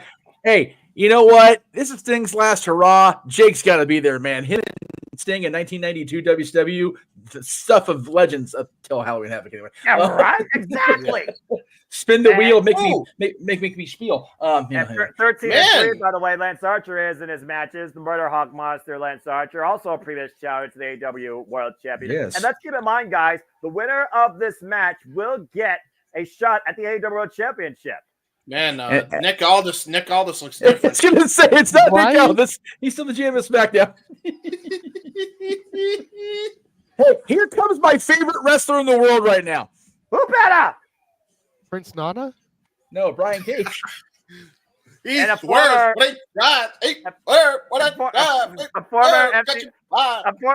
FTW champion, by the way, coming out with the Sting paint. Yep, I was say. And Brian Cage prevailed right now because he beat the shit out of the Vegas Golden Knights mascot. We're going to have fun with this match. This is the fun match. I'm glad that we're doing it early, though, because things are going to really get that damn Gila monster into freaking Utah. Oh, here we go. Here's why this match was called the Meat Madness, because this dude right here. 9-match singles winning streak, and no stranger to winning multiple person affairs of Revolution. Former face of Revolution. Being accompanied to the ring by the Undisputed Era. I mean, the Undisputed Elite. I mean, the Undisputed Kingdom. I mean, the Mushroom Kingdom. I mean, Burger King. I mean, King Burger. The Kingdom when Wardlow comes. Oh, wait, sorry. This is Stephanie. Go ahead. You're good. Never mind. Whoa. The Disney Kingdom. We don't know. It's all over the place. I'm going to sit this one out because I'm not needed for this at all. Seriously, I'm not. We do. We got. Why? Hopefully Why? Dante Martin doesn't fuck his foot up in this multi-man match. And there's one thing I can say, JJ. It was almost a year ago to the date. Yeah, but there's no ladders involved, and arguably Dante Martin's been flying higher than ever. And by the way, can we just point out that there's no ladders involved yet, Noah. I'm not a fan of the Ron Burgundy stash that what's his face is wearing. I think it's Mike Bennett. You are beautiful on the And here's your obligatory Judas sing along, as is tradition. As the old show, the demo god, Le Champion, the influencer, Chris Jericho, and the first ever AEW World Champion. Walter Kingston actually managed to win the match. Sorry, I was doing fireworks. Deploy the baseball bat in, so. Nah, it's all good. We're having fun here. This is what professional wrestling's supposed to be. And so far, this card's been great. So just enjoy yourselves. I'm all for it. What have I become? How did I betrayed? What lackluster. Come. What have I become? God damn it, James. Do it right. I betrayed everyone I've ever loved, pushed them all away. And I have been a slave to the Judas of my mind. Is there something left for me to save in the wreckage of my life? With Rick Knox in the ring as referee, I love it. Rick Knox, of course he's the rep for this. Come in. Rick Knox, a longtime SoCal wrestling fan, he is like having a moment tonight. Him and freaking Justin Roberts, like this is a special night. We're not going to have all these, you know, classic Matt things in a match like this, but this night is just so special. Exactly. I'm surprised Aubrey Edwards isn't the referee since she usually referees Jericho matches. Edwards is probably tired as fuck from having to deal with Christian Cage and Danny Garcia's bullshit earlier. How the hell is Rick for the Young Bucks match? How the hell is Rick Knox going to manage 8 people that are going to blast each other all in and out around the ring? 4 words. He worked for PWG. Yeah, fair enough. And right now, look at the military press by Brian Cage, the hook. Standing out to the outside. Well, the high flyer's gone, and now it's the big meaty men. All the meaty men. Brian Cage, Lance Archer, Prowse, Hobbs, and Wardlow. Let's fucking go. Okay, now I'm for this. This is the match that everybody wanted in the first place. We got trash. Right. Yeah, who's and the yes, biggest I just called Jericho trash. I was going to say, that was a little cold there, brother. Who's the best cut? And shout out to the Cleveland Colin Andrew. I get some prime cuts if you can. Post in the Cleveland, Ohio area. See you soon, bro. Possibly SummerSlam weekend. This ain't bodybuilding, boys. Oh, good lord. Got the gratuitous pose down. Hey, you know what, James? If I look like that, to be fair, I'd be doing the same thing. Hold on, Lance Archer's like, go ahead. Let's settle down here. All right, Wardlow's got to flex because again, this is war. Like seriously, the Wardlow is jacked. They're cheering for Wardlow, by the way. They were cheering for Wardlow. Oh, here we go. Oh, God. I think you still got that female demographic cheering for him mainly. Okay, that's it. I want Prince Nana and Jake to get in the ring and flex too now, just because. No. By the way, every time they clash, every time they clash, they say meat. I love it. Oh my gosh. Meat chant running wild in Greensboro. Oh, no. All right, here we go again. This is kind of a sports center team and no one can get behind. Big meaty men slapping meat here. Doesn't feel like some second-rate reality nonsense. Meat. This is real men just colliding each other. I love it. It's not second-rate reality shit. It's just people smacking each other and yelling the word meat because that's much more quality than. Where is Sean Stasiak when we need him? I agree. He's the chiropractor for the after the show's over. Yeah, probably. He should be the referee for this match. The original meat. Christ. Clothesline to Hobbs over the top and to the outside, and Wardlow and Lance stand tall. I say we have Terry Reynolds, Jacqueline Moore, and Alicia Webb referee this match, triple threat style. I'm noticing something though, gentlemen. Yes. Prince Nana is out there for Brian Cage, but I do not see Don Callis for Powerhouse Hobbs. Maybe he thinks that the Don Callis family can handle business on their own tonight. To your point, we got the Don Callis family to come later tonight between the Ospreay and Nosuke Takeshita. I don't think there's still a whole lot of family harmony, despite what Mr. Callis would lead us to believe. Oh, I agree.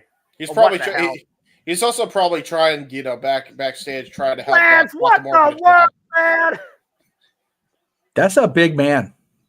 He's doing this. Wow! Jesus Christ!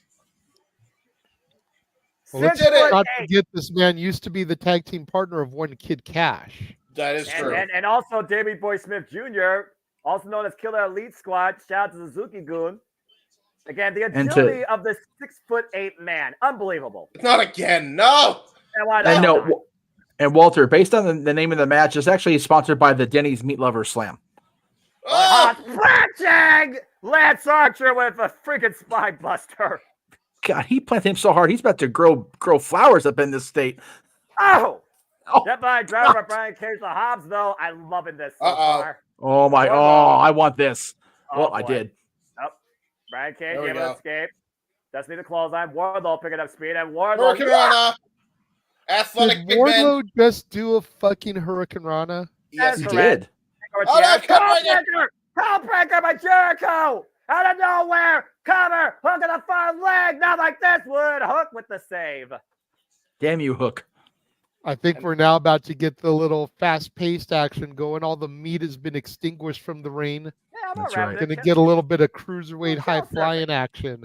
We got surfing. Why the heck we got Jericho, Dante, we got Hook, and we got Magnum Condom or whatever. Magnus from CMLL. So we have Hook, a unrecognized world champion, Jericho multi-world champion. We got Magnus, former TNA world champion, NWA world champion. Exactly. And then we've got Dante. And all 4 men are just colliding right now. We went from meat to lean. Too bad. Why are they still chanting meat? I mean, because at the end of the day, it's still meat on meat, even if the meat is been cut. Oh, this is the impossible. This is the impossible meat. It was the impossible meat that was squaring off. I got it. This is thin sliced meat. The thinly sliced meat from your local. Where the hell's the James quote when I need it here? Wait a minute. I said this is fun, right? Are we not having fun? Dante Martin. Are you not entertained? Oh my God! Well, he almost broke his leg. JJ. Wow, Magnus flies over the top, winds Lance out. Man, Magnus has gotten some agility, man. Hook, what are you thinking? Oh no, Hook! Come on, man. I don't agree with the top rope. What? And Hook double axe handle. Double axe handle lights Brian Cage on the outside. What the hell am I watching? Flying like the Macho Man with the double X. Yeah. Well, you know we're in a meat match. I was sponsored by Slim Jim. The double X handle just. we got Why is this match? Why is this match so early in the card? This is too much fun right now. There's so much more serious stuff to come. Oh man, Nick Aldis is so athletic. It's crazy. Oh, well, he trimmed down. Good for him, man. You know, we're talking about Luchadors, the oldest promotion in Mexico from CMLL, and just saying it. What the hell? And Wardlow right now with Lance, while Hobbs is hooked Jericho, and Brian Cage is finding Hook on the outside, and Dante Martin with Madness in the court. I sense disaster. Hey, no, I will not have you question my call on this. I know for a fact because I watched earlier today the history of Sting and TNA, and he faced Magnus. There is a Magnus in wrestling, and by God, he is here. And right now, I see Wardlow hooking Lance for a superplex. Golly. Oh, wait, Hook. Shut up, oh my God. We're going to get a high-flying Dante. Wow. Careful, watch your leg, Dante. Cover. Nope. No. Damn, Dante would have won after all that. Right? I'd have been like, dude, give that man the title if he wins this match after that shit. Jesus Christ. I like put the belt on Dante him. Martin, too. I do, too, but it's like, after all this shit, if he gets the win after that, just fucking put the belt on him. The hell the main event tonight. Hey, ultimately, if he doesn't break his leg, he's the real winner in this one. That's accurate. Oh! Escape out of the corner. Dante picks up speed with a tope. Takes Brian Cage to the outside. And Dante flies over the top. Oh, my God. That was a little flop dollar spot right there. Yeah, well, to be fair. Dante, though, still springing up. In and out. Now from the second. Wow, great transition. Damn it. Cover, got both legs to Jericho and kick out. He almost, Shawn Michaels is back, then he still tries to do another thing. Oh, my God. Dante, slow the fuck down. Jesus. Dante doesn't know what it means to go at half speed. There's a reason why 619. Oh my God! It's not Nick Aldis, Rey Mysterio. Rofield Cutter! Why did he take Nick Aldis? That was Cody Rhodes. Who is this man? Magnus with the lateral press and a 2 count on Dante Martin. Magnus is a mysterious individual, I suppose. Whoa! Right now we're down to He's only smoking Magnus in the mirrors. middle of the ring. And now Madness double under a hook. Ooh. Great backbreaker there. That was a nice backbreaker. Wait, Jericho's already in this match, though. And Madness right now following up with the clothesline, takes Dante down once again, great distance. We'll be looking for here. And Magnus following in. Meteora. It's Kenny Omega. Again? Damn it. You're supposed to take time off, Kenny. Stop it. That's our God, Jesus. Well, rising knee strike. I don't know who he was before, but his name now is after that shit. And now Whoozy What's This is really seeing stars. It's bad. With a friggin' hip toss from Tuning the top up the rope. band. Uh-oh. Could he be looking for some sweet chin music? Oh, no, he's saying that he's looking for a choke slam. Got him hooked and planted. Oh, my word. The hook up off legs by Lesnar, kick out. I could beat a former NW World Champion like that. Come on now. I love this. I love this fucking match. It's just way too You much fun. would. Awesome. This is sporting our team that Noah can fucks with. Showcase For real. behind. Mr. who loves professional wrestling and can't stand sports entertainment is freaking taken by That's the right. fucking meat division match. Yeah, because it's men fighting in the ring. And meanwhile, It's that's Archer sports taking up and over. entertainment. Sports entertainment. 2-for-1 suplex, and right now. Jericho surprised himself with that shit. Lion salt, moonsault. Stereo Lion Salt. That was slick. Jericho, no. I'm impressed. I am impressed with Nick Aldis being able to hit the moonsault from the bottom rope. God. I'm more impressed that Rick Knox was actually in position for that pinfall attempt. I agree. I'm more impressed with Jericho and Magnus didn't smack each other on the way down. And now we got Powerhouse Hobbs and Lance Archer in the ring. What's going to give here? Oh! Well, I guess I know the answer now. And he's not done yet. Down business. He got it. Running power slam. Shades of the British Bulldog. I was going to say, freaking Lance Archer's former partner's father's move. That's crazy. What happened? What was here? Oh, God. God damn. Power slam by Hobbs. The cover on Dante. 2 counts. See, this is why you should slow the fuck down, Dante, because you just got slowed down by Hobbs.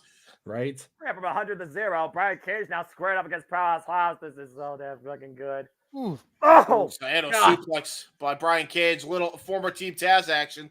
Speaking of which. No hook.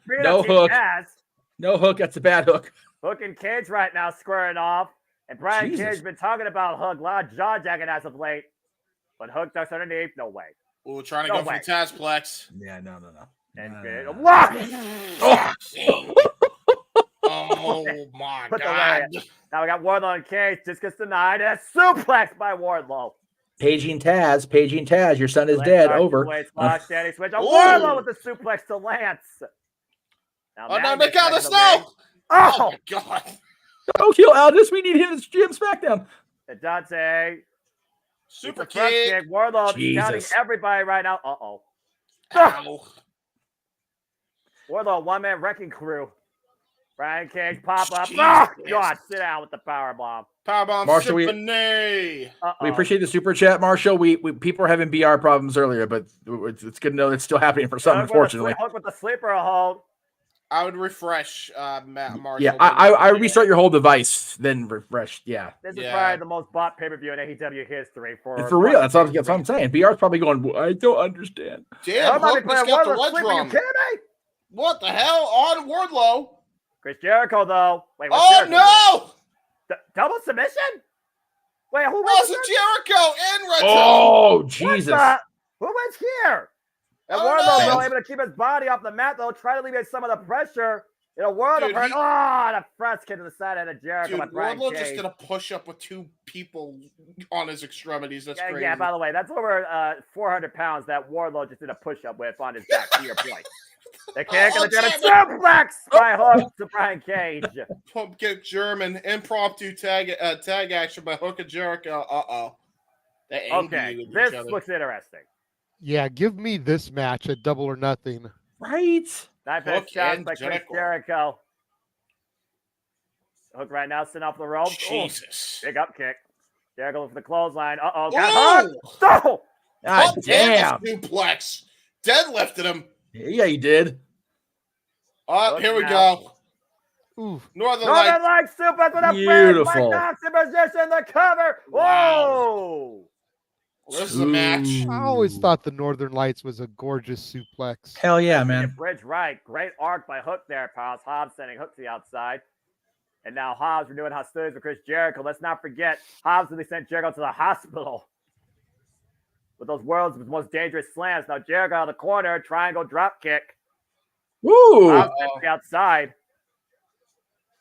This is a crazy match. And I love it.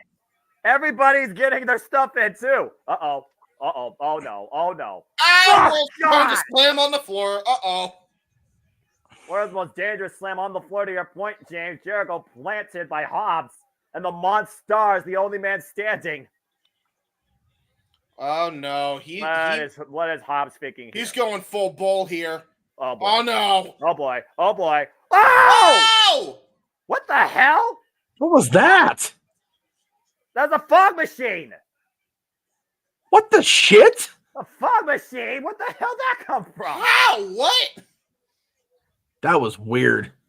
No kidding. Well, again, we never know what's happening. Oh my God! What a golly! That's just a cage knee to the face. And Hooks out of the fireman's carry. Brian Cage.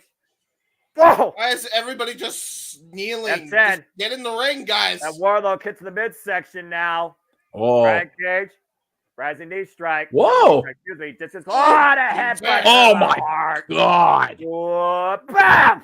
Rewind, lariat. Perfectly said, James. And Wardlow's going for it now. Power bomb! Man! Schoolboy! Roll up! Damn it. Almost stole it. Oh, I'd have popped so bad if Dante would have won that match right there. Oh, well, I shit. basically called something like that happening, but I thought it would be Hook. Now Dante and Lance. Uh-oh. Dante Everybody Martin. about to die. Fuck, And Dante died. I'm having too much damn fun right now. Dante on the mat. Dante will come back. Uh-oh. Oh, no. Oh, my God. Oh. Caught him with the enziguri. Now Dante on the apron. Springs up to the top rope. Corner. Monsops! Hook up both legs to Lance to win. No! Too powerful. Oh, what the hell? Man. What's Dante planning on? Up the second rope and Wardlow. Ow! Clothesline to Lance by Wardlow. Takes to the outside. Dante was the fly, so I'd have been there. And Hook right now on Wardlow's back, looking for the sleeper again. That just rips him off like nothing. Right. God, oh my God. He barely grazed him, and he's. This Wardlow's scary. He's just a scary man. He said this is war. Welcome to Mayhem's world. I think Dante Martin's the latest victim. Hoisted up. Uh-oh. Last slide. Oh! Cover. And Wardlow wins the title. Jesus. Yeah. Well, Wardlow just unveiled a new finisher. He planted that man like he was growing crops. What? No, Dante. You want some corn? You want some carrots? You want some turnips? Right. Pick what your a poison. battle by all 8 men, though, as Wardlow wins the scramble. Now has a shot at the AEW World Championship. But, man, that was crazy. Oh, my and me. God. I loved it. By the way, anybody at home that's having trouble PR still, remember, always go with the advice of the old school stuff. Take out your device and go into the hole. You're good to go. That's right. Treat like an OG Nintendo game. Jeff, but okay. That's right. Cartridge help. Reset. That's the ultimate reset. I'm sorry. What? The moisture won't do a bit of damage, really. That was too much damn. That was a freaking match. That was something else right there. Damn. All right, well, you know, sometimes putting everybody into something actually does work. Yeah, every once in a while. Why Looks is like everybody we're getting ready for the international championship, Jeff? If you want to cue up that graphic, I am looking for it as I go. Yes. Why in the hell is everybody in the elite camp wearing these weird ass mustaches now? First the elite, now Roderick, now Mike Bennett. Friggin' who's next? Hey, mustaches are in season. You step off for a moment. Hey. They are attempting to go for the old classic movie villain. I mean, well, everybody's doing it, so who stands out here? I mean, I'm not a villain, but people might have a different demeanor about my mindset. Who knows? Anyway, as we get ready for our next contest here at Revolution, this has been too much damn fun so far. Oh my gosh. And we are now at our fourth match. Time for the AEW International Championship. No, a question from Walter in the chat room. Did you change his pick to Walter that day? Or to Wardlow? Yes. Okay, very good. Representing the Mushroom Kingdom, Roderick Strong. I'm just going to let him have his fun with this entrance right now. They're probably on shrooms at this point. And not copyright. We are going to get copyright strike. That is so copyright strike. Hey. When you have your name on the marquee, you can do that. I'm gonna do the Mario theme. I think it's fun. All right, fine. And by the way, Noah, it's in parody, so you know. That's right. Okay, fine. You want to do Mario? Fine. Doom doom doom doom doom doom doom doom doom doom doom. My other love. Oh my god. And it's nights like this that remind me, simply put, just enjoy life and enjoy professional wrestling. Damn it, dude! Between that game and freaking Minesweeper on the PC, just take all my stress and pile it into 1 minute. Hey, you gotta give the people what they want, and we'll see if Orange Cassidy gives the people what they want tonight as he goes once again to another defense of the AEW National Championship. Here comes our brutally battered, freshly squeezed champion. I love his fucking Trons. It's so stupid. It's funnier than hell. Dude, I knew I was out of touch with pop culture when I played Cassidy's theme at some random party, and they said, that's a song of Pulp Fiction. I'm like, no, it's not. And he pulled out the Pulp Fiction soundtrack. I'm like, oh, okay. Yeah, that's pretty bad, bro. I mean, not Pulp Fiction, Fight Club. Sorry. No, you're fine. Orange Cassidy, by the way, in his second run, 145-day reign as the AEW International Champion, has already overcome Dante Martin, Rocky Romero, Bounty Hunter, Brian Keith, Kyle Castagnoli, John Moxley, and Helico, Commander, Tomohiro Ishii, Nick Wayne, and a 7-way scramble in Rev Pro, going into his 13th defense tonight. Well, like I said at the very start of AEW, I was not sold on the Orange Cassidy gimmick. I got to see the guy outside of the gimmick, and then I went back and watched after the cruise. I'm bought in on this guy. I love Cassidy. I do. And I love this championship. AEW. Oh, it's pretty. On the line. Roderick Strong looking for his first championship since 2022 when he was the NXT Cruiserweight Champion. Ow! Oh, look at all that my tape. Lord.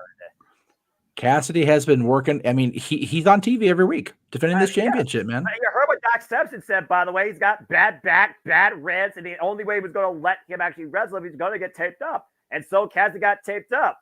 Cassidy has got a bad back and bad ribs, and he's going in there against the master of the backbreaker. Correct. Was why Just think about that for a minute. About to say, Orange Cassidy here, he has to go in quick. He has to get the win quicker. It's the only way I see him surviving this. Roderick Strong's been at 100%. Looking for Head of Hardick early. Meanwhile, inside Cradle, small package by Orange Cassidy. Oh.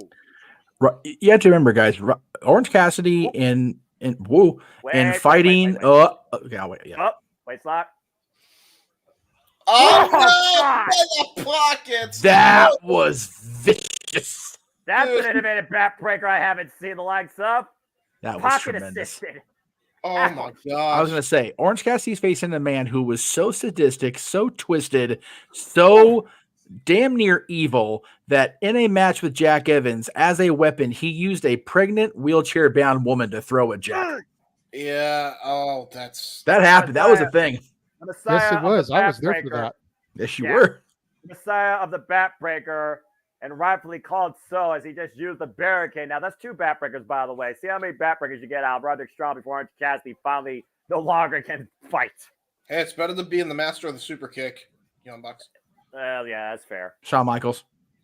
Hey, actually, yeah, you're right. John Ziggler. Yeah, they're not masters. I lied. Sorry. Anyway, Fuck the Bucks. Oh, no. Now hoisted up. Might be looking on the apron. Oh, stun gun. Good stun gun there by Orange Cassidy. Looking to follow up, though. High res with the tope. Still a Sia driver Roderick Strong to the barricade. He bounced off the ropes, though, and you got to imagine those are tight steel cables, so that can't be good for the back either. No, yeah, remember, they use the same type of setup as WCW. Those were cables when Stunning Steve was stun gunning everybody. That shit's gotta hurt. And also diving cross body. Everything Orange Cassidy's doing right now involves his ribbon back. Oh! Including a belly flop. Good Lord. It's driving him down, knocking the wind out of him. And I can only imagine how much Orange Cassidy's breathing has been compromised here. Orange Cassidy turned into a pizza, pasta, put it in a... God. Again, focus attack on the lower back of Roderick Strong's knee. 3 back breakers. 4. And again. And see the pain on Orange Cassidy's face, just wincing every time it's happening.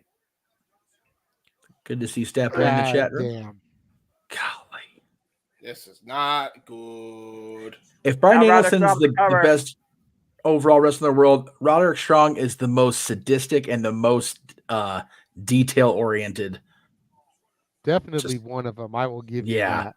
I mean, he very much adopts the Bryan philosophy and the Blackpool Combat Club philosophy. Just break a guy down piece by piece. Again, somewhere in that big booking room above, Ole Anderson's watching guys like Bryan Danielson and Roderick Strong going, "Yep." Yeah, how fitting, by the way. We're in Greensboro, North Carolina, horseman country. Right. Oh, yeesh. Man, it's this. All the history. If anything could top the significance and the whereabouts of Flair's last match, which we got to call also, it's definitely tonight, man. Without a doubt. Without a doubt, Jeff and JJ and James, and I'm honored to be here and do this stuff with you all. Absolutely, Noah. Same. Yes. Right now, Roderick Strong just driving his elbows into the spine of Cassidy in the corner. At this point, Roddy is just toying with Orange Cassidy. He knows he can win at any point. But, JJ, you know how many times over people who underestimate Orange Cassidy, including one bastard Pac, you know how dangerous that is. Orange Cassidy can catch you out of nowhere with anything. It still has a trap pin. I understand that, but just flip over. The damage that's been done to Cassidy, you know that Roddy, being the master of the backbreaker, being able to utilize and target those appendages like he's already done this match. Well, this is an innovative way to put somebody's face in a turnbuckle. And drive your their elbow on top of it. Drive their elbow for the side of the head as well. Look at the sweat being just exhausted from Roderick Strong as he kept getting waylaid over that top turnbuckle pad. Try to go for a crossbody again, possibly from the top. I don't know how wise this is. Oh, no, and oh no, he's going to go for the Olympic Slam. He's already setting up for it. Oh no, gut wrench. Oh Lord. Oh no. Oh no. Oh my damn. Oh. Gut wrench backbreaker across the top turnbuckle. Oh. Somebody call Cassidy's mama. He's not Sue. coming home. That might be her right there. I was going to say, I'm with that woman reaction right there. Take a look at this. I am with her. He lands and God damn. God damn. Dude, Yeah, Dr. Words out Bomb. of my mouth. Dr. Bomb, turnbuckle, and Orange Cassidy is all 10 ways of fucked up here. I'm going to take this back to an old school Casa original. That's how people get fucked up. Yes! Yes! Think about this. That was not just the top turnbuckle. The landing on the way down, he fell awkwardly on the apron. Oh no! And now wrenching back. Stretch Buffalo on the post. Excuse me. 2, 3, 4. He has still 5. Orange Cassidy, the best impression right now of a horseshoe. Dude, that's a square turnbuckle too. That shit hurts. You there's know, there's a corner instead of a rounding. Yeah. Oh. Thank you, Stat Boy. Yes, Mikey remembers. Again, think about how much this compromises Orange Cassidy's breathing as well. It's hard to fight when you can't friggin' breathe. Where did that come from, JJ? Where did we start using that? I don't remember. That came from the owner, operator, and CEO of J Money Incorporated. May he rest in peace. That was a Jamal original. Oh, that's right. Wow. Roderick Strong God, instigating the Jamal. I haven't thought about him in forever. Wow. The lace kicks. Orange Cassidy not going down though after that knife edge chop. The mind games on full display, but Orange Cassidy showing the will of a champion.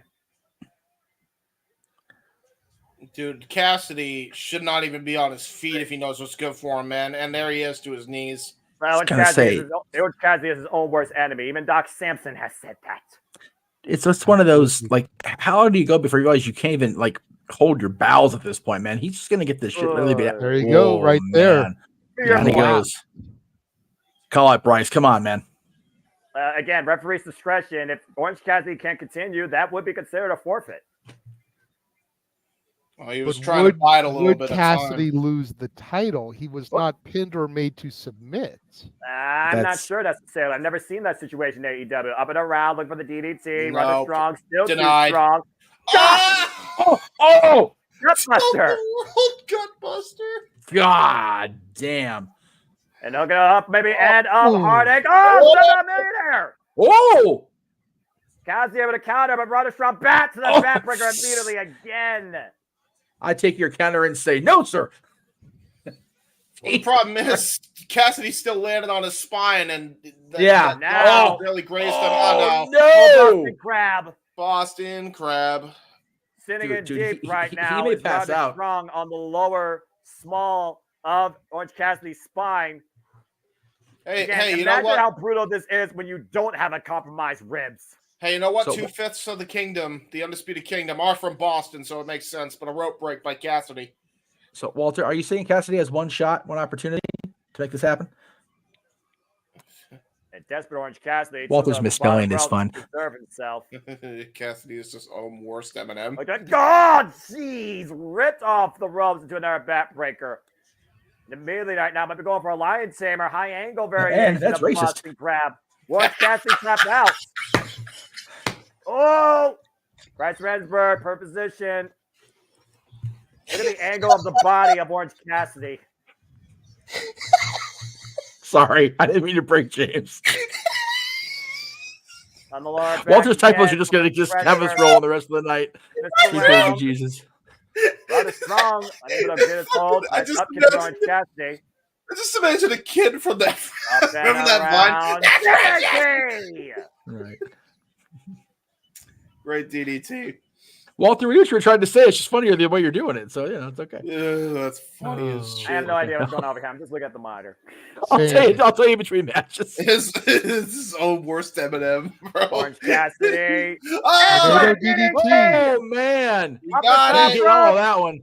Now hook of the near leg and 2 count. Kick out by Roddy. Down, man. Not enough strength.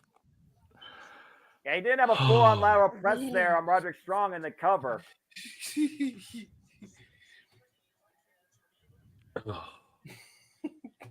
Roderick Strong's right now feeling the wear and tear of that DDT. Orange Cassidy somehow back up to his feet. Yeah, the fact that he's on his feet and actually able to stay without having to man. Devastating kick in the industry. Oh no, not. Oh no, he's getting serious. Yeah, he's going to try tonight. He's He's stomping on Roderick Strong, quite literally. You're stomping piss this man off. What? Orange Cassidy feeling something. I wonder if Orange Cassidy even has the form of momentum that he can deliver with the orange punch with all the damage done to his back. Up the second one. What? No way. No way. Oh, no freaking way. Cassidy sways uphill. Sunrise. He got it. Oh, my God. Roderick Strong cover. Orange Cassidy a 2 count. Man, that would have sent the Undisputed Kingdom into the ring and just had them had a coronary. Take a look at this. Ooh. Oh my Beautifully God, executed Panama Sunrise. That's about as good as it gets right there without actually being Adam Cole, baby. Yeah, and again, Adam Cole, he's still not medically clear to compete. Yes. Might be looking for the orange punch. Roderick Strong able to catch him, though. Uh-oh. Another backbreaker. Vicious backbreaker. Oh, no. Damn. What the hell is he going for here? End of heartache. Clearly, the double underhook. Oh, wait a minute. Orange Cassidy might be looking for a beach break. And again, the damage to the back. Oh. Oh, my word. Orange punch connects. He got him. Jesus. On the run-in. Big haymaker by Orange Cassidy. Hooking up Roderick Strong. Can he get it? No. Beach break. Couldn't get it. The back again. Could not get it. That's not good, He's trying to use the ropes, though, for assistance. Can he get him up? Big spread connects. Can he go the cover? Cover. Right back on a strong. He's up in the ropes already. Yeah, I don't know. But that was a desperate situation for Orange Cassidy right there with the beach break. It was. Absolutely. He's just trying to end this match, and I don't blame him. This is the most legitimate threat, believe it or not. No, it is. 100% is. Roderick Strong came in here with a perfect game plan so far, and some Orange Cassidy still finds a way to keep fighting in this. You know, God, if Cassidy even makes it through, his next defense has got to be it, man. He's just beaten down. He's been beaten down his entire AEW career, particularly. Yeah, and again, the will of the champion, guys. Oh, God! Oh, damn it! Japanese Dragon, we're gonna hook him up, and I'm Hardy.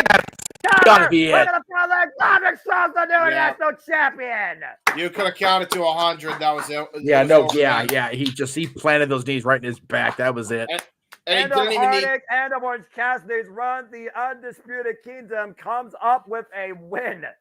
Dude, and Roderick Strong is finally, once again, a champion. Orange Cassidy has been defeated. Long overdue. Good for Roddy, man. And congratulations to Roderick Strong, but a hell of a run, hell of a final fight exhibited by Orange Cassidy. Went out in a blaze of glory in his own right, all by himself. His best friends honoring his decision, and Roderick Strong getting the win all on his own with End of Heartache. I was going to say, to Roddy's credit, neither team interfered. It was a one-on-one the whole way. Hey, wait a minute! That's Kyle O'Reilly! Oh, shit! Kyle O'Reilly's back! Kyle O'Reilly! He's back! You're right! The Violent Harness! Oh, shit! Oh, my God! Whoa! Whoa! Oh, my God! The band the embrace! Holy shit! Kyle O'Reilly's with the Undisputed Kingdom? Bennett handed him a shirt. The Kingdom handed him a shirt for the Undisputed Kingdom. Way. No freaking way. Don't do it, Kyle. Come on, man. It's 3-on-1. I was going to say, by my doing that, that should be a damn fool here. Kyle O'Reilly's also been somebody to go his own way. Huh? What is going on here? Can't give him a pass, are they? Ooh. They're going to give him we all know the history of Kyle O'Reilly, Adam Cole, and Roderick Strong. Former tag team champions, of course. Kyle O'Reilly, former Ring of Honor World Champion. But either way, welcome back, Kyle O'Reilly, and congratulations to the new AEW International Champion. Oh, look at that man's face, man. The emotion all over him. But he's back in the middle of that ring. Kyle was another one of those guys that shouldn't have been back in wrestling, man. He was so beat up and injured. That, and he actually suffered a couple seizures in that time. That's what I'm saying, man. It's like Kyle's had a long, long road back just to television. Yeah, and clearly he's conflicted. Either way, welcome back, Kyle O'Reilly, and congratulations to Roderick Strong, the new AEW International Champion. And thank you, Orange Cassidy. I hope you give yourself a finally well-deserved break. So, Noah, as we go into the next match, I just want to fill you in on what happened. So, during the title match with Cassidy, Walter tried to type Cassidy's own worst enemy. He said his own worst Eminem. So then I said, you tell me he has one shot, one opportunity, just to make the lose yourself joke. And then Walter put this comment trying to type, and I said, that's racist. And then he finally said, enemy, what the hell, fat finger syndrome. And do you know what the abbreviation for fat finger syndrome is? FFS. For fuck's sake. Anyway, there you go. But for fuck's sake, here comes the Fuckable Combat Club and FTR. God damn, this is going to be shit too. Well, what again has been an incredible card so far. We're about to see one hell of a tag team fight. We went from FFS to NFG. No fucks given. Well, that's what you definitely say about these. Neither one of these teams, man. Yeah. Man. Ooh, I'm looking forward. I'm gonna say this type of match gives me hope for the tag team division in wrestling. Period. Ain't that the truth? Oh boy. And I guarantee you, they're not going to go to a draw, but they're not going to go shorter than 20 minutes. Yeah, it's fair, Joey. Kyle also had a bout with diabetes. Diabetes doesn't go away unless it's you treated, but it's treatable. Oh Are my they? God! Are you what? Wow! Dude, they're coming out to Legion of Doom shoulder pads in Greensboro Coliseum, bro. That is tremendous. Do I need to say anything else when it comes to these two that have dominated AEW for who knows how long with a record right now of 10-1? Dude. They're coming out old school Road Warriors, by the way. That's old school Road Warriors shoulder pads. Yep, That ain't the WWE style. No, this is the Crockett. Road Warriors. That's Crockett style, bro. Look at Greensboro Coliseum's going, what happened? I mean, again, these two wild things ready to give us one. The Road Warriors against. I'm sorry, no, you talked to her. No, go ahead, man. This is awesome. I was saying the Road Warriors against the team that many have compared to Arn and Tully. We got the Road Warriors and the Horsemen. Holy shit, let's fucking go. How much are we honoring professional wrestling tonight and elevating it so far? Yes, right? This is my favorite show of the year so far. Like, honest to God, it is. AEW, again, you can say what you want about Twitter twats and the madmen behind the pen and pencil, but when it comes to pay-per-views, James, you separated him too. He does not fucking miss. It's like, you know what? Well, so nice to see that fan, by the way, back. Good to see her front row. Y'all know what I'm talking about. Yes. Kelsey, And hello, Christine. I hope Shani Polaris is having a great time there in her all-white ensemble. Again, folks, be better, and at the end of the day, just your life and enjoy wrestling. Fuck the haters. I'm glad she is back. I really am glad she's back. Oh boy, this is gonna be fucking awesome. Reincarnated Road Warriors versus the top guys. This is tag team wrestling at its finest. Let's fucking go. There's a reason why I love AEW pay-per-views so fucking much. We need the old track jackets, like the old Arn and Tully track horseman jackets. I'm just saying. Something. I think you just got your wish. Look at that. Look at that. Look at that. Basic black. Matching jackets. Dude, I am here for this match. The old soul in me is going, yes, please. Yeah, you got to consider that based on their old school mentality and honoring the past, FTR's probably got to be considered a favorite here. And they also have defined tag team wrestling for the last 2 damn years. Yep. Horseman throwback style, but they love this Heart Foundation. The pink and black smoke here definitely factored in. Oh, now we know what the fog machines were. Right? Oh yeah, that makes sense. Like now, Jericho, you almost screwed the pooch of this entrance, damn it, Chris. What the shit? Hey, you know what? You gotta do what you gotta do to win. Heavy kinesio tape on the right shoulder of Dax Harwood.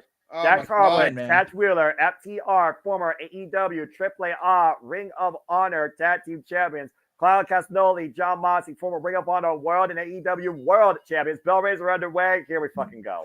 60-minute time limit, by the way. Paul Turner, our official. Really? 60 minutes on a non-title match. Interesting. Well, considering the two teams involved, I don't blame them in the slightest going to 60 minutes. But 20 minutes wasn't enough. They went to a damn draw. I say these guys can go 90 and still not be done. Look at this, man. Look at this. Off. Stiff condo tied by Dax Harwood and Claudio Castagnoli. Dude, if you are a Jim Crockett Promotions WCW fan, this is your match so far. Like this is your match right now. By Dax Harwood. Claudio again reversing pressure. You count by both. JJ, were you able to watch? Were you able to get a screen on the show itself while you were disposed? No.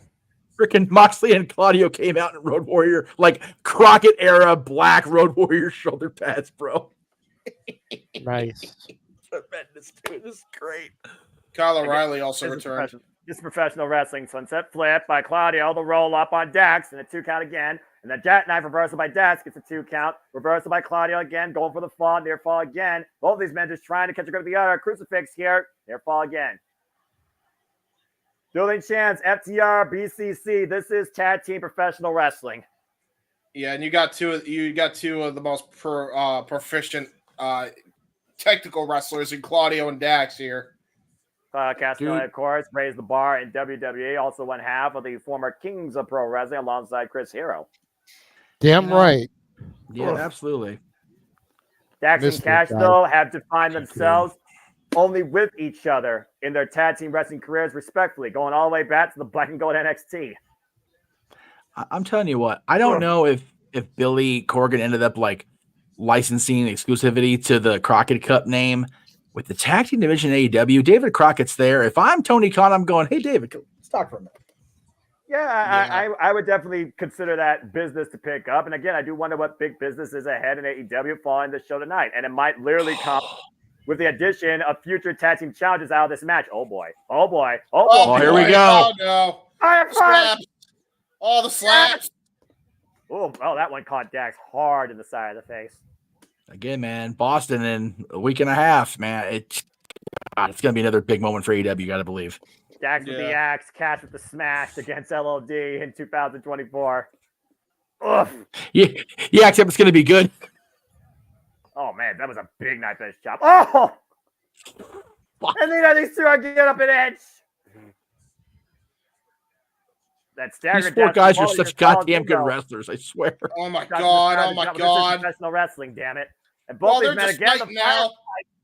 Let's turn into a freaking MMA match. Let's turn into an MMA fight. Did I mention how much I love this fight? Look at his face. That is like, what? Okay, what the hell truck hit me? Get the plates on that shit. Uh-oh. Well, now he's got to test his mental against Jon Moxley. There we go. We saw what happened when Dax and Mox met for the first time ever. Mox beat Dax and incapacitated him. Uh-oh. The Cash wants some of Jon Moxley. Now let's see what the other two sides of each team bring. Dude, I'll tell you what. I was convinced that Jon Moxley wasn't as crazy as I thought he was when he married Renee Paquette. But yeah, Jon Moxley's fucking insane.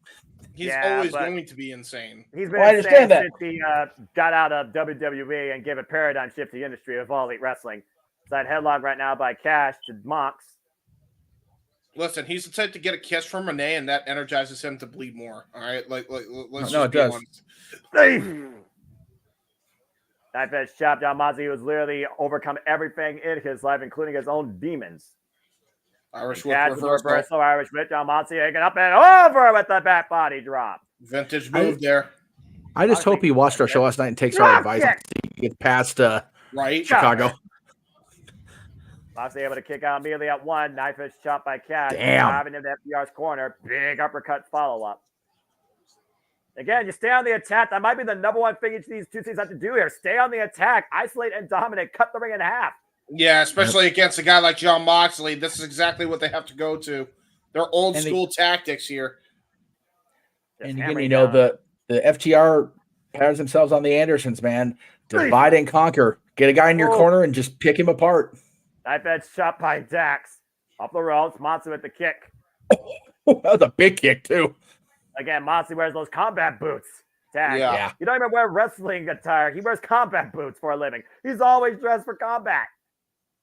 Well, it is the Blackpool Combat Club, so, you know. Yeah. Big headbutt by Claudio Castagnoli. And body shot. There's a lot of clubs. There's Bullet Club, Blackpool Combat Club. Why so many clubs? There's the OC Club. Yeah, which club's the most effective right now? Russian leg sweep. The FTR Club. The Billy Club. The Billy Club. The Billy Club. Trying to rip his jaw off, and again, Claudio Castagnoli wears that mouthpiece to prevent a knockout. Jason Johnson. Club sandwich. Club sandwich sounds good right now. Drop down by Dax Hard with the follow-up elbow drop by Cash. Great tag team synergy here by FTR. Follow drop kick again to Claudio Castagnoli. Club sandwich with some ginger ale. There you go. Well, for him, it would just be ale, though. Exactly. We've come full circle on that joke. I'm going to win on Claudio Castagnoli here. Driving it face first top turnbuckle pad. So far, FTR have remained in control for most of the duration of this match. Nice knife edge chop by Cash Wheeler, just trying to take the air out of Claudio. Oof. Another one. I always have flashbacks when people get chopped in the corner. Yeah, right. Now we're going for the corner punches. Oh, wait a minute. Powerbomb reversal, possibly. Oh, no. Oh, geez. Jesus. It was an awkward landing, I think, on the shoulder of Cash Wheeler. Yeah, that was a very awkward landing. And I think he hurt his ribs as well on that landing on the apron. Paul Turner checking on him. Making sure you can continue. Again, those LED boards with no give. Let's take a look at this again. Oh, no. Watch the way that Cash lands. Yep. Yeah, and he just got tossed into the barricade by Jon Moxley, so Cash Wheeler is not in a good way right now. Yeah, if you're on the outside of the ring and Blackpool Combat Club's on the other side, you're in the Blackpool Combat Club's world. That's a dangerous territory to be in. See, Moxley is the brawler and can brawl anywhere outside of the ring, and then you got the technically proficient brawler in Claudio inside the ring. This is not good if you're Cash Wheeler. You're not able to get a breath. Again, Blackpool Combat Club talks about taking you into the deep end. Step up or get stepped out. John Moxley said at the beginning of the year here in AEW, if everyone's going to be on the other side of him, you better do one thing and one thing only. Keep up. Here we go. I'll turn over a lot of leniency here. Both of these men fighting on the outside. Finally, John Moxley brings Cash Wheeler inside the ringside area. And Paul Turner was counting the entire time. Let's keep in mind, guys, it's a normal tag team match, not normal in context. And now look at this. Gut wrench. The power of Claudio. Good God. Woof! Gut wrench suplex into the cover. Cover. 2. I like how scientific so far it's been on both sides here. Running down with the front headlock here on Cash Wheeler. Again, tough to move when a man like Claudio Castagnoli is exercising his will against you. Yeah, and you got Moxley taunting him on the outside, trying to play some mental mind games. Claudio tried to go for a deadlift of sorts, but Cash Wheeler able to use his leverage against him, trying to bring all of his weight down. But can he power him enough, though, to get to the corner as Dax reaches out for the tag, and Claudio's got to be aware of that as Claudio pushes him back. Back body drop, though, by Cash. Tag the Uh-oh. Great position, though, by Claudio to tap Moxley immediately as Mox goes for the front headlock. Yeah, front face lock. Great use of the MMA training that Moxley exhibits after training with guys like Randy Couture. And there's an ankle lock. Great transition here. Ooh! Wow! Oh my God! Koji what the clutch. hell? That's a Koji clutch of sorts. Got the arms locked up and the legs locked up. Cash Wheeler's literally time of the ring, and Dax had enough of that. Yeah, Indian Deathlock into the triangle, head and arm triangle. Oof! Another knife edge chop. I also want to add right now for those that talk about John Moxley for one thing only, he is not bleeding. Believe it or not, folks. Well, I mean, he's in a regular tag. Yeah, don't jinx it. I'm just saying, if people only focus on that, you're underestimating John Moxley for what he actually can do in that ring. I think he honestly might break the record for bleeding more than Ric Flair by this point. And Ric Flair's been around longer. Again, we're talking about Ric Flair in Greensboro, North Carolina. All the big uppercut counter, the back slap by Cash to Claudio. It's a 2 count. I say somewhere in that Coliseum is Flair's blood from when he beat Harley in the cage. So Yeah, about to say, we're talking about Harley Race here. Oh, what a jab, man! That was just Claudio held him in an arm, and then Moxley's just like, "I'm hit you with the jab." There you go, text and decapitator on the top and bottom rope, also old school. Good grief! Not gonna win out of Cash Wheeler. You hear Cash Wheeler got for no! Double stop to the upper back. Why he was braced across the apron, by the way. Into the shoulder blades. Another knife. Man, these chops, you can hear these like a gunshot. There's nothing you can do when that happens. Right to the back. Driving his nails. There's the bite to the head. I mean, this is why Moxley's a wild thing, because he's unorthodox as hell. Superplex! And the float over. Lateral press. And a 2 count. So Moxley maintains control. Taz and Claudio.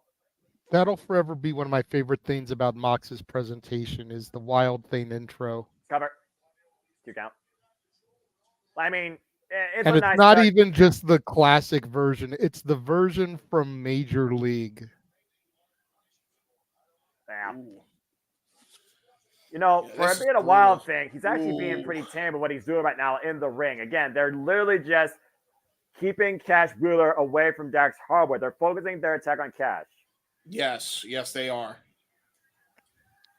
I also think they realize what's going to be coming up in the next couple of matches, and they're trying to save the real violence for the main matches. Yeah, that's fair, but you hear the rumbling of the irons right now, and Dash trying to wheel Cash over to make the tag. After John Moxley was saying, Cash, you're nothing. John Moxley got rot from that. Enough awareness, taking Claudio. Tag to Dax. Jab And there's city some right jabs. Oh my God, just a straight right hand to Moxley. And now here we Dax. go. Knife I edge think chop, Dax, punch I think combo. it's safe to say that Dax is the heavier striker. Just saying. Yes, he is. Actually, no. Against Claudio, don't say that. That uppercut is lethal. Whoa! Nice lariat, though. Lariat.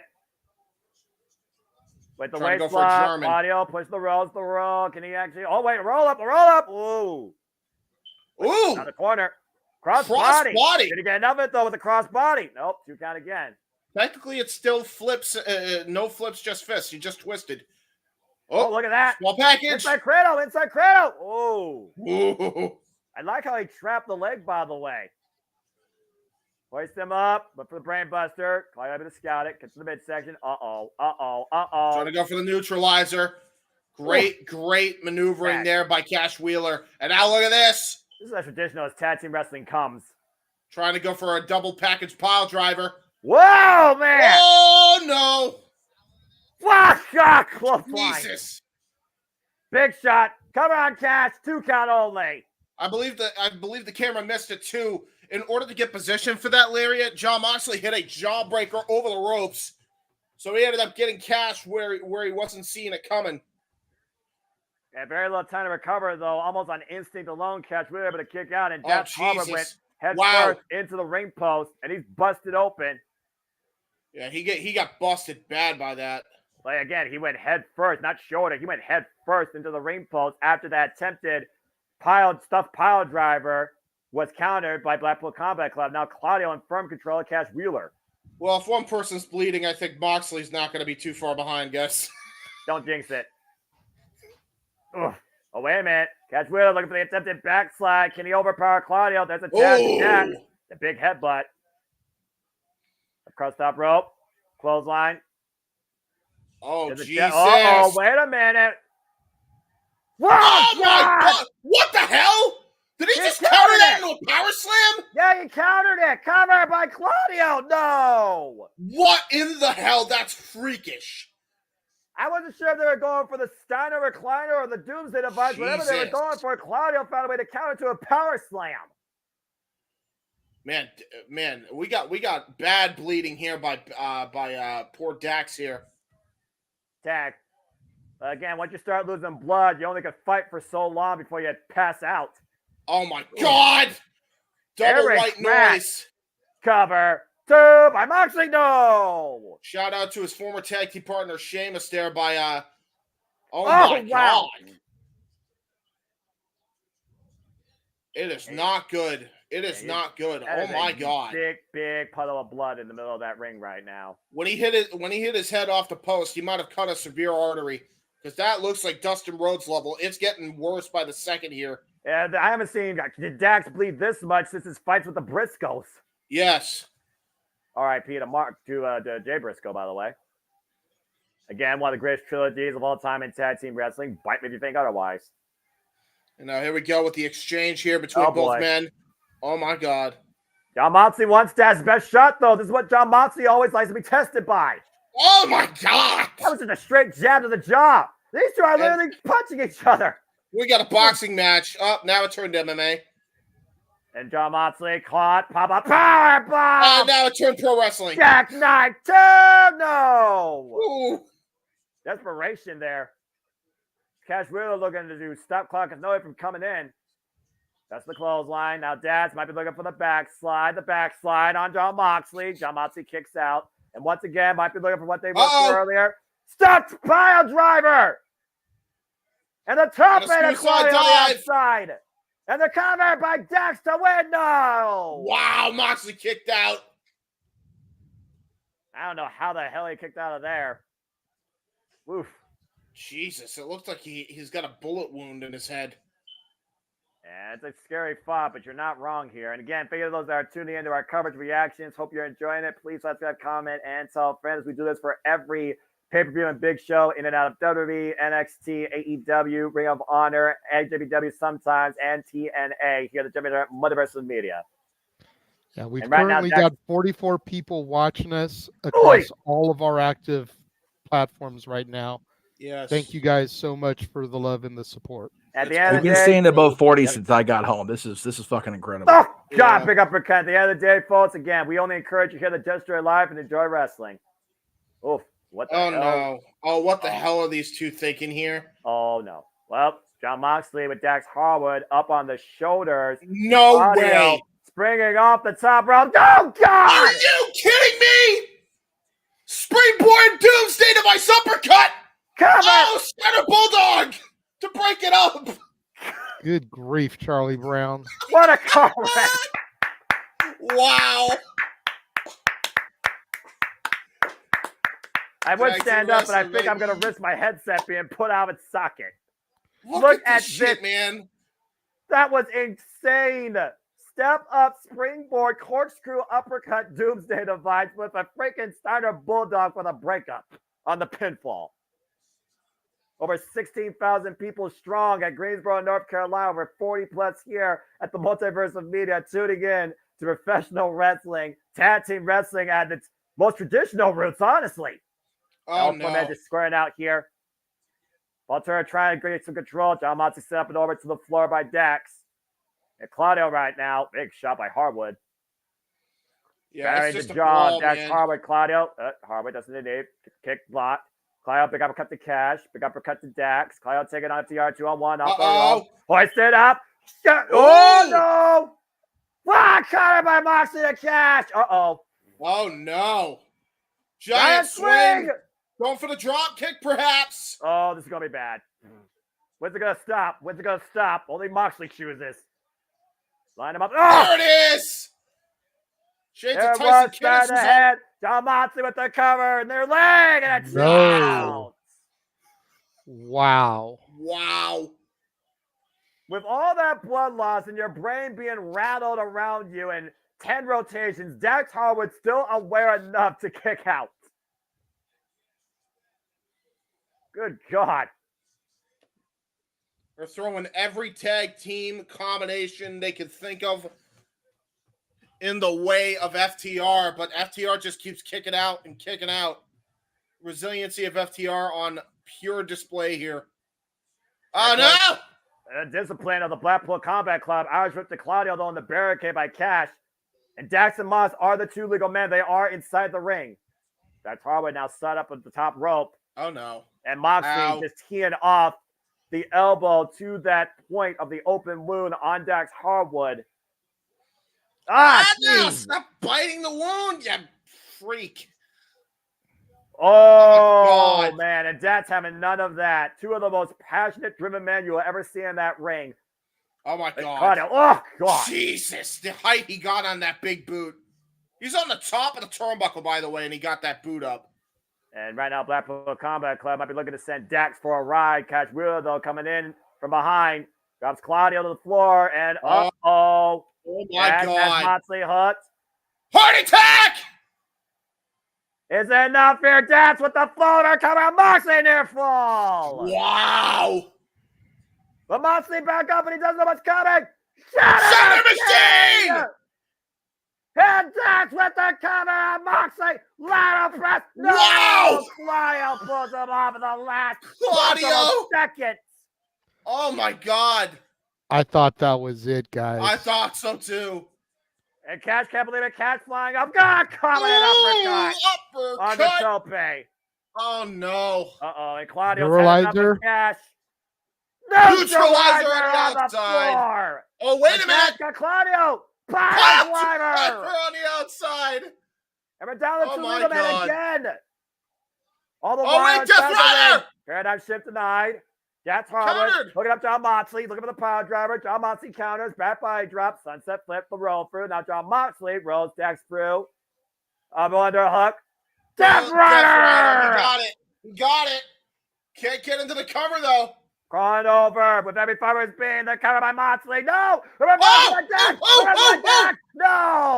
Oh, my God. Bulldog Now choke Moxley coming. going for the Bulldog choke. He's got that in tight.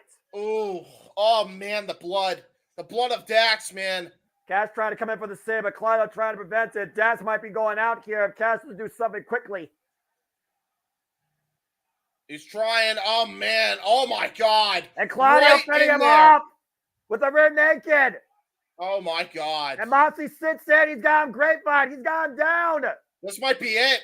This might be it. That's It's it. over. That's it. Paul's calling it. It's Blackpool over. Combat Club wins. Wow. Top guy down. Wow. Holy hell. What a match.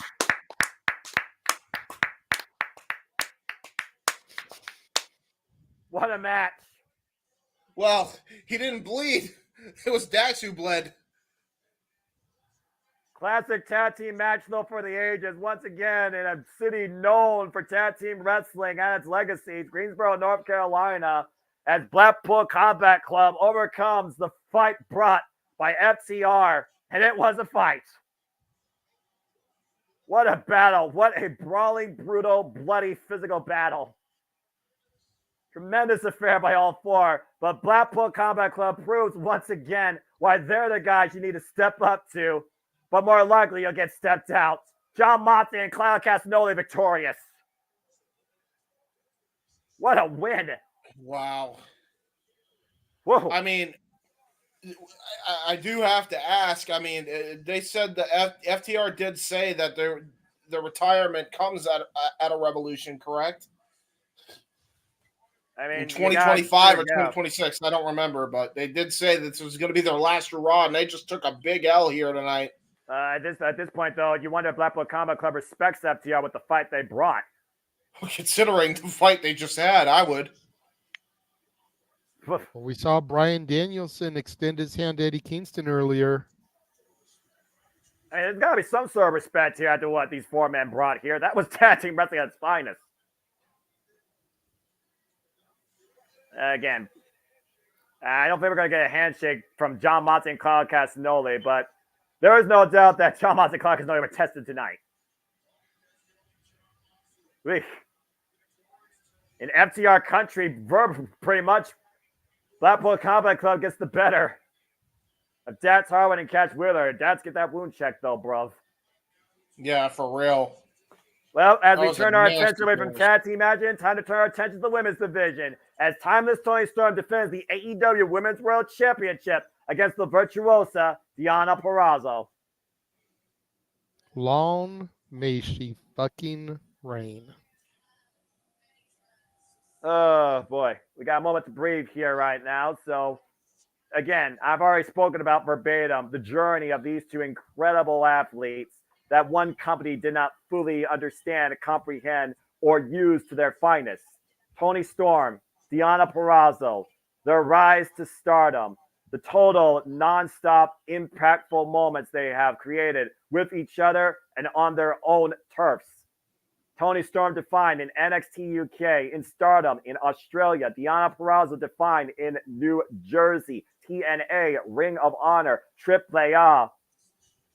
A past shared by both on dojo floors. But again, friends sometimes are the strongest of rivals, and we're going to see that fully on display tonight. I'll be right back. I'm going to get a drink again. You're probably going to need it. Oh, my gosh.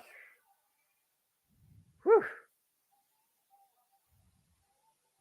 Again, JJ, Toni Storm sealed it with a kiss last night on Collision.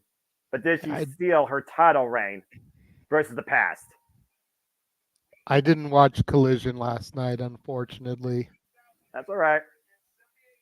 I was a little bit caught up in trying to make sure everything was all situated for Push Bench Repackage Part 2, which if you guys missed last night's open mic night, go to any of the channels across the multiverse of media, check out the video in the archives. 20 wrestlers from Raw, SmackDown, NXT, AEW, and TNA Wrestling. And we all decided whether those wrestlers deserve to be pushed, benched, or repackaged. And oh boy, man, you want to talk about someone who deserves to be pushed to the moon. The virtuosa, Deonna Purrazzo. A magnificent spectacle of excellence in technical execution, one of a kind in the industry, the virtuosa, Deonna Purrazzo, coming into AEW undefeated on a 5-0 record since signing in January, but comes in at 0-3 against Toni Storm in their illustrious careers. We talked about before the long-term history, the friendship that the virtuosa and Toni Storm have shared, and how the women's division is really coming to light as of late this year. The what? Oh, wait a minute. That's not Timeless. Holy shit. That's Motley Crue, Toni Storm. Wait, what the fuck? Hold on. Wait, what's the title? Hold the phone here. What? That's Mariah May. That is awesome.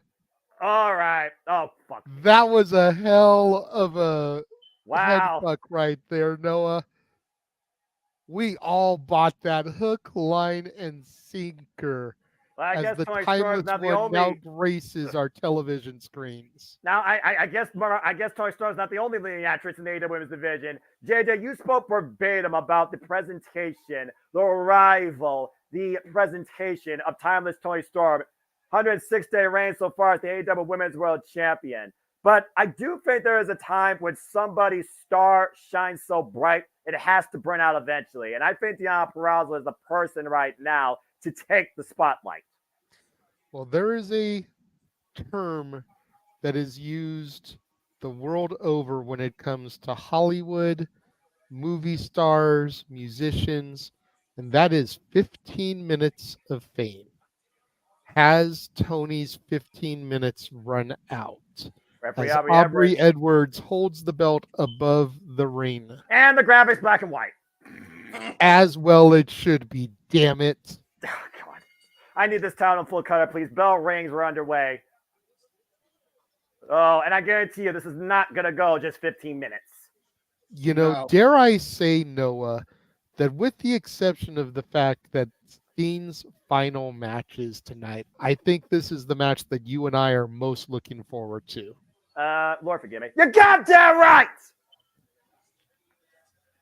Collar elbow tie up. Snapmare.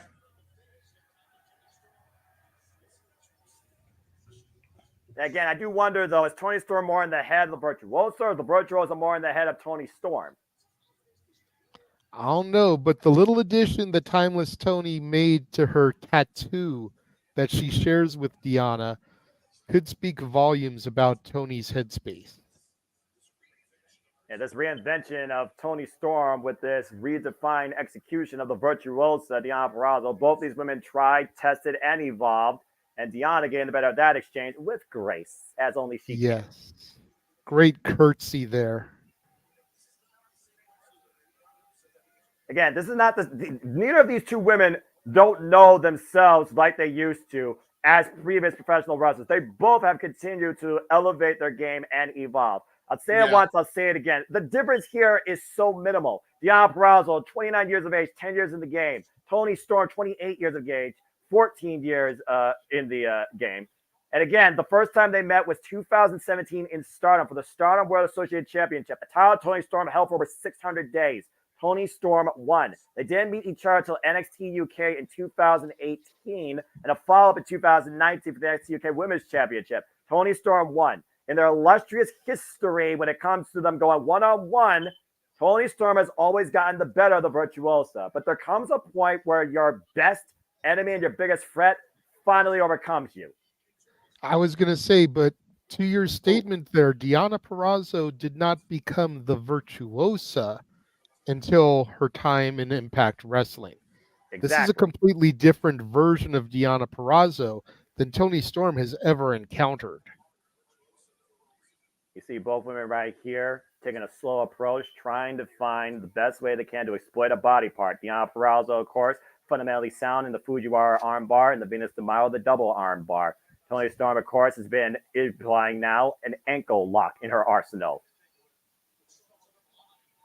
Right now, the hammer lock. Toni Storm able to scout it, though. Great headlock takeover. The head scissors takeover like Deonna Purrazzo, though. wearing down Toni Storm in the middle of the ring. Again, this is going to be a very technically sound match. And for those that don't know what technical wrestling is, it is a methodical approach. It is a chess game. It is finding and exploiting a weakness in your opponent. Absolutely. And a lot of people overlook women when it comes to technical wrestling ability. You're not going to These with women these. have it in spades. Yeah, you ain't going to with these two. No chance. Serena Deeb and Natalia, the only other two I could think of right now in the industry that could rival the technical prowess of the virtuoso Deonna Purrazzo. Whoop. Sits out from underneath. Great job by Deonna there. And again, just look at the transition. Toni Storm with the rope. Whoa, and immediately finds the ropes before the Fujiwara is fully applied. Nice. Great ring awareness by Toni Storm. Absolutely. Deonna Purrazzo, 252 days, AAA Reina de Reinas champion, 343 days overall, Impact Knockouts world champion, 115 days Ring of Honor women's world champion. Oh, big shots here traded by Toni Storm and Deonna Purrazzo. Knife edge right now. Again, sometimes the person you hit the hardest is somebody you looked at as a friend. Takes her down with a clothesline. So torn in this match. You and me this both, is brother. So difficult for me because, again, I have been championing Toni Storm since she entered the Timeless era. Right. The gimmick, the entire presentation has been something so different, so unique, so fresh for a professional wrestling landscape. Damn it. And then you've got the virtuosa. Long may she fucking reign. Yeah, I'm just going to say this, though. Watch out for that Butler. I don't trust that Butler. Yeah, Luther could be definitely a difference maker, as well as Mariah May, who also has headed to the back since her little throwback Toni Storm throwback cosplay. Toni Storm cosplay, yeah. I know my friend King popped hard for that because King's arguably the biggest fan of Toni Storm in general. Shout out to my ATW family. Toni Storm right now wearing down the virtuosa. Deonna with the waistline. Aubrey, whoa. Oh! Kick right in the... Not going to say it. Whoa! I'll say it right in the no-no. Cover. 2. Flushy outsmarted her. Gets a 2 count. Watch out, Aubrey. Jeez. This Right in the timeless. Does get bumped. Right in the timeless, yeah. That's a timeless encounter of a different sort. Right in the ballers. In full color. I was doing that to pop Jeff a little bit. Check, please. Yeah, but I was saying, Jeff, you live, bruv. I know you and I are huge advocates for pure wrestling and also women's professional wrestling. You haven't spoken a word. Well, I also came back during cover during the faux Toni Storm matches, which popped me. That was good shit by Ryan. That was good. So yeah, I'm just sitting back and enjoying it. Honestly, I love this shit. Yeah, again, this is professional wrestling. This is what I'm a fan of. This is what I love about this business, and this is the best showcase I'm seeing of it right now. Pure women's wrestling. Look at this right now. Toni Storm working down the lower back. Now this Toni Storm getting the better of the virtuoso, just driving her weight into the small of her spine. Cupcakes across the back there. Yeah. Well, yeah, no doubt. Sweet Cheeks music at any point. You got to look out for that as well. Yeah, but also Deonna Purrazzo has the gut-style pile driver, the Queen's Gambit. So usually these women have quite a strong arsenal, but I think they got to pull something they other doesn't expect to get the win here tonight. That's exactly what they need to do. I'm just not sure what. Now we got Toni Storm just taunting to the crowd, showing off exactly why she calls herself timeless. Got a headlock, trying to go for a suplex here. Oh, cover! Cover! Ooh. And that's the dangers when you give the virtuoso a moment. Again, in AEW Revolution history, though, this is the 5th Revolution. The women's title has never changed hands. There's a first time for everything. This could be the first time the women's title changes hands and the first time Deonna Purrazzo can vanquish Toni Storm. Yes. Apparently on commentary, Taz called it the female yam bag when she hit that blow. It's like the female yam bag. I feel like Taz needs to trademark the word yam bag. If he hasn't, by God, he should. Freaking Oompa Loompa. Oh, God. Oh, no. I'll slap the lipstick off her. Yeah, that's exactly what that is. Just absolute disrespect by Tony Storm here. That came all the way from New Jersey. Oh, well, that. And Deanna right now teeing off. Elbow strikes to Tony Storm. Well on the way at the champion. Elbow strikes, but that knee to the midsection. Stop that assault. Irish whip off the ropes. Deanna does hit the close. Now Deanna trying to pick up speed and runs through Tony Storm. Now Deanna trying to create some momentum here.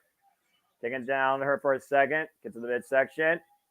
Oof. Rising knee strike. Oh, my God. Into the Russian leg sweep. Set up for the Queen's Gambit. Nope, the beautiful floater. Fujiwara armbar! And that is cinched in. Tony Storm far away from the ropes in the middle of the ring. And right now, Tony Storm is in serious danger, but again, able to find leverage, roll through, break the hold. Wow, a pump kick!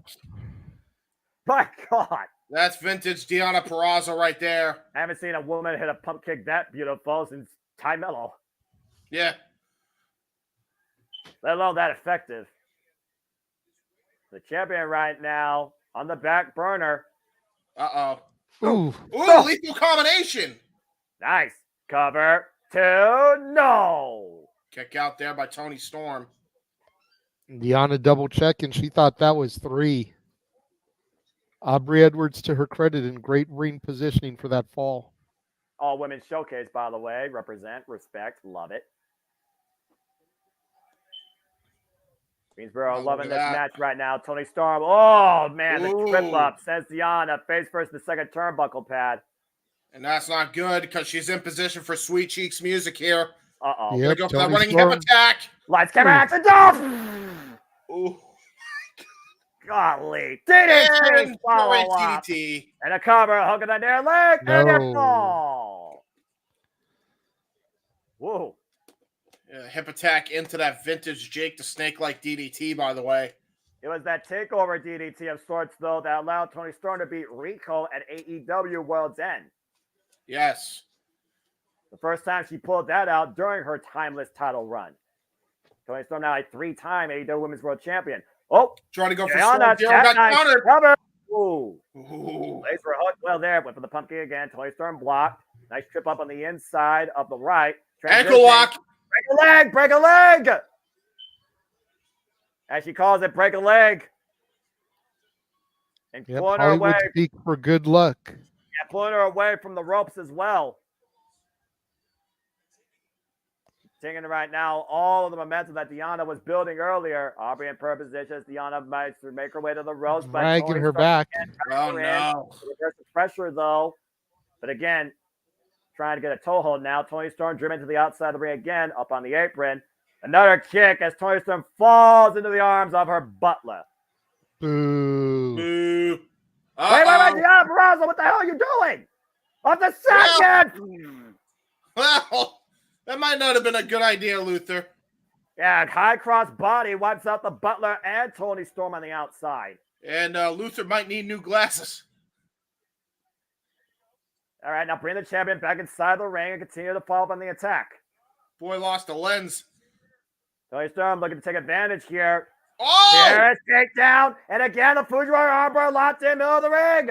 Yeah, that was a face plant, too. That knocked Tony Storm out long enough to apply that armbar. Again, you see Tony Storm, though, again, able to try to reverse the pressure, trying to look for leverage, but Deanna pushing her back around and putting Tony Storm away from the ropes. She was that close to the rope, too. Oh, the shoulder's down, though. The shoulder's down by Tony, and a kick out again. Oh, Phoenix de Malo. If you trust both arms, we got a new AEW Women's World Champion. But again, how much wear and tear has been taken out of the Virtuosa? And now the Butler trying to get involved here. And there's the tap out, by the way. This freaking bald idiot, Mariah May, trying to get involved. Exactly what I said was going to happen. Numbers game. Put it up. Storm Zero! And now the cover. Deep hook on the leg. And damn it, fucking damn it. Tony Storm retains. Barely. He's still timeless and still world champion. And talk about a climax to a feature presentation as the final curtain call plays. Tony Storm retains by literally the skin of her teeth. Yeah. That momentary distraction by Lupa the Butler and that attempted run by Mariah May, where Toni Storm literally was tapping out quite emphatically, Deonna Purrazzo literally screwed. She got it. Team effort once again that allowed the timeless era to continue. Ah, man. The timeless Toni Storm still our AEW Women's World Champion. But again, Deonna Purrazzo, she tapped her out. And I don't see this being done by a long shot. No, we're definitely going to get this run back sooner rather than later. That was a great match. That was an incredible, pure match, though. I loved that. That was bravo awesome. by both. Well, again, the timeless era continues, and I'm not disappointed because, again, Deonna Purrazzo delivered on the grand stage. Bravo. Mm-hmm. And long may she continue to fucking reign. That was really good. I really enjoyed that. Jeff, your thoughts. Go ahead and talk, man. Oh, sorry. No, you're good. I'm in the middle of the things as we were transitioning from matches. Great match. I'm not entirely surprised that Tony won. Again, there's more meat on that proverbial feud bone. So we'll probably see them run it back in May. Double or nothing. Yeah. Bound to be a thing. If not sooner. Big business. If not sooner. Weeks. If yeah, not, I mean, Tony Khan booking an April pay-per-view. Well, no, I mean, they've got a show called Big Business. Not a whole lot of bigger business than the World Championship. So, damn that Butler.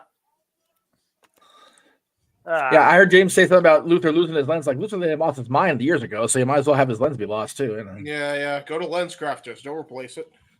They will. No, go to Walmart out in Santa Clarita and talk to my mom. Okay. There you go. Yeah, that's fair. Get a little commission, yeah. Make the extra money for the meat, yeah. Do the thing. As we change gears now from something pure and technical, get ready for something violent and physical as it's time for Will Ospreay versus Konosuke Takeshita. Yes. Okay, well, now we're going to pick up speed and pick up the intensity. There's no doubt about that. And yes, JJ, I expect you to talk about the Blue Thunder Bomb when it hits. And no, folks, it is not taking no shit Don out. Callis family. Takeshita. You notice Takeshita's just using his own music. He's not using the Callis family music. This is very interesting. Yeah, and the Alpha, by the way, on an 8-match singles winning streak. There's your Callis. answer. He's on commentary.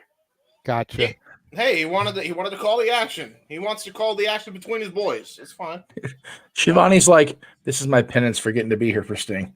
Having to sit with fucking Don. This is my penance. Damn it. Damn you, Tony Khan. Damn you, Tony Khan, you curly-headed buffoon.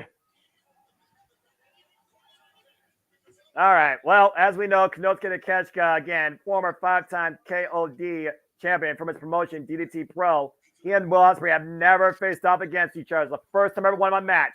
Here we go. Gentlemen, crowns up. Because the action's about to get elevated. The Billy Goat. That's the way he later calls himself, James. Have you not been watching Wrestling Bros?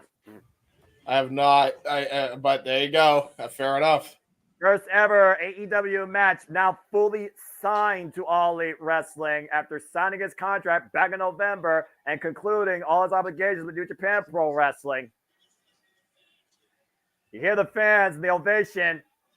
Sold out 16,800 plus, Greensboro, North Carolina here. Will Ospreay, former IWGP United Kingdom champion. Dude, think about it this way. We live in a world where this man and Kazuchika Okada are not part of New Japan Pro Wrestling anymore.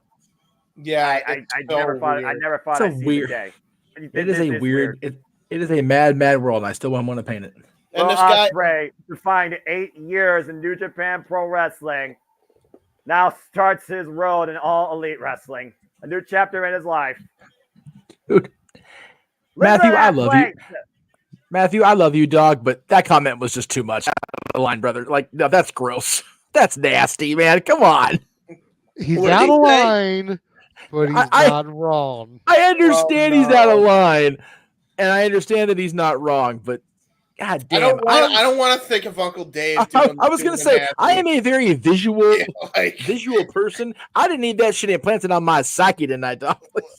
I can just imagine it's like he watches it, he like laughs. He watches and then he laughs and then he's like. That sounds creepy beyond all belief. I'm just gonna. James, you are banned from. Stop that! What the fuck is wrong with you? Should we put James in timeout and have Jeff You're on and JJ call this match? You're on timeout. No! Sit in the corner. No! Do what I said. Do it, bro. Can't have a tie out, bro. You're out of line. Just simple as you that. face the corner. You think about what you did, young man. Am I wrong though? No. Referee Bryce Rensburg for this contest. As Osprey chants rain out. Don't blink, by the way. Daddy folks. Meech has spoken. You're not making this any better, Jeff. Side headlock right now. I'm just gonna keep my job here and focus on the monitor. Right. No, you're right. And Konosuke Takeshita driven into the ropes. Konosuke Takeshita with victories over the likes of Christopher Daniels, Kenny Omega, and Chris Jericho. Side to side of the face. Blatant disrespect from Osprey there, slapping Takeshita. Whoop. Oh man! Now it's becoming a strong style affair, ladies and gentlemen. Yeah, fitting. Did we expect anything less? Pro. Wow! Oh my God! What a Hurricane Ron? Are you kidding me? And blows a kiss to the crowd. Makes it look so damn criminally easy. With such force. He's probably glad that he doesn't have to be a heavyweight anymore and he can lean out again. And to be fair, he's a hybrid style. That's why he's toned up his body and his offense to still hold that cruiserweight capability, but deliver heavyweight artillery. That bitch chop in the corner here. Don Callis literally talking about this is a family affair. This is a match of the year candidate. A battle with two members of the Don Callis family as of right now. Knife edge chop here. Both men just teeing off in the middle of the ring. Knife edge chops in the forearms. Konosuke right now trying to get the better of the exchange. The Irish whip reversal by Will Ospreay. Konosuke. Callis got flies! Yes. Great jumping clothesline there. That flying clothesline is ridiculous. Got two of the flying best out of nowhere. You just got two of the best young athletes in the world going at each other, man, squaring up. I don't even care if it's because of Don Callis. This is awesome. I completely agree.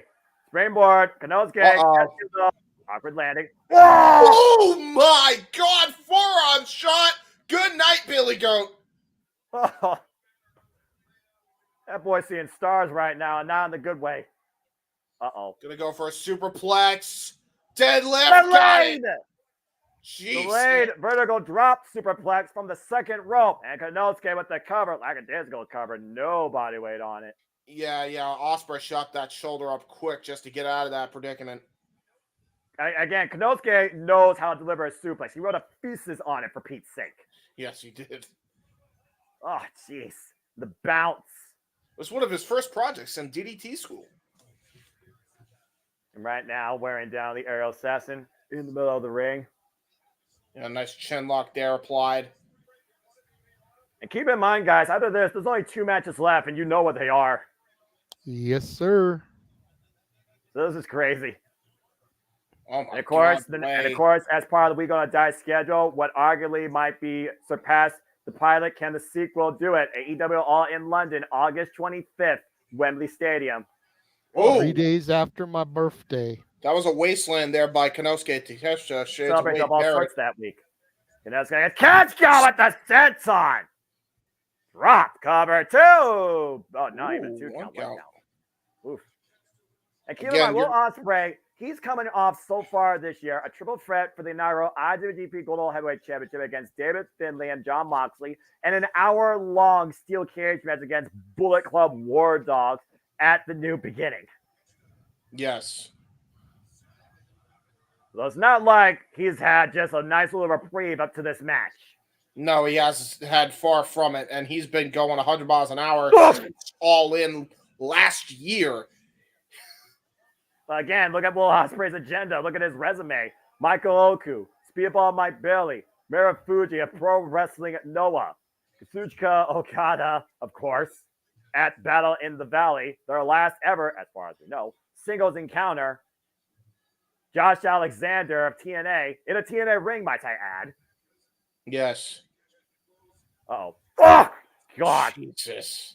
And, of course, New Japan Pro Wrestling's Next Generation and Shota Umino and Yota Tsuji. Yeah, he has not had a break at all. Ospreay has been going to war with everybody in New Japan up to this match. Now he's going to war with his own brethren, supposedly, in Konosuke Takeshita. And of course, Konosuke is nobody to sleep on either. We've seen this guy hang with the likes of Claudio Castagnoli, John Moxley, Kenny Omega, including Beat the Man, one-on-one. MJF as well. Irish Whip. Meanwhile, Will Ospreay might be looking for the ground cobra abdominal stretch. Had 5-star classics with all of those people. I mean, you want to talk about 5-star classic? We joked about it earlier, but I mean, these two know how to go to distance. Their stamina is unbelievable. Probably two of the best conditioned athletes in the world today. Oof. Nice big boot there by Ospreay, going for a springboard. Abdominal forearm. Pit Cheerio, taking to the skies. Drops Konosuke Takeshita for now. Will Ospreay looking to reset the momentum here in this match as we finally went down from 100 to, I would say, 15. Good grief. Both men started the game like a ball of fire. You see Ospreay right now might be favoring that shoulder. Forearm shots there by Ospreay. Okay, Konosuke reverses. Meanwhile, handspring. Oh! Jesus! Handspring corkscrew kick. Only by the aerial assassin. Two of the best athletes for a damn reason. Two of the best hybrid athletes, period. And Will Ospreay might be looking to fly over the top rope with a plunger. Jesus! And he hit him with a forearm on the way down. Stood right on his own 2 feet. The only bruv. The kid's going down hard right now on the outside of the ring. Bryce Ransburg starting his jumping 10 count. I've always wondered why he did that, but eh. And Don Callis again. I gotta wonder at the end of the day, what is Don Callis' end game here? Look, he has to know that the people have endorsed Will Ospreay. He's got can't stand a cover. Kick out one. It's like choose your family. Of course, we know Will Ospreay, of course, in a relationship with Alex Windsor of Rev Pro, former Rev Pro Women's British Heavyweight Champion. Rev Pro, of course, the promotion that defined Will Ospreay and his wife. As Ospreay right now might be looking for something big here, but Konosuke drops his base down to a knee of the ring. And the Kawada kicks now, side of the head, to the face of Konosuke. That wind-up chop. Pop up. Uh-oh. Oh, my God. God! Oh! Flat out Ospreay and follows up with a kick. Yeah, turn that into an F5 style gourd bust doing into the big boot, going for a suicide dive. Terminator dive. Shades of Kenny Omega himself. Get well soon. Shut up, Don Callis. Take a look at this. Wow, look at the way he flies. Looks like he landed on his right shoulder, though. Two of the best in the world here. And right now, once again, we're back to 0. I must say, I'm quite surprised by the approach of this match. It's not like they just went balls to the wall straight out of hell and continued going. They've each slowed down and tried to basically manipulate the approach. Right. I like this a whole lot here. Yeah, trying to get an inch and then take a mile. You know, it's going to catch also involved against the Alpha Chris Jericho, and recently got a win over him as well. The cash got sent a bomb into the knees. Yeah, great wherewithal there by Will Ospreay to actually get the knees up. Knew exactly where he was and what he needed to do to get out of that predicament. Going to the top rope here. Oh, Lord. What's Will Ospreay thinking here up the top? Sky Twister. Went for a leap of faith, fall through, land on his feet. Konosuke catch him with full nails. A big German suplex. Back to the bridge. 2-0. Dude, the bridge on that was absurd, dude.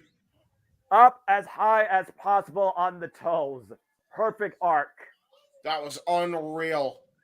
I thought he was about to break his neck just of how good he got that damn arch. Yeah, look at this leap of faith, by the way. The freaking space driver. The full Nelson transition to the Northern Lights. Seamless. And once again, these two duking out middle of the ring. Grr, that elbow. Winds up. Now looking to follow up. Wall kick from Will Ospreay with the step of Seguri. Kaneska again with the German suplex. Wow. Kaneska followed up Will Ospreay. Spanish fly connects. Just unbelievable action here by two of the best in the world. Have the crowd on their feet, and rightfully so. Artists in motion. Poetry in motion, quite literally. Oh my gosh. Ospreay and Kanosuke right now, both down. Take a look at this, by the way. Good God. The way Ospreay's body rotated, watch this. It wasn't even vertical. It was sideways. Yes. It was a sidewinder. Great replay, by the way, by AEW. Both men right now to their knees, asking each other to bring the fire. Again, Kanosuke asking to pour it on. Will Ospreay answering in kind. You see that bruise, by the way, on the right side of Ospreay's body. Yeah, he's been going through the ringer against Kanosuke here. Would you expect anything less with these two? Mm-mm. This is why people want Kanosuke to catch get presented and showcase more. I say what you will about Don Callis, man, but maybe putting his two best young studs here in his faction up against each other, that might have been the way to go here, because we're getting a hell of a match. It's about competition at the end of the day. What a hook kick! Whoa, that rocked Kanosuke. Yeah, it did. Again, Don Callis, I mean, when you consider that this guy's resume includes the likes of Chris Jericho and Kenny Omega, that has to speak some values. Also a former EVP of Impact Wrestling. And knees buckled right now underneath Kanosuke. And again, just big elbow strike by Ospreay, rocking the Alpha. He might have just hit him with a right hook, honest to God. And now look at this, going for a discus elbow. Holy shit!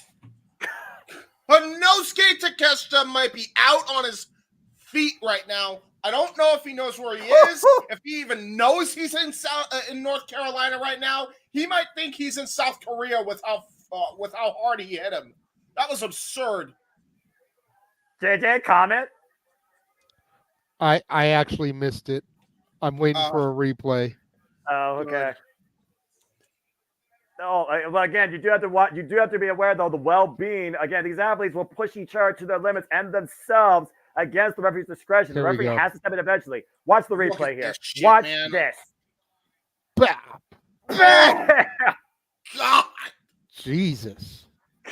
Yeah, he is out like a light right now. And now look at this. Ospreay just taunting him. Uh-oh. Wait a minute. You say that. Look at Kanosuke. Looked like he was trying to go for a little Shinsuke Nakamura taunt action, and Kanosuke was having none of it. Probably not a wise move against a former 5-time KOD champion. Oh, my God! And a forearm receipt and kind. Ospreay drooling spit, quite literally. That's how out of it he is. Trying to hold himself up. Look at this man. Oh, God. Jesus. He's still on his feet. He loves this. The fucking madman. Why did you hit your head on the turnbuckle that has steel underneath that padding? Kawada kicks. Not human. Uh-oh. Elbow battle. Oh! Bullhammer elbow, took the pad off and just clocked his ass right the fuck out. This is the strongest fight I've seen all year. Holy shit. Watch this. Look at this. Bam! Oh, my God. God damn. Oh, he's going to go for it again. Maybe. Oh, my Lord. And now go for Kanosuke a up the full-on. ropes. Ospreay catching him, though. Up and over. What the fuck? Trying to go for a powerbomb. And look at Ospreay up. Kanosuke unable. Hook kick again by Ospreay. You gotta be fucking kidding me. This is unreal. Double underhook. Trying to go for a Stormbreaker against Gary. By Ospreay. The super kick again by Ospreay. And once again, trying to hook him up. Tiger Driver counter 2. No. Taking a page out of Tyler Bates' playbook, former Rev Pro brethren, in the Tyler Driver 97. Golly. They might be looking for the Os cutter. Oh shit! Blue Thunder Bomb! Nope, the Blue Thunder Bomb never gets the pinfall. But nobody delivers the pin to Kanosuke. Damn it! Yeah, I was about to say, it did deliver a victory once from the top rope. There is that, to What Kenosuke's an credit. incredible match. What an incredible first-time encounter by That was- both these two men. That was an insane counter. Holy shit, look at this shit. Oscar denied. Spun out continued rotation into a blue thunder bomb. 2.5. Fight forever, I agree. This is professional wrestling. This is all elite wrestling. This ain't no revolution. This is one of the greatest nights of my life. I think Ospreay enjoyed his time in TNA a little bit too much because he's channeling his inner X division right now. Holy shit. Reversed up, a Kenosuke might be looking for chaos. Fury, the waistline, German suplex. Ospreay denies the follow through. Oh, funny shot. Back of the head. Blindside lariat. Ooh. Ooh. Again. Repeated blows by Ospreay. Looking again. Cutter denied again by Kenosuke. Off the ropes. Ducks underneath. The Ospreay speed up the second rope opposite side. Cutter! Cutter! Third time's a charm! Hammer! No! What a At back what and forth point battle. do you think Don Callis will interject himself? I don't know. I hope he doesn't. I don't know. I don't need a virus. I hope he doesn't too, Noah, but let's face facts. Oh! Another forearm! No! Oh, he got his shoulder up. That's because Kenosuke literally just collapsed on him and not his full weight. Exactly, James. He left the right shoulder exposed, and Ospreay just able to break contact with the canvas. Dude, he went for the freaking hidden blade and then just got clocked with the bull hammer yet again. Look at this. Look at the way he hits this shit. Boom! Ow! It just fell literally on the left arm. Nothing else. I'm honestly shocked that Ospreay's even remotely conscious after something like that. He is slowly stirring. Look at the eyes glazed over like a couple of donuts here. Hey, wrestling industry, take notes. This is how you push each other inside a professional wrestling ring. Again, the only thing we haven't seen yet is the Stormbreaker and the Hidden Blade from Ospreay, but we know that Kenosuke Takeshita has that knockout knee strike. Just a brutal best in the world match here. Who really is the best young athlete in AEW? That's what we're finding out here. Yeah, no kidding. Forcing Ospreay up on the corner, up in the second rope. That Kenosuke following in, though. The Takeshita still, though, continues to fight for Ospreay's onslaught. Jesus. Oh. Yeah, he just got knocked out on his own again, feet. how many repeated shots to the head have both these men taken and delivered? Oh! Headbutt to the gut. Well, we say that. Oh, Cheeky no. Nando's. Yeah, I Cheeky think you're right, Nando's kick. God. Oh. Kick connects, flush. Nothing you can do but take it. Boot right to the face. Upside down. Now Ospreay. Oh, no. Uh-oh. Great Oy! Takeshita holding on. That was brilliant. Takeshita was able to prevent that Frankensteiner. Oh! My neck, my back, my neck, and my back. Oh my God, that was awful. Tried to go for a brain buster. 150,000. Jesus, he tried to go for a brain buster too on the skull. That could have been worse, but I don't know. Look that at might this have been again. actually worse. Let's see what happened here. To your point, watch the way he lands. Oh! He slipped down all the way to the mat of the attempted brain buster out of the His corner. head almost crashed into the canvas too. I don't want to play no more. Golly. Yeah, No. I was about to say. And of course, we know Jesus, dude. Oh, God, knee strike. Yeah, he got rug That's burned gotta from be a that cover. mat. Kenosuke wins. No. Oh, what in the hell? Flash He rolled. knee strike doesn't get it. Well, he rolled barely. He rolled. Still got enough fight in Ospreay for him to kick out. This is the same guy that took Kenny Omega on for 39 minutes, took Shota Umino on for 40 minutes, endured war in hell for 63 minutes in a steel cage. I'm just saying. This is going to be bone on bone this time. Knee pads down. If he hits this, I guarantee you it's wood. Lights up Will Ospreay. Whoa, he blocked it. He caught it. Stars of War. Big headbutt by Konosuke. Falls it again. Big elbow strike. Another hook kick by Ospreay. Rocks the Alpha. Now looking to hoist him up. Counter again by Konosuke. Stand-up millionaire! Taking the page out of Orange Cassidy's playbook. It is a Frankensteiner! But Takeshita somehow still refuses to go down. Ospreay trying to go for a Stormbreaker. No, counter. Pump handle. God. Go! Hitokanashi, bastard driver, wheelbarrow suplex, follow up. Ospreay's thing. Hit it. Face first. Hit the cover. What? Holy shit, he kicked out at 1! That was just pure adrenaline by both wrestlers, and the crowd has absolutely lost it in the Greensboro Coliseum. I'm losing my shit. Are you fucking kidding me? We love you, Noah. Shit. Holy fuck! That's a professional wrestling fan! It is.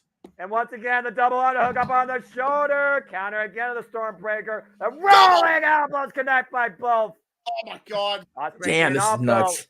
Big high kick. Falls up again. Kanosuke picking up speed, though. Both these men about to collide. What? God! Clothesline from hell by Konosuke Takeshita. Gonna try to go either for the hidden blade or the flash knee strike. Now Takeshita. Ospreay catching him again. Power bomb! Oh, wait a minute. Styles Clash! Going for the TNA special! Got it! Clash connects!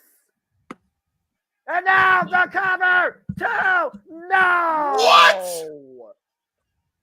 Who the hell's gonna win this? My God. The fans. Accurate. We've already won this. No shit, right? Go for a Stormbreaker again. Stormbreaker It's the only thing he hasn't done yet. Up on the... Wait a minute. Oh! God! Bastard driver of his own! Storm driver! Holy shit! This is it! Double pad off. Little Ospreay looking to sink the blade. Hit it! It's over! Cover! 2! Will Ospreay fucking wins! Now that's how you finish a match! What? Holy fuck, that was the match of the night. My God. Goodbye, asshole. He dropped him on his neck and then just hit him with an elbow. Oh my God. Incredible. Oh. Did you ban him or time him out? Banned him. Oh. Okay. Who was that? I don't know. Friend of the channel, I think. Maybe ex-friend of the channel. I don't know. Oh no! Why? Wait! You get banned. What did he do? John Kaz right now checking on both his men. I hate to give the devil his due, but he did not get involved here. And arguably, you just saw the best match so far this year in AEW. Dude, that was 5-star. I don't care what anybody says. You don't give that 5-star, you're out of your mind. Wait a minute, Kyle Fletcher, the Ring of Honor World Championship champion, he's back. They're not a member of the Don Kaz family and a member of the United Empire. Just my God, though. Will Ospreay, welcome to AEW. That's a hell of a way to start the next phase of your career. No shit, right? Bro. Wow. Good God. Whew.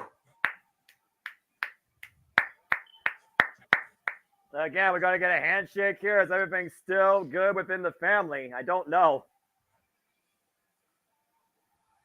That was such a damn good match, man. Respect.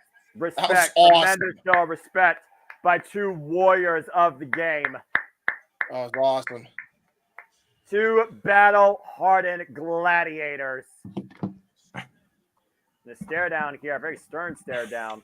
A very interesting stare down. You got to imagine Kyle Fletcher's essentially been a young boy since he's joined the United Empire in. New Dynamite logo. Look what we're getting on Dynamite. I was gonna say, bro, I love the new Dynamite logo. All right, that is a awesome. slick looking logo down there, man, in that lower third, folks. Remember, we're supposed to get a new logo and a new set this Wednesday on Dynamite. We just got our first match. Well, I'm tuning into Dynamite now after that match and after that logo. Talk about big business. We're getting that a week early. And no kidding. And we're still not done tonight. But congratulations to Will Ospreay. What a 5-star clinic by the All Elite bruv. Well done. Can we seriously talk about that might be the best match all year? Yeah, arguably, Dead serious. Yeah, seriously. Oh, look at this.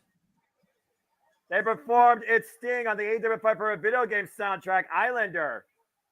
Oh, yeah, and don't forget, everybody, once we're done with all this craziness, we're going to hear Noah sing the theme song, Man Called Sting, from the 90s. Yes. I don't even recall what that sounds like. Are we doing this now? What? Are we doing that? Are we going to get what we should get as the main event? We are. I think so. Enough people may have complained online. Hell yes. Good. Well, coming up next, our semi-main events for the AEW World Championship as Samoa Joe defends the gold against Swerve Strickland and Heyman Adam Page. That's our semi-main. I know we got Swerve. I know we got Hangman. And I know we got Joe in the semi-main. Yes. But God's honest question, how the fuck do you follow something like that? I don't know. With these two matches, James. Yeah, that's true. With the story, the drama, and everything behind these next two matches, and the work rate of these three people. Again, you can say what you want about the personality of Hangman Page, and Lord knows I will jump on that shit and co-sign with you. However, the dude can go. The dude can work. And we all know Swerve. Huh? Go ahead. You were saying? I said, and we all know Swerve is more than ready for this shit. And it's not near me, but I am in Pink's keychain solidarity with my brother Samoa Joe, for the record, to retain, although Swerve winning would be nice. But I want Swerve to beat Joe one-on-one. That's what I want for Swerve. Yeah, same. And then again, shit, though we will on the Bucks here shortly. Again, those guys can work. As can Darby. Everybody tonight's been doing the work.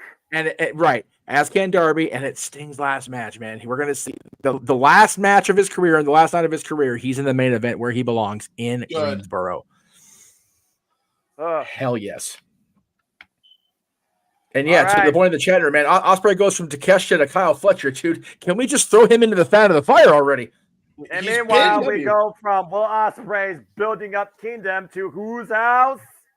Swerve house. JR! Yes, JR's there! Is he really? Oh, good. Dude, it needs to be fucking. I can't even monitor right now. God damn it. I'm trying to make a serious call about freaking. I didn't JR and Shivani on the call for the next match, but not just throw me off my shit.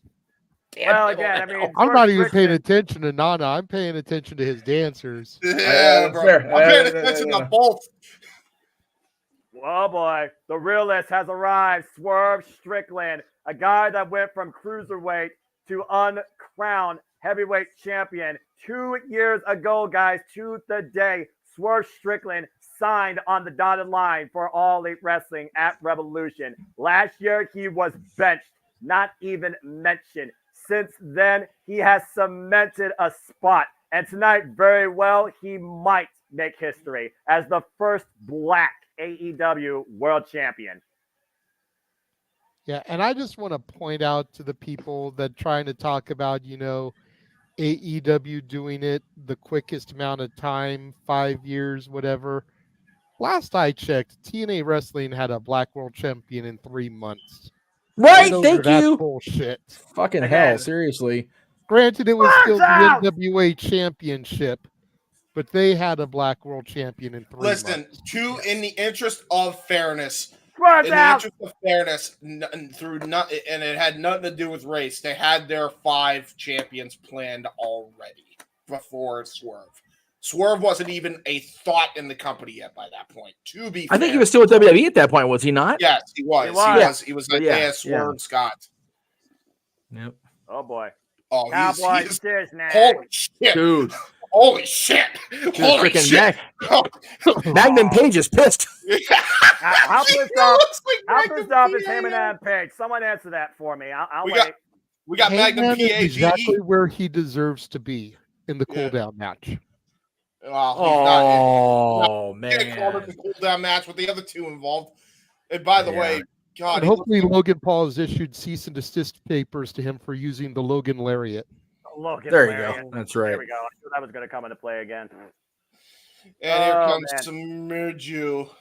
Again, Heyman at Page and Swerve went to a 30-minute draw when Heyman thought he eliminated Swerve from the World Championship picture, including himself. But Tony Khan wasn't going to have none of that. Both these men qualified. Now we got a triple threat. But of course, their bad blood goes all the way back to Wrestle Dream when Swerve first beat the Hangman. Call him. He's a Samoan. His name's Joe, and he's pissed. Accurate. And this is a Joe I acknowledge. Anyway, of course, Samoa Joe, every time he's held gold, he's always created his own status quo, whether the company wanted him to be that or not. Samoa Joe, of course, who beat MJF at AEW World's End to become the new AEW World Champion and decided to reenact this ranking system so his victims actually earn their chance. He didn't count for a 30-minute draw to put him into a triple threat match, though. I know we've been comparing Adam to Magnum TA, but I can't in good conscience give Hangman Page that much credit. Like, I love me some Magnum TA. I love we had to see Magnum back in the Greensboro Coliseum, but no, Hangman Page is just a piece of cowboy shit. I'm not giving him any more Magnum comparisons. Yeah, he does look like him, though. It's fucking He doesn't crazy. fucking deserve it. He looks like him. He does, though. I mean, again, the mustache, guys. I'm just saying, the mustache tails. No, it's that mustache with the blonde hair. Like when Joey Ryan called himself Joey Magnum Ryan because of the obvious, different version of Magnum or whatever. Like it wasn't as funny. Yes, he had the Magnum mustache, but Joey always had that dark brown hair, not the blonde highlights like Terry Allen had. So like I never got it, and me and Joey are never actually going to be. Joey was more Magnum PI, right? Exactly. Yeah. Yes. Well, hindsight and semantics aside, you guys are both not wrong in your judgment call. I'll just say that for the record. Again, triple threats, buffer, fall person. That's always the story I put towards these matches. But with the anger and the combustible elements here as the title's held up, any of these three men could come out tonight as the champion. It's one of these. I only wouldn't mind Hangman just because he's finally got the oomph behind him again, which is great. But man, any one of these guys walking out of this Coliseum as champion, I'm not pissed off at. I got you. Well, again, we continue talking about again. Now. Well, again, we talked about before what got us here. I mean, literally, Hangman and Swerve literally shared each other's blood in one of the damnedest Texas death matches we ever saw in full gear. All right, I'm going to probably pause it at the first strike so we can get synced up again. No, I don't know how that just happened. Bleacher Report's a piece of shit. So what else? Yeah, that's... Referee Paul Turner for our contest here. Samoa Joe going into his second defense. Heavy kinesio taped underneath both knee pads here. All right. Let me know when you see Joe headbutting both. And there it is. He just straight head. Joe don't give a shit. Again, enough of this talking bullshit. Joe is the guy that is no nonsense. What did he literally say when these two are bickering like children? Jesus. I'm Samoa Joe, and I'm going to beat both your asses. Again, he's the guy that redefined. There is no limits to what you can do in that ring. And just no! He did the thing. He did the fucking walk. He did the walk. He did the thing. Oh God! I don't care if anybody in my circle, past, present, or future, says it and thinks he's a piece of shit. I love Samoa fucking Joe. And I agree to you 110%. And it's goddamn. And oh my God! Got caught. These guys are not fucking around here. This guy's got 360 vision. That's what Samoa Joe's got. He just did a high kick, CM Punk style. I'm surprised he got his leg up that high. Hangman Page, former AEW World Champion, though, of course, beating Kenny Omega. Golly! At AEW Full Gear 2021 before he lost it at Double or Nothing 2022. Has not had the AEW World Championship or a chance at it since. That was just a straight right into the jaw of Hangman. God damn, he got jaw jacked. I'm just saying this real quick. Good, so goddamn good. Lord forgive me to see good old JR in the middle seat and on the call for this match and Sting's last match. You're doing right, AEW. You're doing right. That's why I love this company. And look at that. Swerve Strickland now with Hangman on a page now. The feud that will never end, it seems. Last call, fallaway slam, kip up. And Swerve with the kip up. Oh, boy. Oh, God. Oh, pump kick. Oh, boy.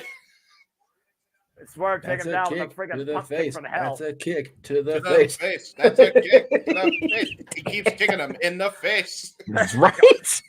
We're losing our damn minds, and I fucking love it. Swerve, dude. I love, like I said, Joe's our boy, but I want so bad for freaking Swerve to win this, even if it's not 1-on-1. Yeah, he deserves to do it 1-on-1. I know. The waist lock, Heyman at Page, grab the ropes, O'Connor roll, release the hold. Well, it takes him over to Tierras. Swerve again, the way he flows, unbelievable. Whoa, runs into the uppercut. Swerves in that ring all the time. Uh-oh. Up the second. Oh! Ow. Got the elbow strike, back of the head. Oh, yeah! I don't understand. I don't understand that, though. Again, up and over to the apron. And Swerve. Oh! Jesus, right to Joe. That was brilliant. It's whatever. It's whatever. It's whatever. It's whatever. James, what the hell are you doing, white boy? Yeah. That's racist. Hey, listen, okay? Goddamn. Listen. Oh, God. Eminem gave us that pass all that time ago, okay? It's Cover. Okay. That's right. We can be as black as we want, but still be white. It's okay. We just can't say that word. Yeah, that's fair. Look, I don't segregate, I don't separate, but I know I'm the mixed boy on this panel, bruv, all right? So whether you whoop that trick or rap Eminem, I don't care what you are, all right? Swerve right now teeing up against Heyman against the ropes. Now, I said what I said, and I stand by it. Swerve right now and Heyman turn this to a one-on-one match. These two might literally be destined to fight forever, as Heyman said he'd rather die than see Swerve as AEW World Champion. Yeah. Well, considering that, he broke into the man's home, that's a thing. And probably traumatized a child for life. Uh-oh. Whoa, man! Whoa, belly to belly. Cover. Two, no. Oh, Joe with the PK afterwards. Joe say no. Joe say no. Oh, God. No, sir, no. Open palm Try to strike. win the title, and Joe said, no. I'm sorry, I'm good. No, I'm good. Greatest day of my life, bar none as a wrestling fan. And then seeing JR also back where he belongs just makes my night. Right. The face watches. And Joe right now takes Swerve up the apron. Now falls like, hey, man! Jesus. And drives his boot through the side of his head. Now you just made the champ mad. That's all you did. You just made him angry. Powerbomb! High stack to the kick out transition. Into the STF. Yeah, the STF, not whatever the hell our boy John was trying to pull off as calling an STF. Yeah, by the way. John was trying to be, I'm going to leave that alone. Anyway. By the way, a lot of kinesio tape on Joe's knees. Well, again, you figure about the wear and tear of this tested veteran of the game. I'm just saying. Does that mean Joe's special needs? Sorry. What were you saying? Does that mean Joe's special needs? I don't know about that.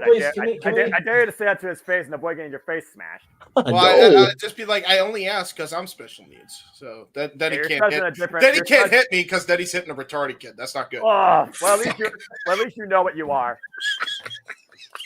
Oh, God. Then he would just look bad. I guess Swerve's not the only realist in the room. We encourage everybody to read the ticker and make sure we know the views of panelists are not the views of the different other play the Multiverse of Media for the record. Jesus H. Christ. Welcome. You know what? Welcome back, JR. And on behalf of the JMN Multiverse of Media, welcome back, James. Right. Thank you. No, Walter, I'm on a natural high from the Kings winning and just being giggly stupid at how awesome the show's been. Again, so far, this has been my show of the year. Don't at me. Oh, no. I can't argue with it. And Swerve There's right no now. way this show can be disappointing towards the end. Oof. Well, yeah, actually. Joe. Big headbutt though by Joe, and Swerve falls. Oh, no. The Heyman, though. No way. And Joe right now teeing up against the Heyman. Again, Joe, the most dominant man, the most dominant position of this match. Go figure. And Swerve, though, coming in from underneath, trying to rip Joe off the turnbuckle pads, and Joe still affirms himself. And almost lost his balance there. Again. Dude, Joe's got himself like that Brock Lesnar ab going, dude. I'm here for Joe being in such good shape. Good for him. Why is Joe going up to the top rope? Oh, shit. Well, Swerve and Heyman, temporary alliance. Power bomb! Double power bomb. Good grief. That was the big one. That Joe's rolling out of the way right now. Look what we're left in the ring with once again. Yeah, Swerve and Page. Oh, no. Oh, boy. The anger faces. The anger, the hunger, the desire, James. There's a cut above Swerve's right eye, by the way. We don't give a fuck. Yeah, I know.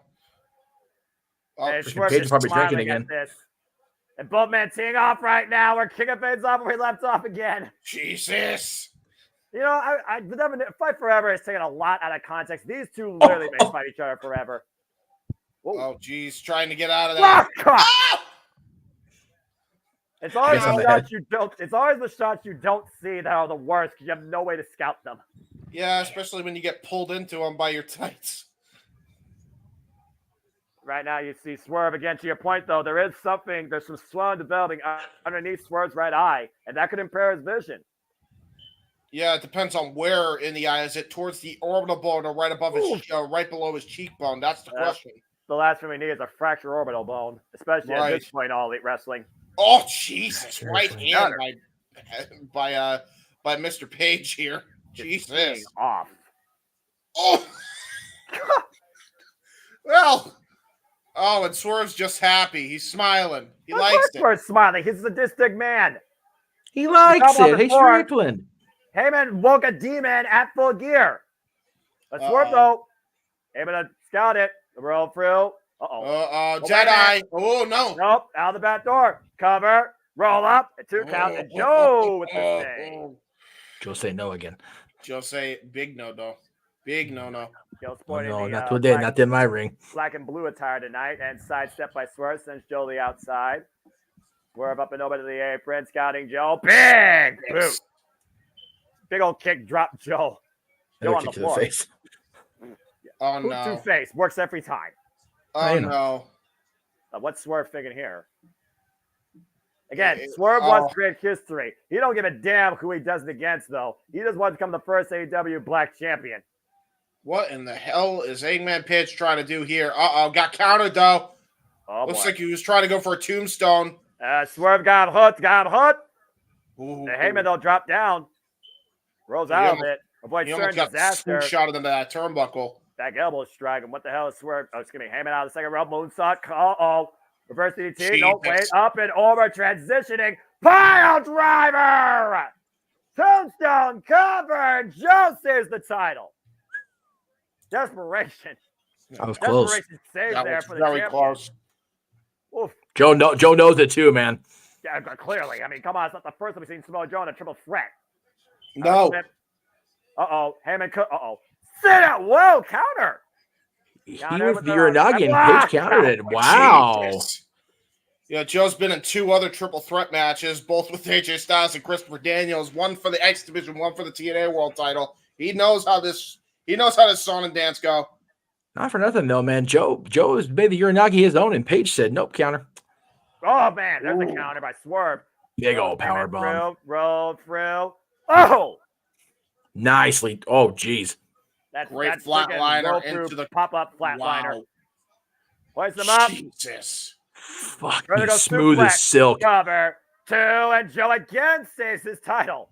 Yeah. That was just smooth like butter. God damn, that was sweet looking. Woo. Smooth like butter, indeed. Indubitably. I say it once, I'll say it again. Nobody swerves like Swerve Strickland in that ring. No. Nobody. Nobody drives like him either, apparently, from what I hear. Yeah, but by the way, if you're in Greensboro and his orbital socket is broken, be careful because he will swerve when he drives tonight. Jesus. Yeah, that's why you get a designated driver. Oh. I would say not a drive, but that just sounds dangerous. That's fair. And Nana would just go like this as he's taking the wheel. With the steering wheel. Nana, take the wheel. Like, Swerve, get in. I don't want to. Oh, Lord. I go walk back to the hotel, Nana. Thank you. You do you, boo. We're on fire tonight, folks, and I'm loving it. Muscle Buster. Oh, no. Got him hooked.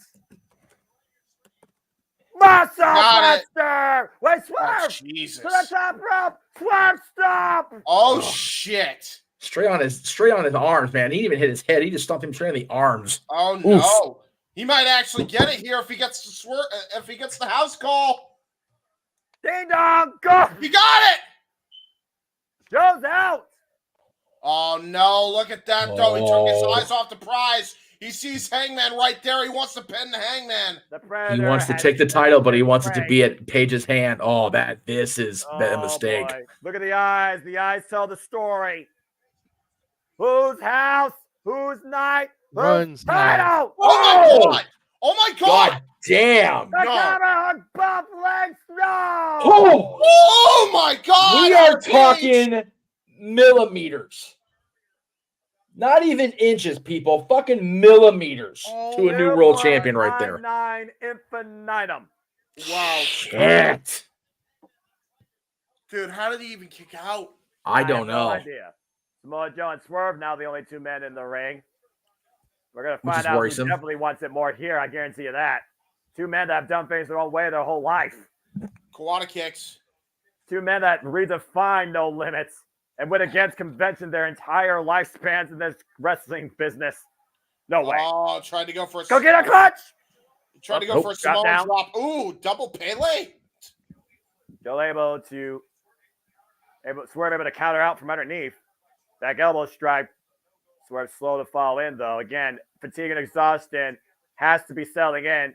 There's a big kick, though. Takes Joe off the ropes.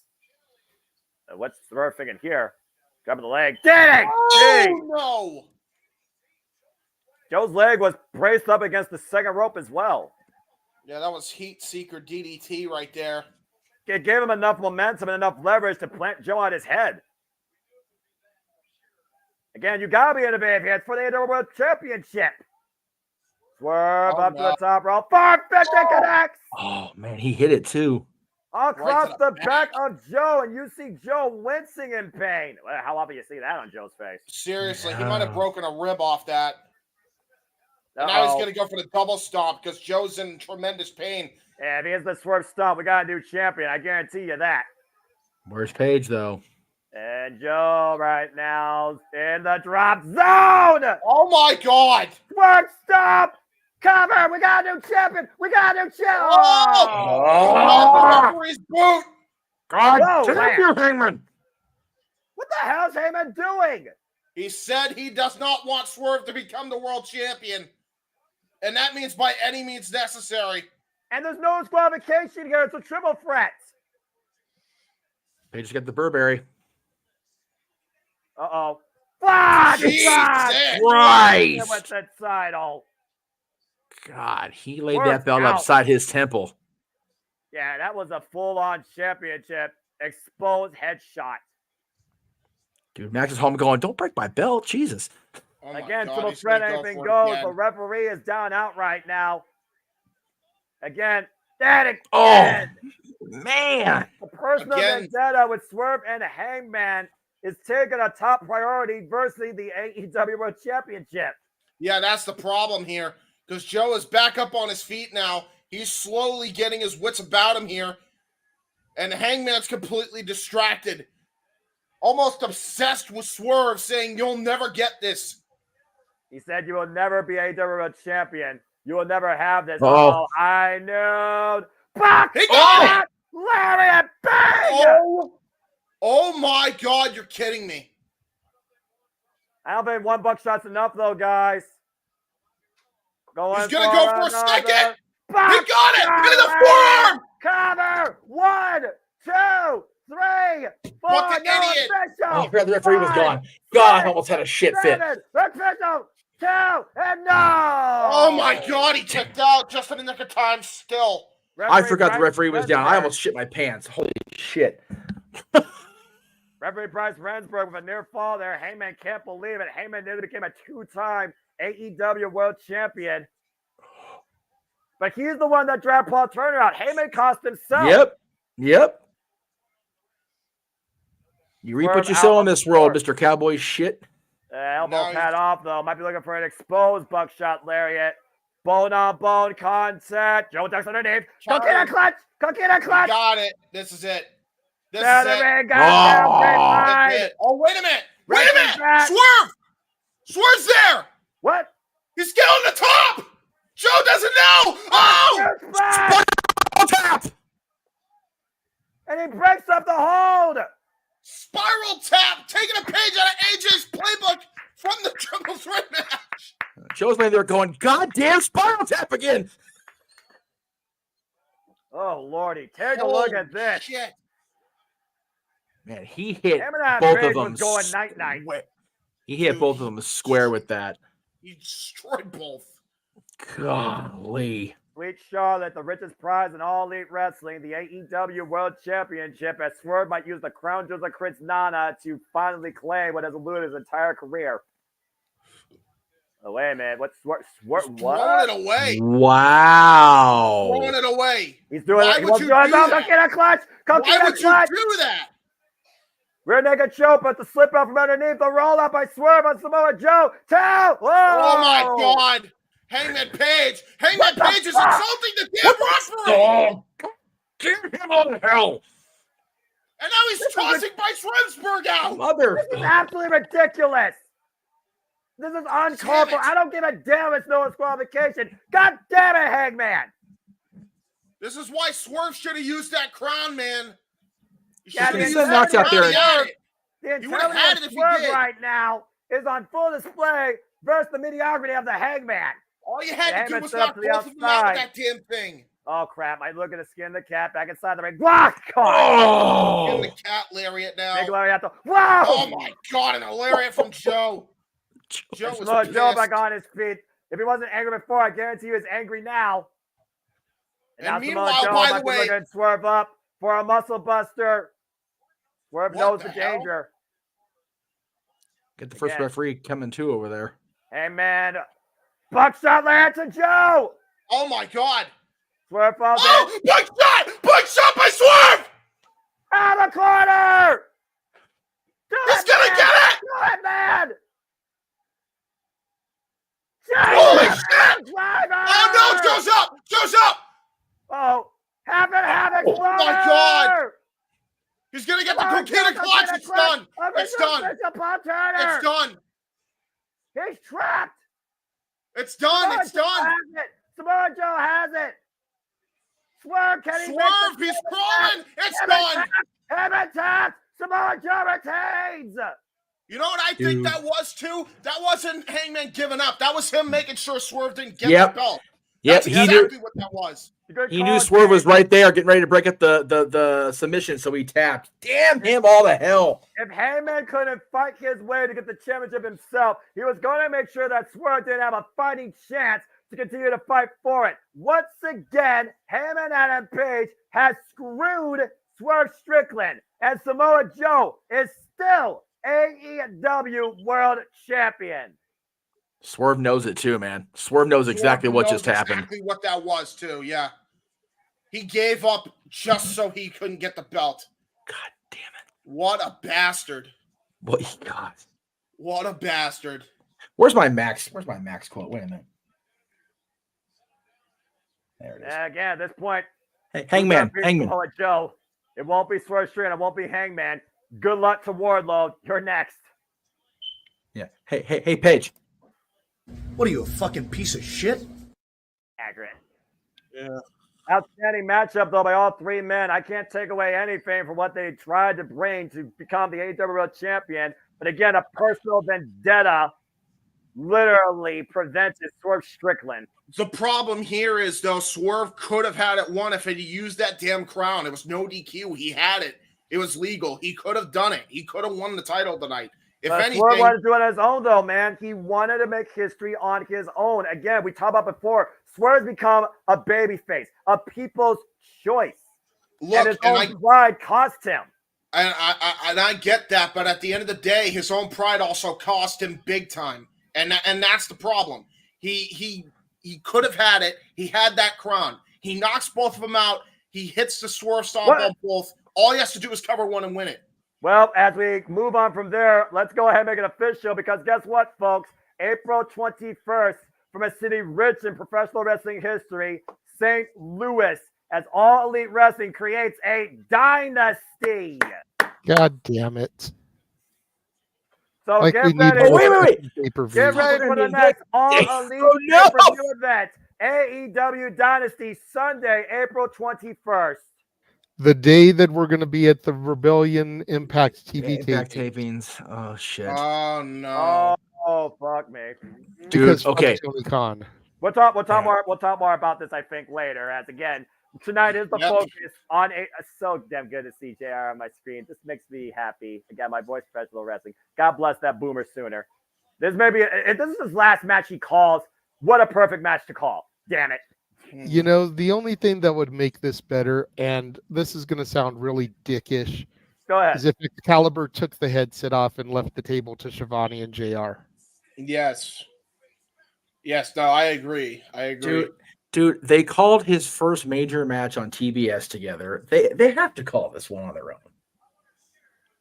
I'm not gonna show Excalibur like I usually would, but it's gotta be those two, man. Yeah. Yeah. But I'll tell you what I'm gonna do. I'm gonna do the Excalibur without Excalibur. I'm gonna lay out. I will be here, but I'm gonna meet the mic. You guys should call this. You guys are our AEW team up there. JJ's been filling in AEW and James has been absent. You guys deserve this call. Mm-hmm. So please enjoy it. I'm gonna sit back and enjoy what I'm about to see here. I hope it's Knox or I hope it's Aubrey. I really hope it's Knox, if I'm being real, because like Rick Knox and I would have all the brewskis about this one. But yeah, it's fair. You guys enjoy the hell out of this. I will say this, since I'm gonna be laying out for this. Like I said, I first saw Sting wrestle live 30 years ago this year. I first saw him wrestle on television on TBS more than 30 years ago. It's been my absolute pleasure to get to interact with him. The one time I did, random happenstance. So I've been saying it since he made the announcement on Dynamite all those months ago. For the last time, it's showtime, folks. Showtime for the final time.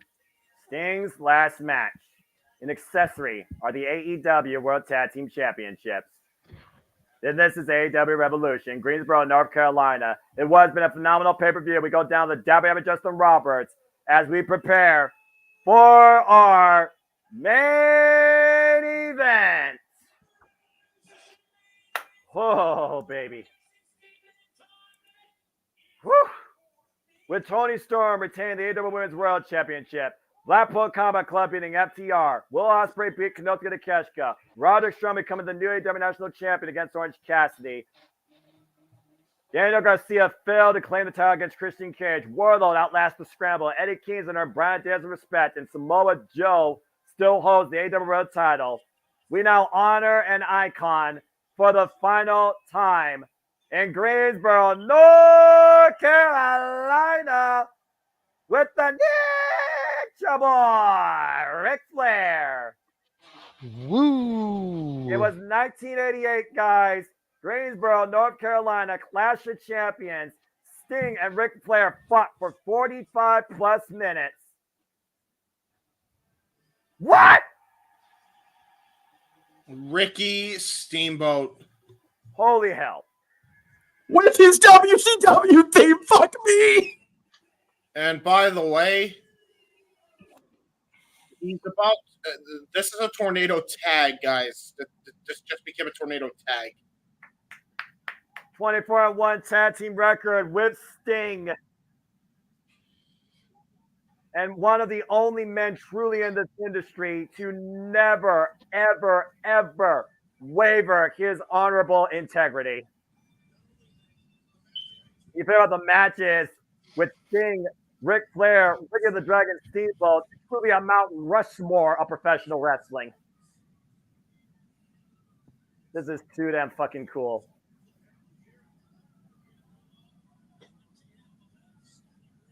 Got Magnum TA there as well. Scotty Riggs, Magnum TA. I was going to say, there's Scotty Riggs right there with Magnum. Holy shit. Jeff, Okay, how you holding I'm going to be a fucking disaster now. I'm still going to play it after this shit. Oh, here come the challengers. Yeah. Everybody, hold in yourself as the EVPs make their way to the ring. Here come the Young Bucks. Oh, piss off! Matthew and Nicholas Jackson, former AEW World Tag Team Champions and current AEW EVPs. Oh, yeah, we're cool with Cody, but we're just going to take his fucking entrance. All right, guys. Fucking dicks. Hey, I like the old school roles, though. I'm not going to lie. All the old school type of phenomenon here tonight in this main event.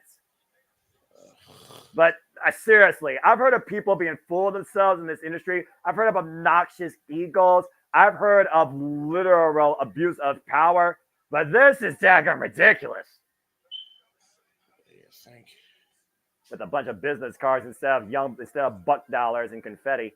The EVPs adorned in black and gold, looking to add to their repertoire. Black, white, and gold, I guess. Again, say what you will, many still hold these up as one of the best tag teams, though, today still in All Elite Wrestling. But again, we're talking about Sting and Darby Allin, a duo 27-0, undefeated the entirety of their AEW career. And again, folks, as I look at the monitor, I want to hear your thoughts on Sting. I want to hear your moments. I want to know what your career highlights are of the icon. TNA, NWA, NJPW, WCW, WWE, if you choose, AEW, anywhere you feel that Sting left an impact on you, let it be known now as we wait for the champion. Dude, JJ, for the record, Knox is referee. Next time he's back in Cali, dude, we got to take him out for a beer or three. Oh, my fucking God, dude. So I'm so happy for Rick Knox right now. And here comes Darby Allin. I'm taking this all in, seriously. Same. Darby Allin literally brought Sting out of proverbial retirement. We didn't end the right way. Again, unbeaten, 15-0. Sting said when he first arrived in AEW, there was something familiar about this place. And it wasn't just the network. And now we await the final entrance of the icon. This is the final Showtime. And I'm not going to say another word until this is over.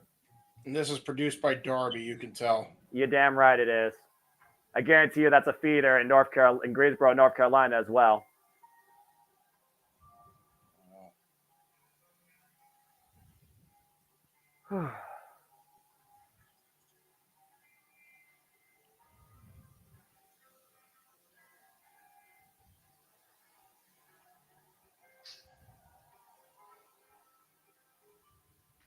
And take a trip down memory lane, Sting, in a feeder to you. Wow. Oh, wow. 1990 Achievement Award, Star Kick. Lex Luger, oh my God. Wow. Memories. Constant. Him in Tokyo Dome. The blonde Sting.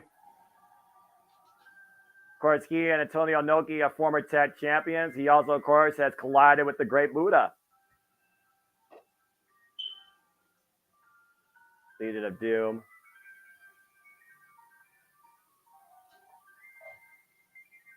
Oh, man. Sting and Ric Flair, him with the Wolfpack. Yeah, who could forget the red and black face paint? The band. And then we fast forward to 2020.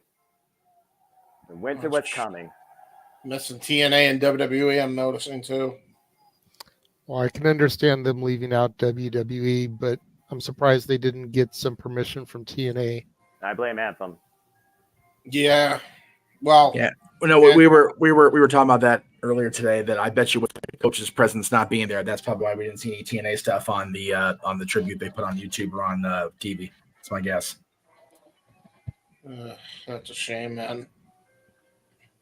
But again, the moments he's left us in AEW, unmatched. He freaking was with Great Muta one last time in Pro Wrestling Noah. He came out to seek and destroy in front of 80,000 in Wembley, Joker style, Jack the Ripper beforehand. And 25 title accolades, the 25th being the AEW World Tag Team Championship. Thank you, Sting Chance. As they should. damn it. Ah, this is too much for me, man. Wow. This is incredible.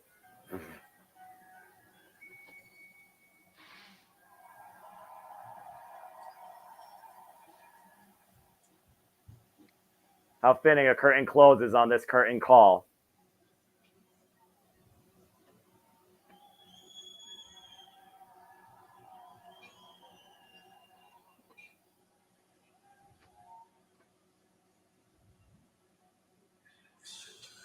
For the final time. Let's do this. Wow.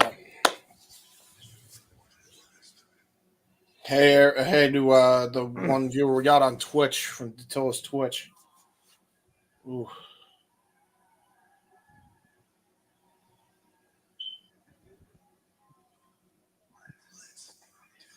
Let's do this. Let's do this. Let's do this!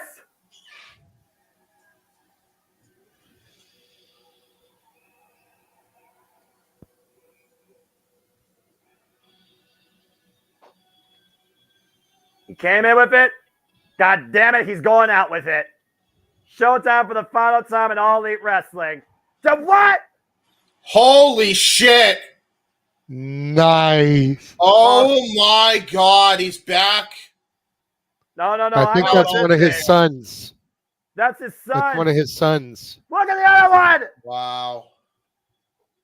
Red and black face paint. Wolf's back.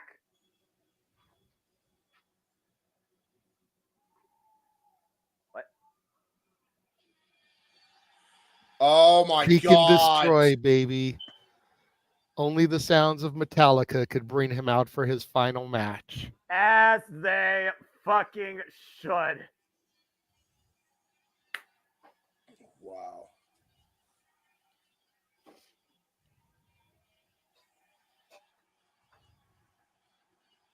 And there he is. For the 2,156th time. This is the legend. This is the icon. And this is the fucking man, 28 AEW record, known simply as Sting! I believe that was Tony Schiavone in the last line, by the way. As it should have been. One last time.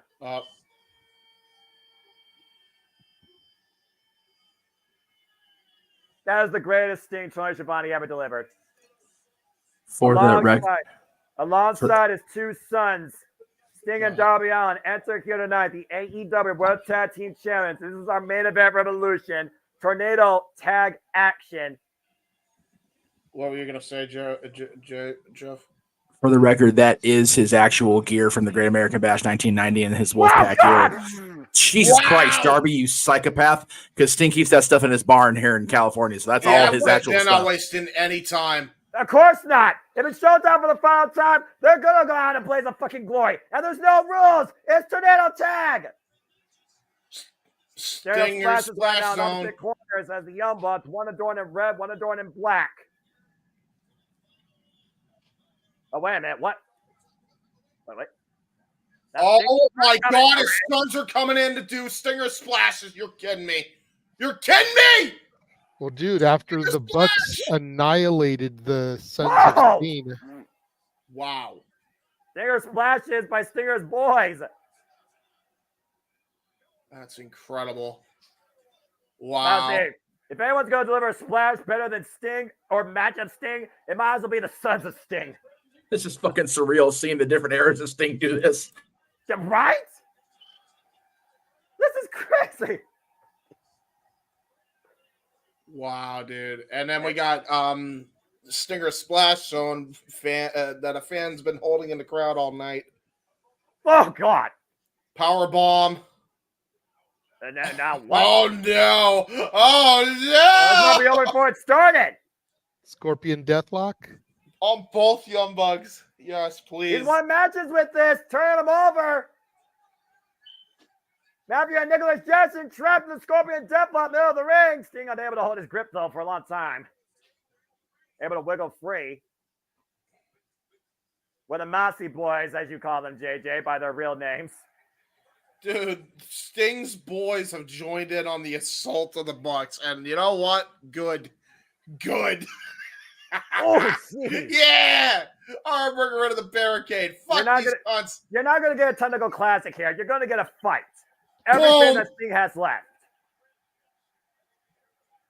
Of course you're not going to get a technical classic. The Bucks couldn't wrestle their way out of a wet paper bag. Well, that's not entirely true, but it's true enough. God damn it! Don't correct me tonight. I'm not saying anything. We talk about Bill Tag. We're all in this. This is Sting's final match. Sting uses the chair on Matt and Nick.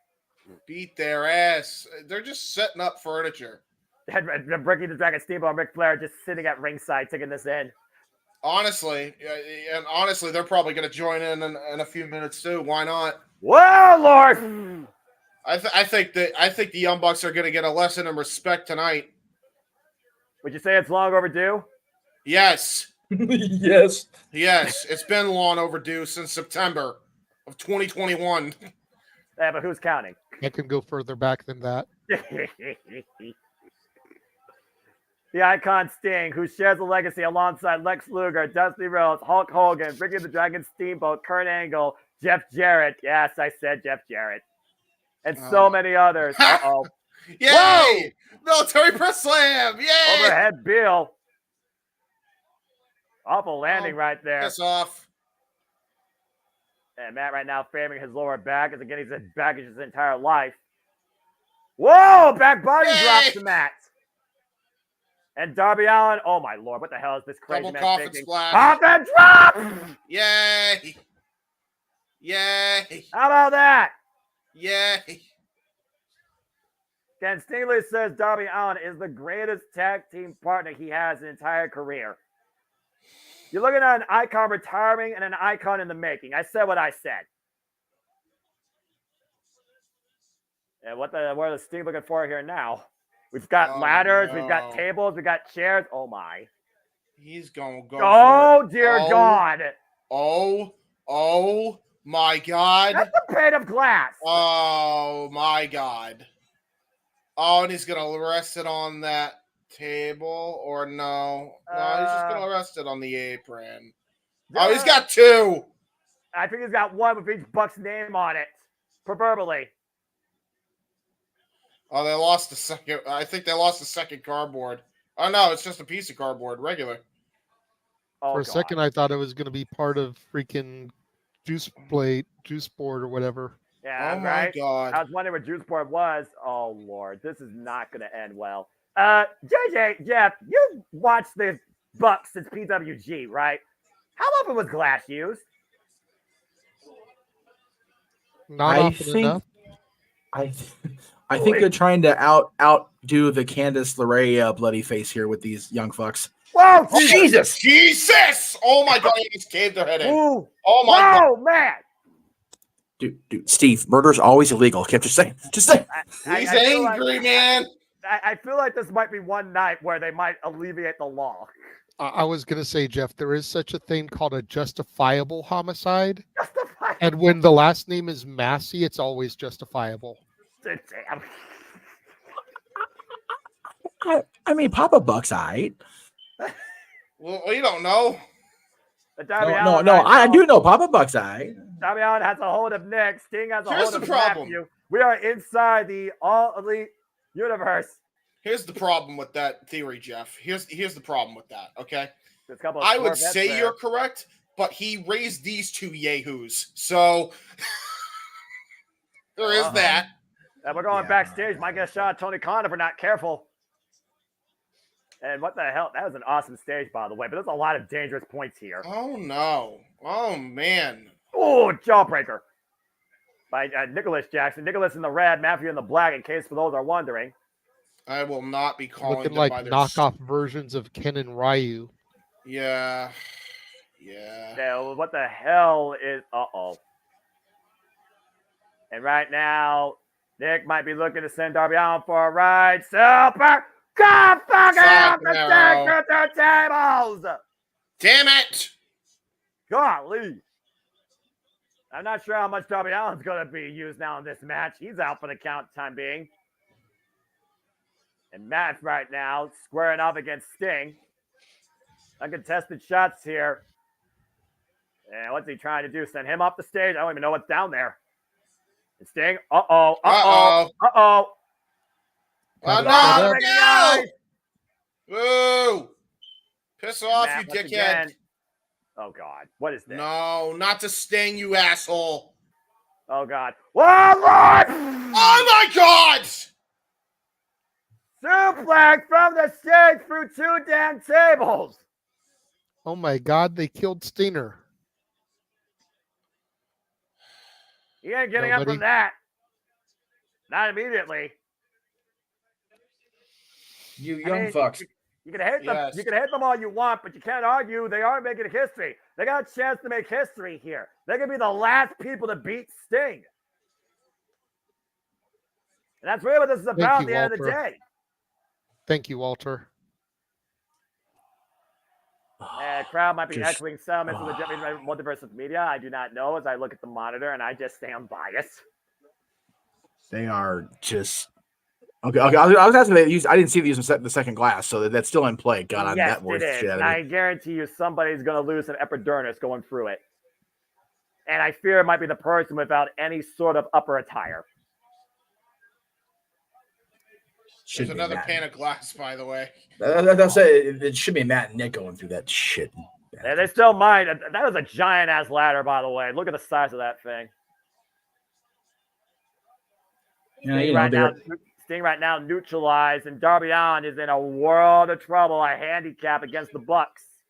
I was going to say they are Wish Merchant Hardys. They might as well use ladders. If I was Rick Knox, I would wear gloves right now with all that glass in the ring, even if it's over there on the edge. I'm just saying. Oh no! They're gonna go for a buckle bomb into this thing. Yep. Oh no! Oh Lord! No! Oh, God! Oh God! He bounced. Again, Steel has no give, no mercy against the human vertebrae. JJ Darby flued. But we also know how much it takes to keep Darby Allin down, though, guys. He's a reckless daredevil. This is the guy that wants to climb Mount Everest. Again, Darby Allin so explosive in his offense. Me of the minds there by the Bucks. Meanwhile, Darby up and over Nick. Stunned up millionaire rocks Nick Jackson. Now squared up against Matt. Combination offense here by Darby Allin. Sunset flip. Yoshitane code red.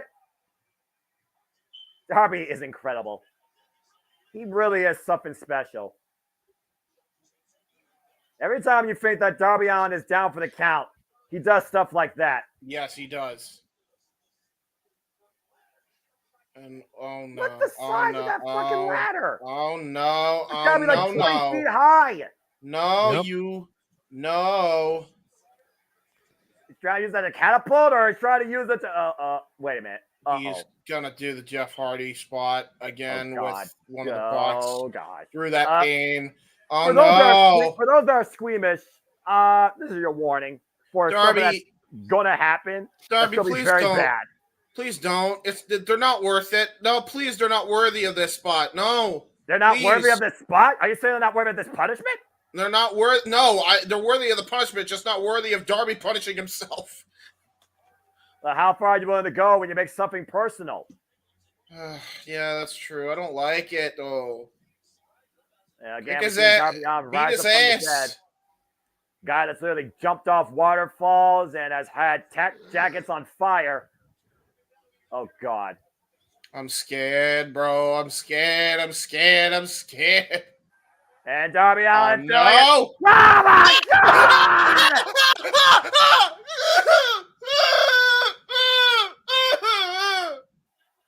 Swanson! Fuck that bomb! Throw the glass on the chairs! With Matt Center next line! Jesus fucking Christ! Oh, my God. Take a look! Oh, my fucking God! Stop showing a replay! Don't show that again! Spine first, Darby Allin explodes through that glass! Somebody got some glass from that, by the way. They're going to sell it on eBay, probably. Look at all those shards of glass cutting the skin of Darby Allin. Bro, Oh my Jesus. fucking God, dude. That's CCW level of bleeding. I thought the Texas death matches were bloody barbaric. Never mind. Well, this might as well be a Texas tornado match. Holy fuck. Thank you to those of you that have the stomach. In a Texas death match. Say that again. Say that again, JJ. I said this is a Texas tornado match. I think you mean Texas death match. Yes. There's that. That's a fair point. It Sting's back inside the ring. I'm just saying, thank you to everybody in the chat room that has the stomach to deal with this shit right now. There's a reason why I don't eat on air during these things. Dude, I prepare in advance. But this is professional wrestling, right? Never mind. I'm not going there. All I'm going to say is this. Darby, Jesus Christ. That was the craziest spot I've ever seen Darby do. I've seen Lucha Underground, Hell War. That glass spot was 10 times worse than what I saw in Lucha Underground. And Sting right now fighting off the Young Bucks 2-on-1. But again, it's still 2-on-1 right now. Again, I talked about before, Greensboro Coliseum, 1988. He fought Ric Flair for 45 minutes. Oh, no. Oh, combination offense. Oh my God. Get out of the way. He tried to do a stinger splash, and then he got kicked in the face by Insecurity Jackson. And right now, Sting literally... Sting might have just gone Joker here, by the way, guys. Yeah. Sting literally googling Matt. Oh, I don't know. His third adopted son just kind of got screwed up because he dodged an attack, and they had no remorse, so I think he's a bit mad.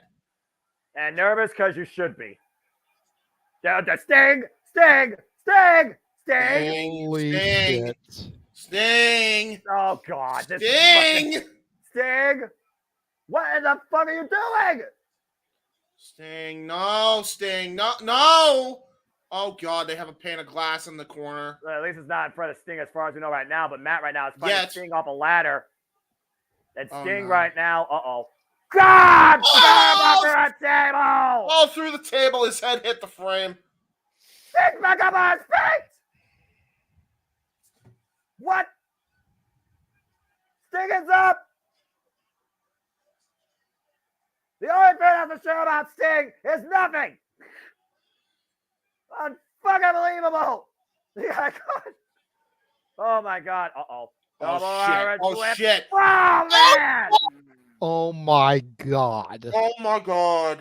Irish whip stereo through the glass and a freaking kick in the uprights. No! And now No! Scorpion death drop. Not like this! Sting kicks out. Like there hasn't been enough punishment here. We don't need to take a one-way trip to Dick Kick City. Motherfucker, kick him in the fuck you two. Jeff is doing his best to try and hold himself together. I admire that. now. But I don't Where are blame his anybody sons? expressing themselves here during this. I'm just saying. Seriously, where did they go? Help out! Where the hell did you two go? Flair, Steamboat, any goddamn buddy, please. You know, James, as well as I do, that Sting's gonna do this on his own. There's no other way he'd rather do it. There's Steamboat. To your point. And to your point. Look at Steamboat like that's too far as he rips the title. Whoa, goes for a shot. Good. Everything gets sent down, Nick. Dragon punch the balls. Oh my God. For Rick and the Dragon Steamboat. Wait, Ric Flair. Flair's in the ring. Then check on his friends, he's trying to help Sting. He's trying to help Sting. No. Remember, it was Ric Flair that went in the Young Bucks locker room. And again, Ric Flair double-crossed the Young Bucks. He's protecting him. He's protecting him. You think the Young Bucks give a damn? Get out of the ring, Flair. The decades-long friendships of Sting and Ric Flair going back to the 1980s. Yeah, what does Ric Flair think about seeing Sting endure all this punishment? No, wait. What? Oh, God! No! Super kick to the side of his head. That's That's a 70-plus-year-old man. What, he just fell into the glass? Oh, now Steamboat is a Steamboat's super just kick going. party. Steamboat kicked right in the face, and Matt with the title in hand. Sting hold up only by the ropes. There's that sinister smile. Bounce to the face. Oh, come on. Cover. 2. No! How is he getting up? Everything the Young Bucks have thrown, including the proverbial kitchen sink, has not been enough to put down Sting. What the fuck am I watching? I don't even know how he's still going. Icons live forever. This icon still lives right now inside this match. The hell is going on now? I don't know, but Sting once again back up to his feet. The Young Bucks are smiling ear to ear. We hate you, super kick party. We're not sorry. We hate you. What? Oh, they just flipped the switch. Oh, they just flipped the switch. Fuck. Oh my god, they just flipped the Fuck. switch. Oh my god. I gotta go, and Sting ducks the Bucks. The trademark Scorpion death drop. Go on, Sting. Get it. Oh, fucking hell. Nick Damn messed it. it up.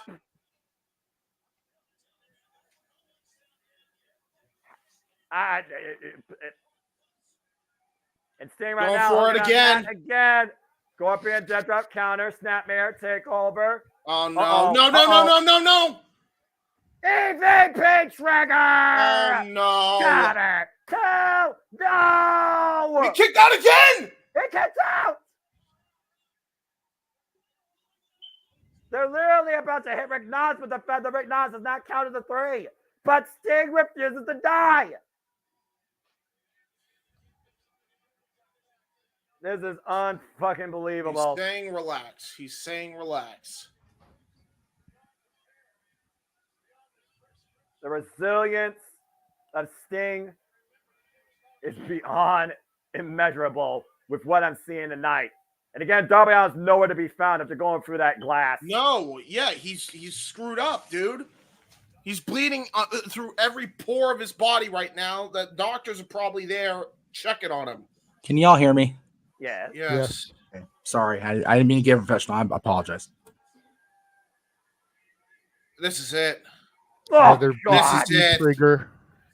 Cover. Sting. F1! F1! What? F1! He kicked out! F1! What? He's bleeding from the mouth, by the way. He's bleeding from the mouth. Oh, my God. Smiling! Sting is smiling! The Joker Sting is up. Super kick party! God. This is drama. This is suspense. This is professional wrestling. This is damn it. everything that you want in a story. Take note, industry. They're going to go for the Meltzer they're waving driver. Goodbye. It's not called the Meltzer my driver anymore. God. It's called the Tony Khan driver.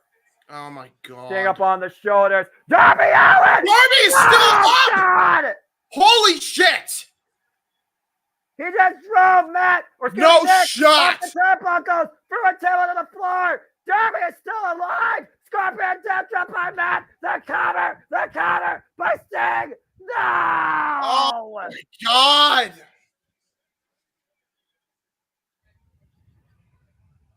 Jesus, dude, Jesus. He's got an entire scar on his arm, and he's about to do this. Oh my God! Oh my God! Drop. He's gonna lock it in afterwards. Scorpion Deathlock. Turn his ass over. Come on, Get Steiner. it in. Scorpion death drops in. No way. Come right back on Matt Jackson. Following a coffin drop. Nick nowhere to be found. There's no roping. Matt Jackson. Holy shit! Holy shit! Matt Jackson. Sting and Darby Allin wins. They did the right fucking thing.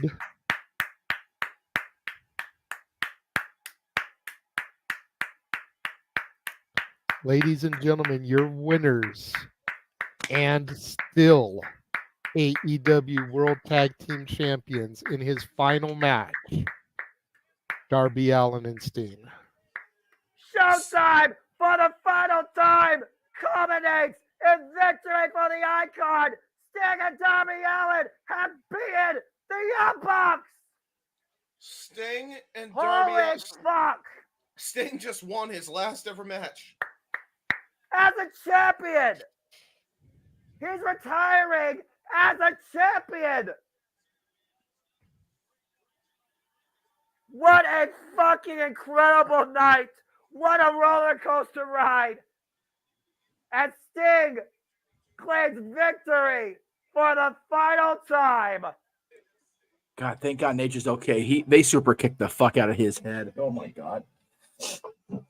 His sons got to be involved in the match. His greatest rival got to be part of the match. Even arguably one of the greatest baby faces in history, Ricky the Dragon Steamboat, got to be part of this match. And we all got to be part of history and a finale done the right way. Wow. Sting Man. and Darby Allin win the day. Sting and Darby Allin win and are still the AEW World Tag Team Champions. Unbelievably. And so you know what this means, gentlemen. We get a Tony Khan special. We get a tournament for the vacant title. Well, I honestly, after something like this, go ahead. You earn the tournament. Fine. Honestly, I'll deal with it. Or they can let Darby pick another partner.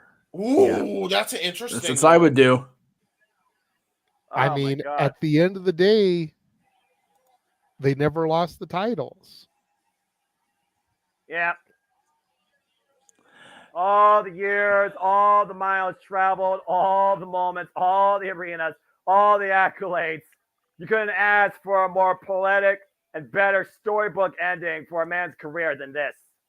I'm going to be real with you, folks. Oh, that's Dynamite is finna to be one hell of an interesting show on Wednesday. One last time, give it up for fucking Sting. Damn right.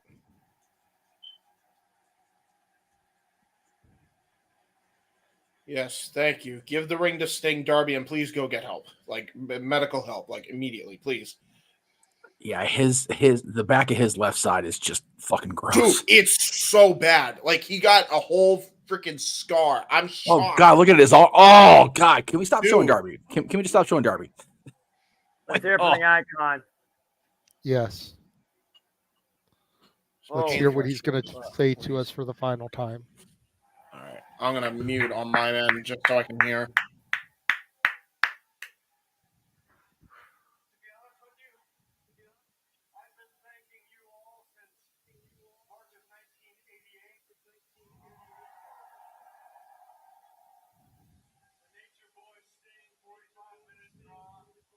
Oof.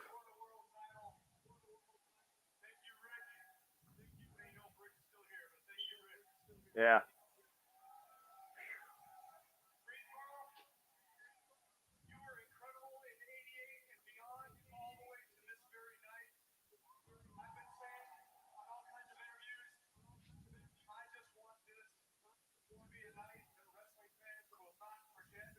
I know I won't forget this shit. Top this shit.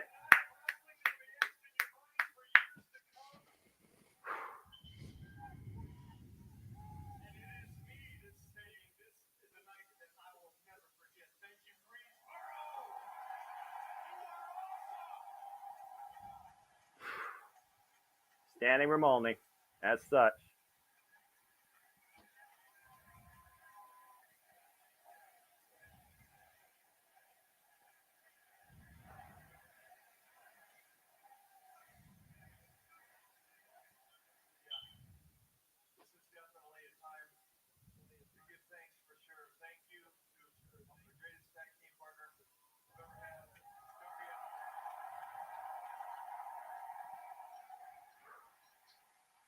The lanes Darby Allin went to.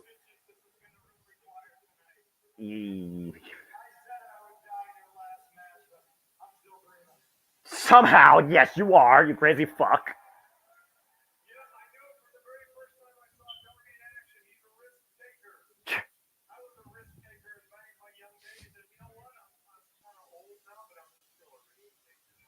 Yeah, clearly, you dived off a fucking ladder and hooked a power bomb.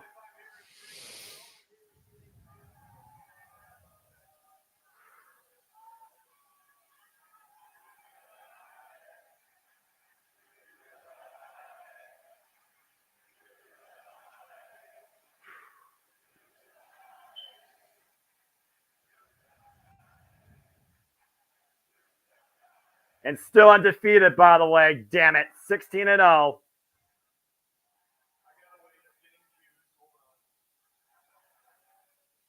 Thank you, Catherine. Yep. We got a bit of Corsair dues because, again, he only has so much airtime as Showtime for the final time concludes.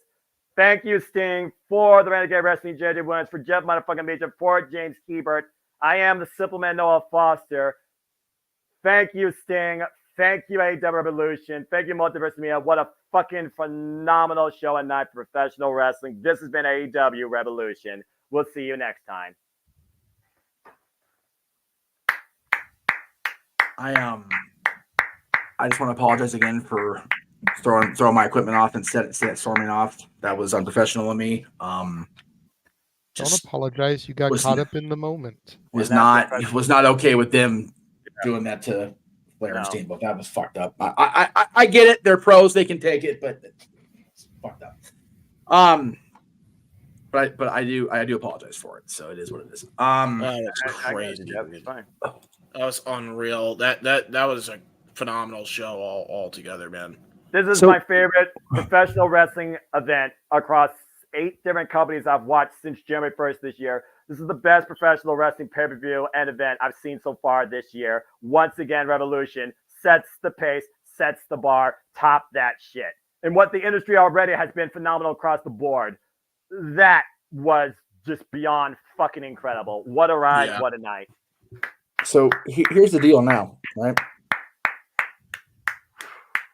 The folks in Connecticut have 34 days to try to book something to outdo what we just did.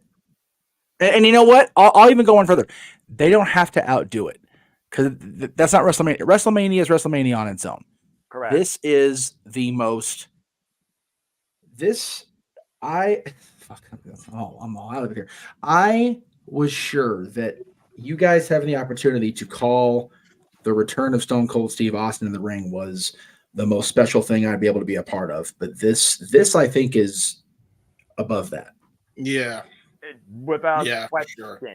With all due respect, Right. without question. Yeah, I wasn't on commentary when Austin came back. I hadn't made my commentary debut yet. Fair. That's fair. But since that point, I've been able to call Steen winning his final championship. Yeah. Right. I've been able to call Steen's final match. Yeah. And if everything goes the way it looks like it's going to, I'm going to call The Rock in the ring on night 1. Yeah.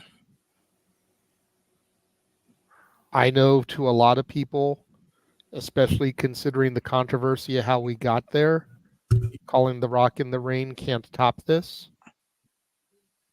But for me, it will. Yeah. No, absolutely. Yeah, I got you. We design, but again, this is the greatest year in the industry by far, and it just keeps on excelling expectations. And once again, no matter what you say about Twitter twat and what you believe and what you read and speculate in political clickbait nonsense, pay-per-views by AEW do not ever fucking miss. No. Wow. It's been one of those it's always a hard day for my family. It was today would be my uncle's birthday, my mom's brother. I know people that know me go, your mom doesn't have a brother. My mom and dad were on their honeymoon, and he was in a car accident that he didn't come out of back in '79. So this would be his birthday. He was 16 45 years ago. So he'd be 60. He'd be 61 this year. Damn. Today, actually. That's crazy in retrospective, honestly. No, it's and I think about that, and I think about how old Sting is today, and how that crazy limousine riding, jet flying son of a gun is today. Last week, another birthday for Nate. Motherfucker's taking super kick from the Bucks because he's insane. Some the drag, I swear, dude. The drag and hearing Ricky Steamboat, like I'm watching this stuff on WCW right now on my binge in '92, and like that's my favorite Ricky Steamboat theme. And hearing that on AEW TV, I'm like, I am surprised they could get away with that. Wouldn't that be part of the WWE library? I think well, because you gotta remember a lot of the stuff they used in WCW was very much a Turner library stuff, which is why Chris Jericho's theme was literally like baseball number 6, whatever the fuck it was. That makes sense. You know, right. I mean, yeah. So it is very surreal for me to be sitting here, and like I said, having met Sting the one time, all those years ago, and I said in my post this morning, neither one of us knew what the future held at that point when he came into that Blockbuster Video. He was just off WCW. I had not yet been in my life-changing car accident at that point. I wasn't even out of high school yet. Wow. It was either April or May of 2001. I graduated June 8th. So the future was definitely an unknown for both Steve Borden and I when we encountered each other 23 years ago. But JJ, you said it. You might get the opportunity to call the Rock's match on night 1 if things go the way they look. We may get to call Cody Rhodes. My love for the Rhodes family, man. Getting to call Cody Rhodes becoming WWE champion is going to be something that may not trump this, but it'll be right up there. But for tonight, it's gonna be the hashtag we hear for at least through until 8:00 tomorrow night. Thank you, Sting. Thank you, Sting. And we're not slowing down though. No. Nope. Because we will be back on Tuesday with our coverage of NXT Roadblock immediately following Stat Boy Sports Bar. Yep. And then we'll be back in about 2 weeks for Big Business live from Boston. Yeah. I've got there it is. I was gonna say, I know it was in here somewhere. Of course, before that, TNA Sacrifice on Friday. Yep.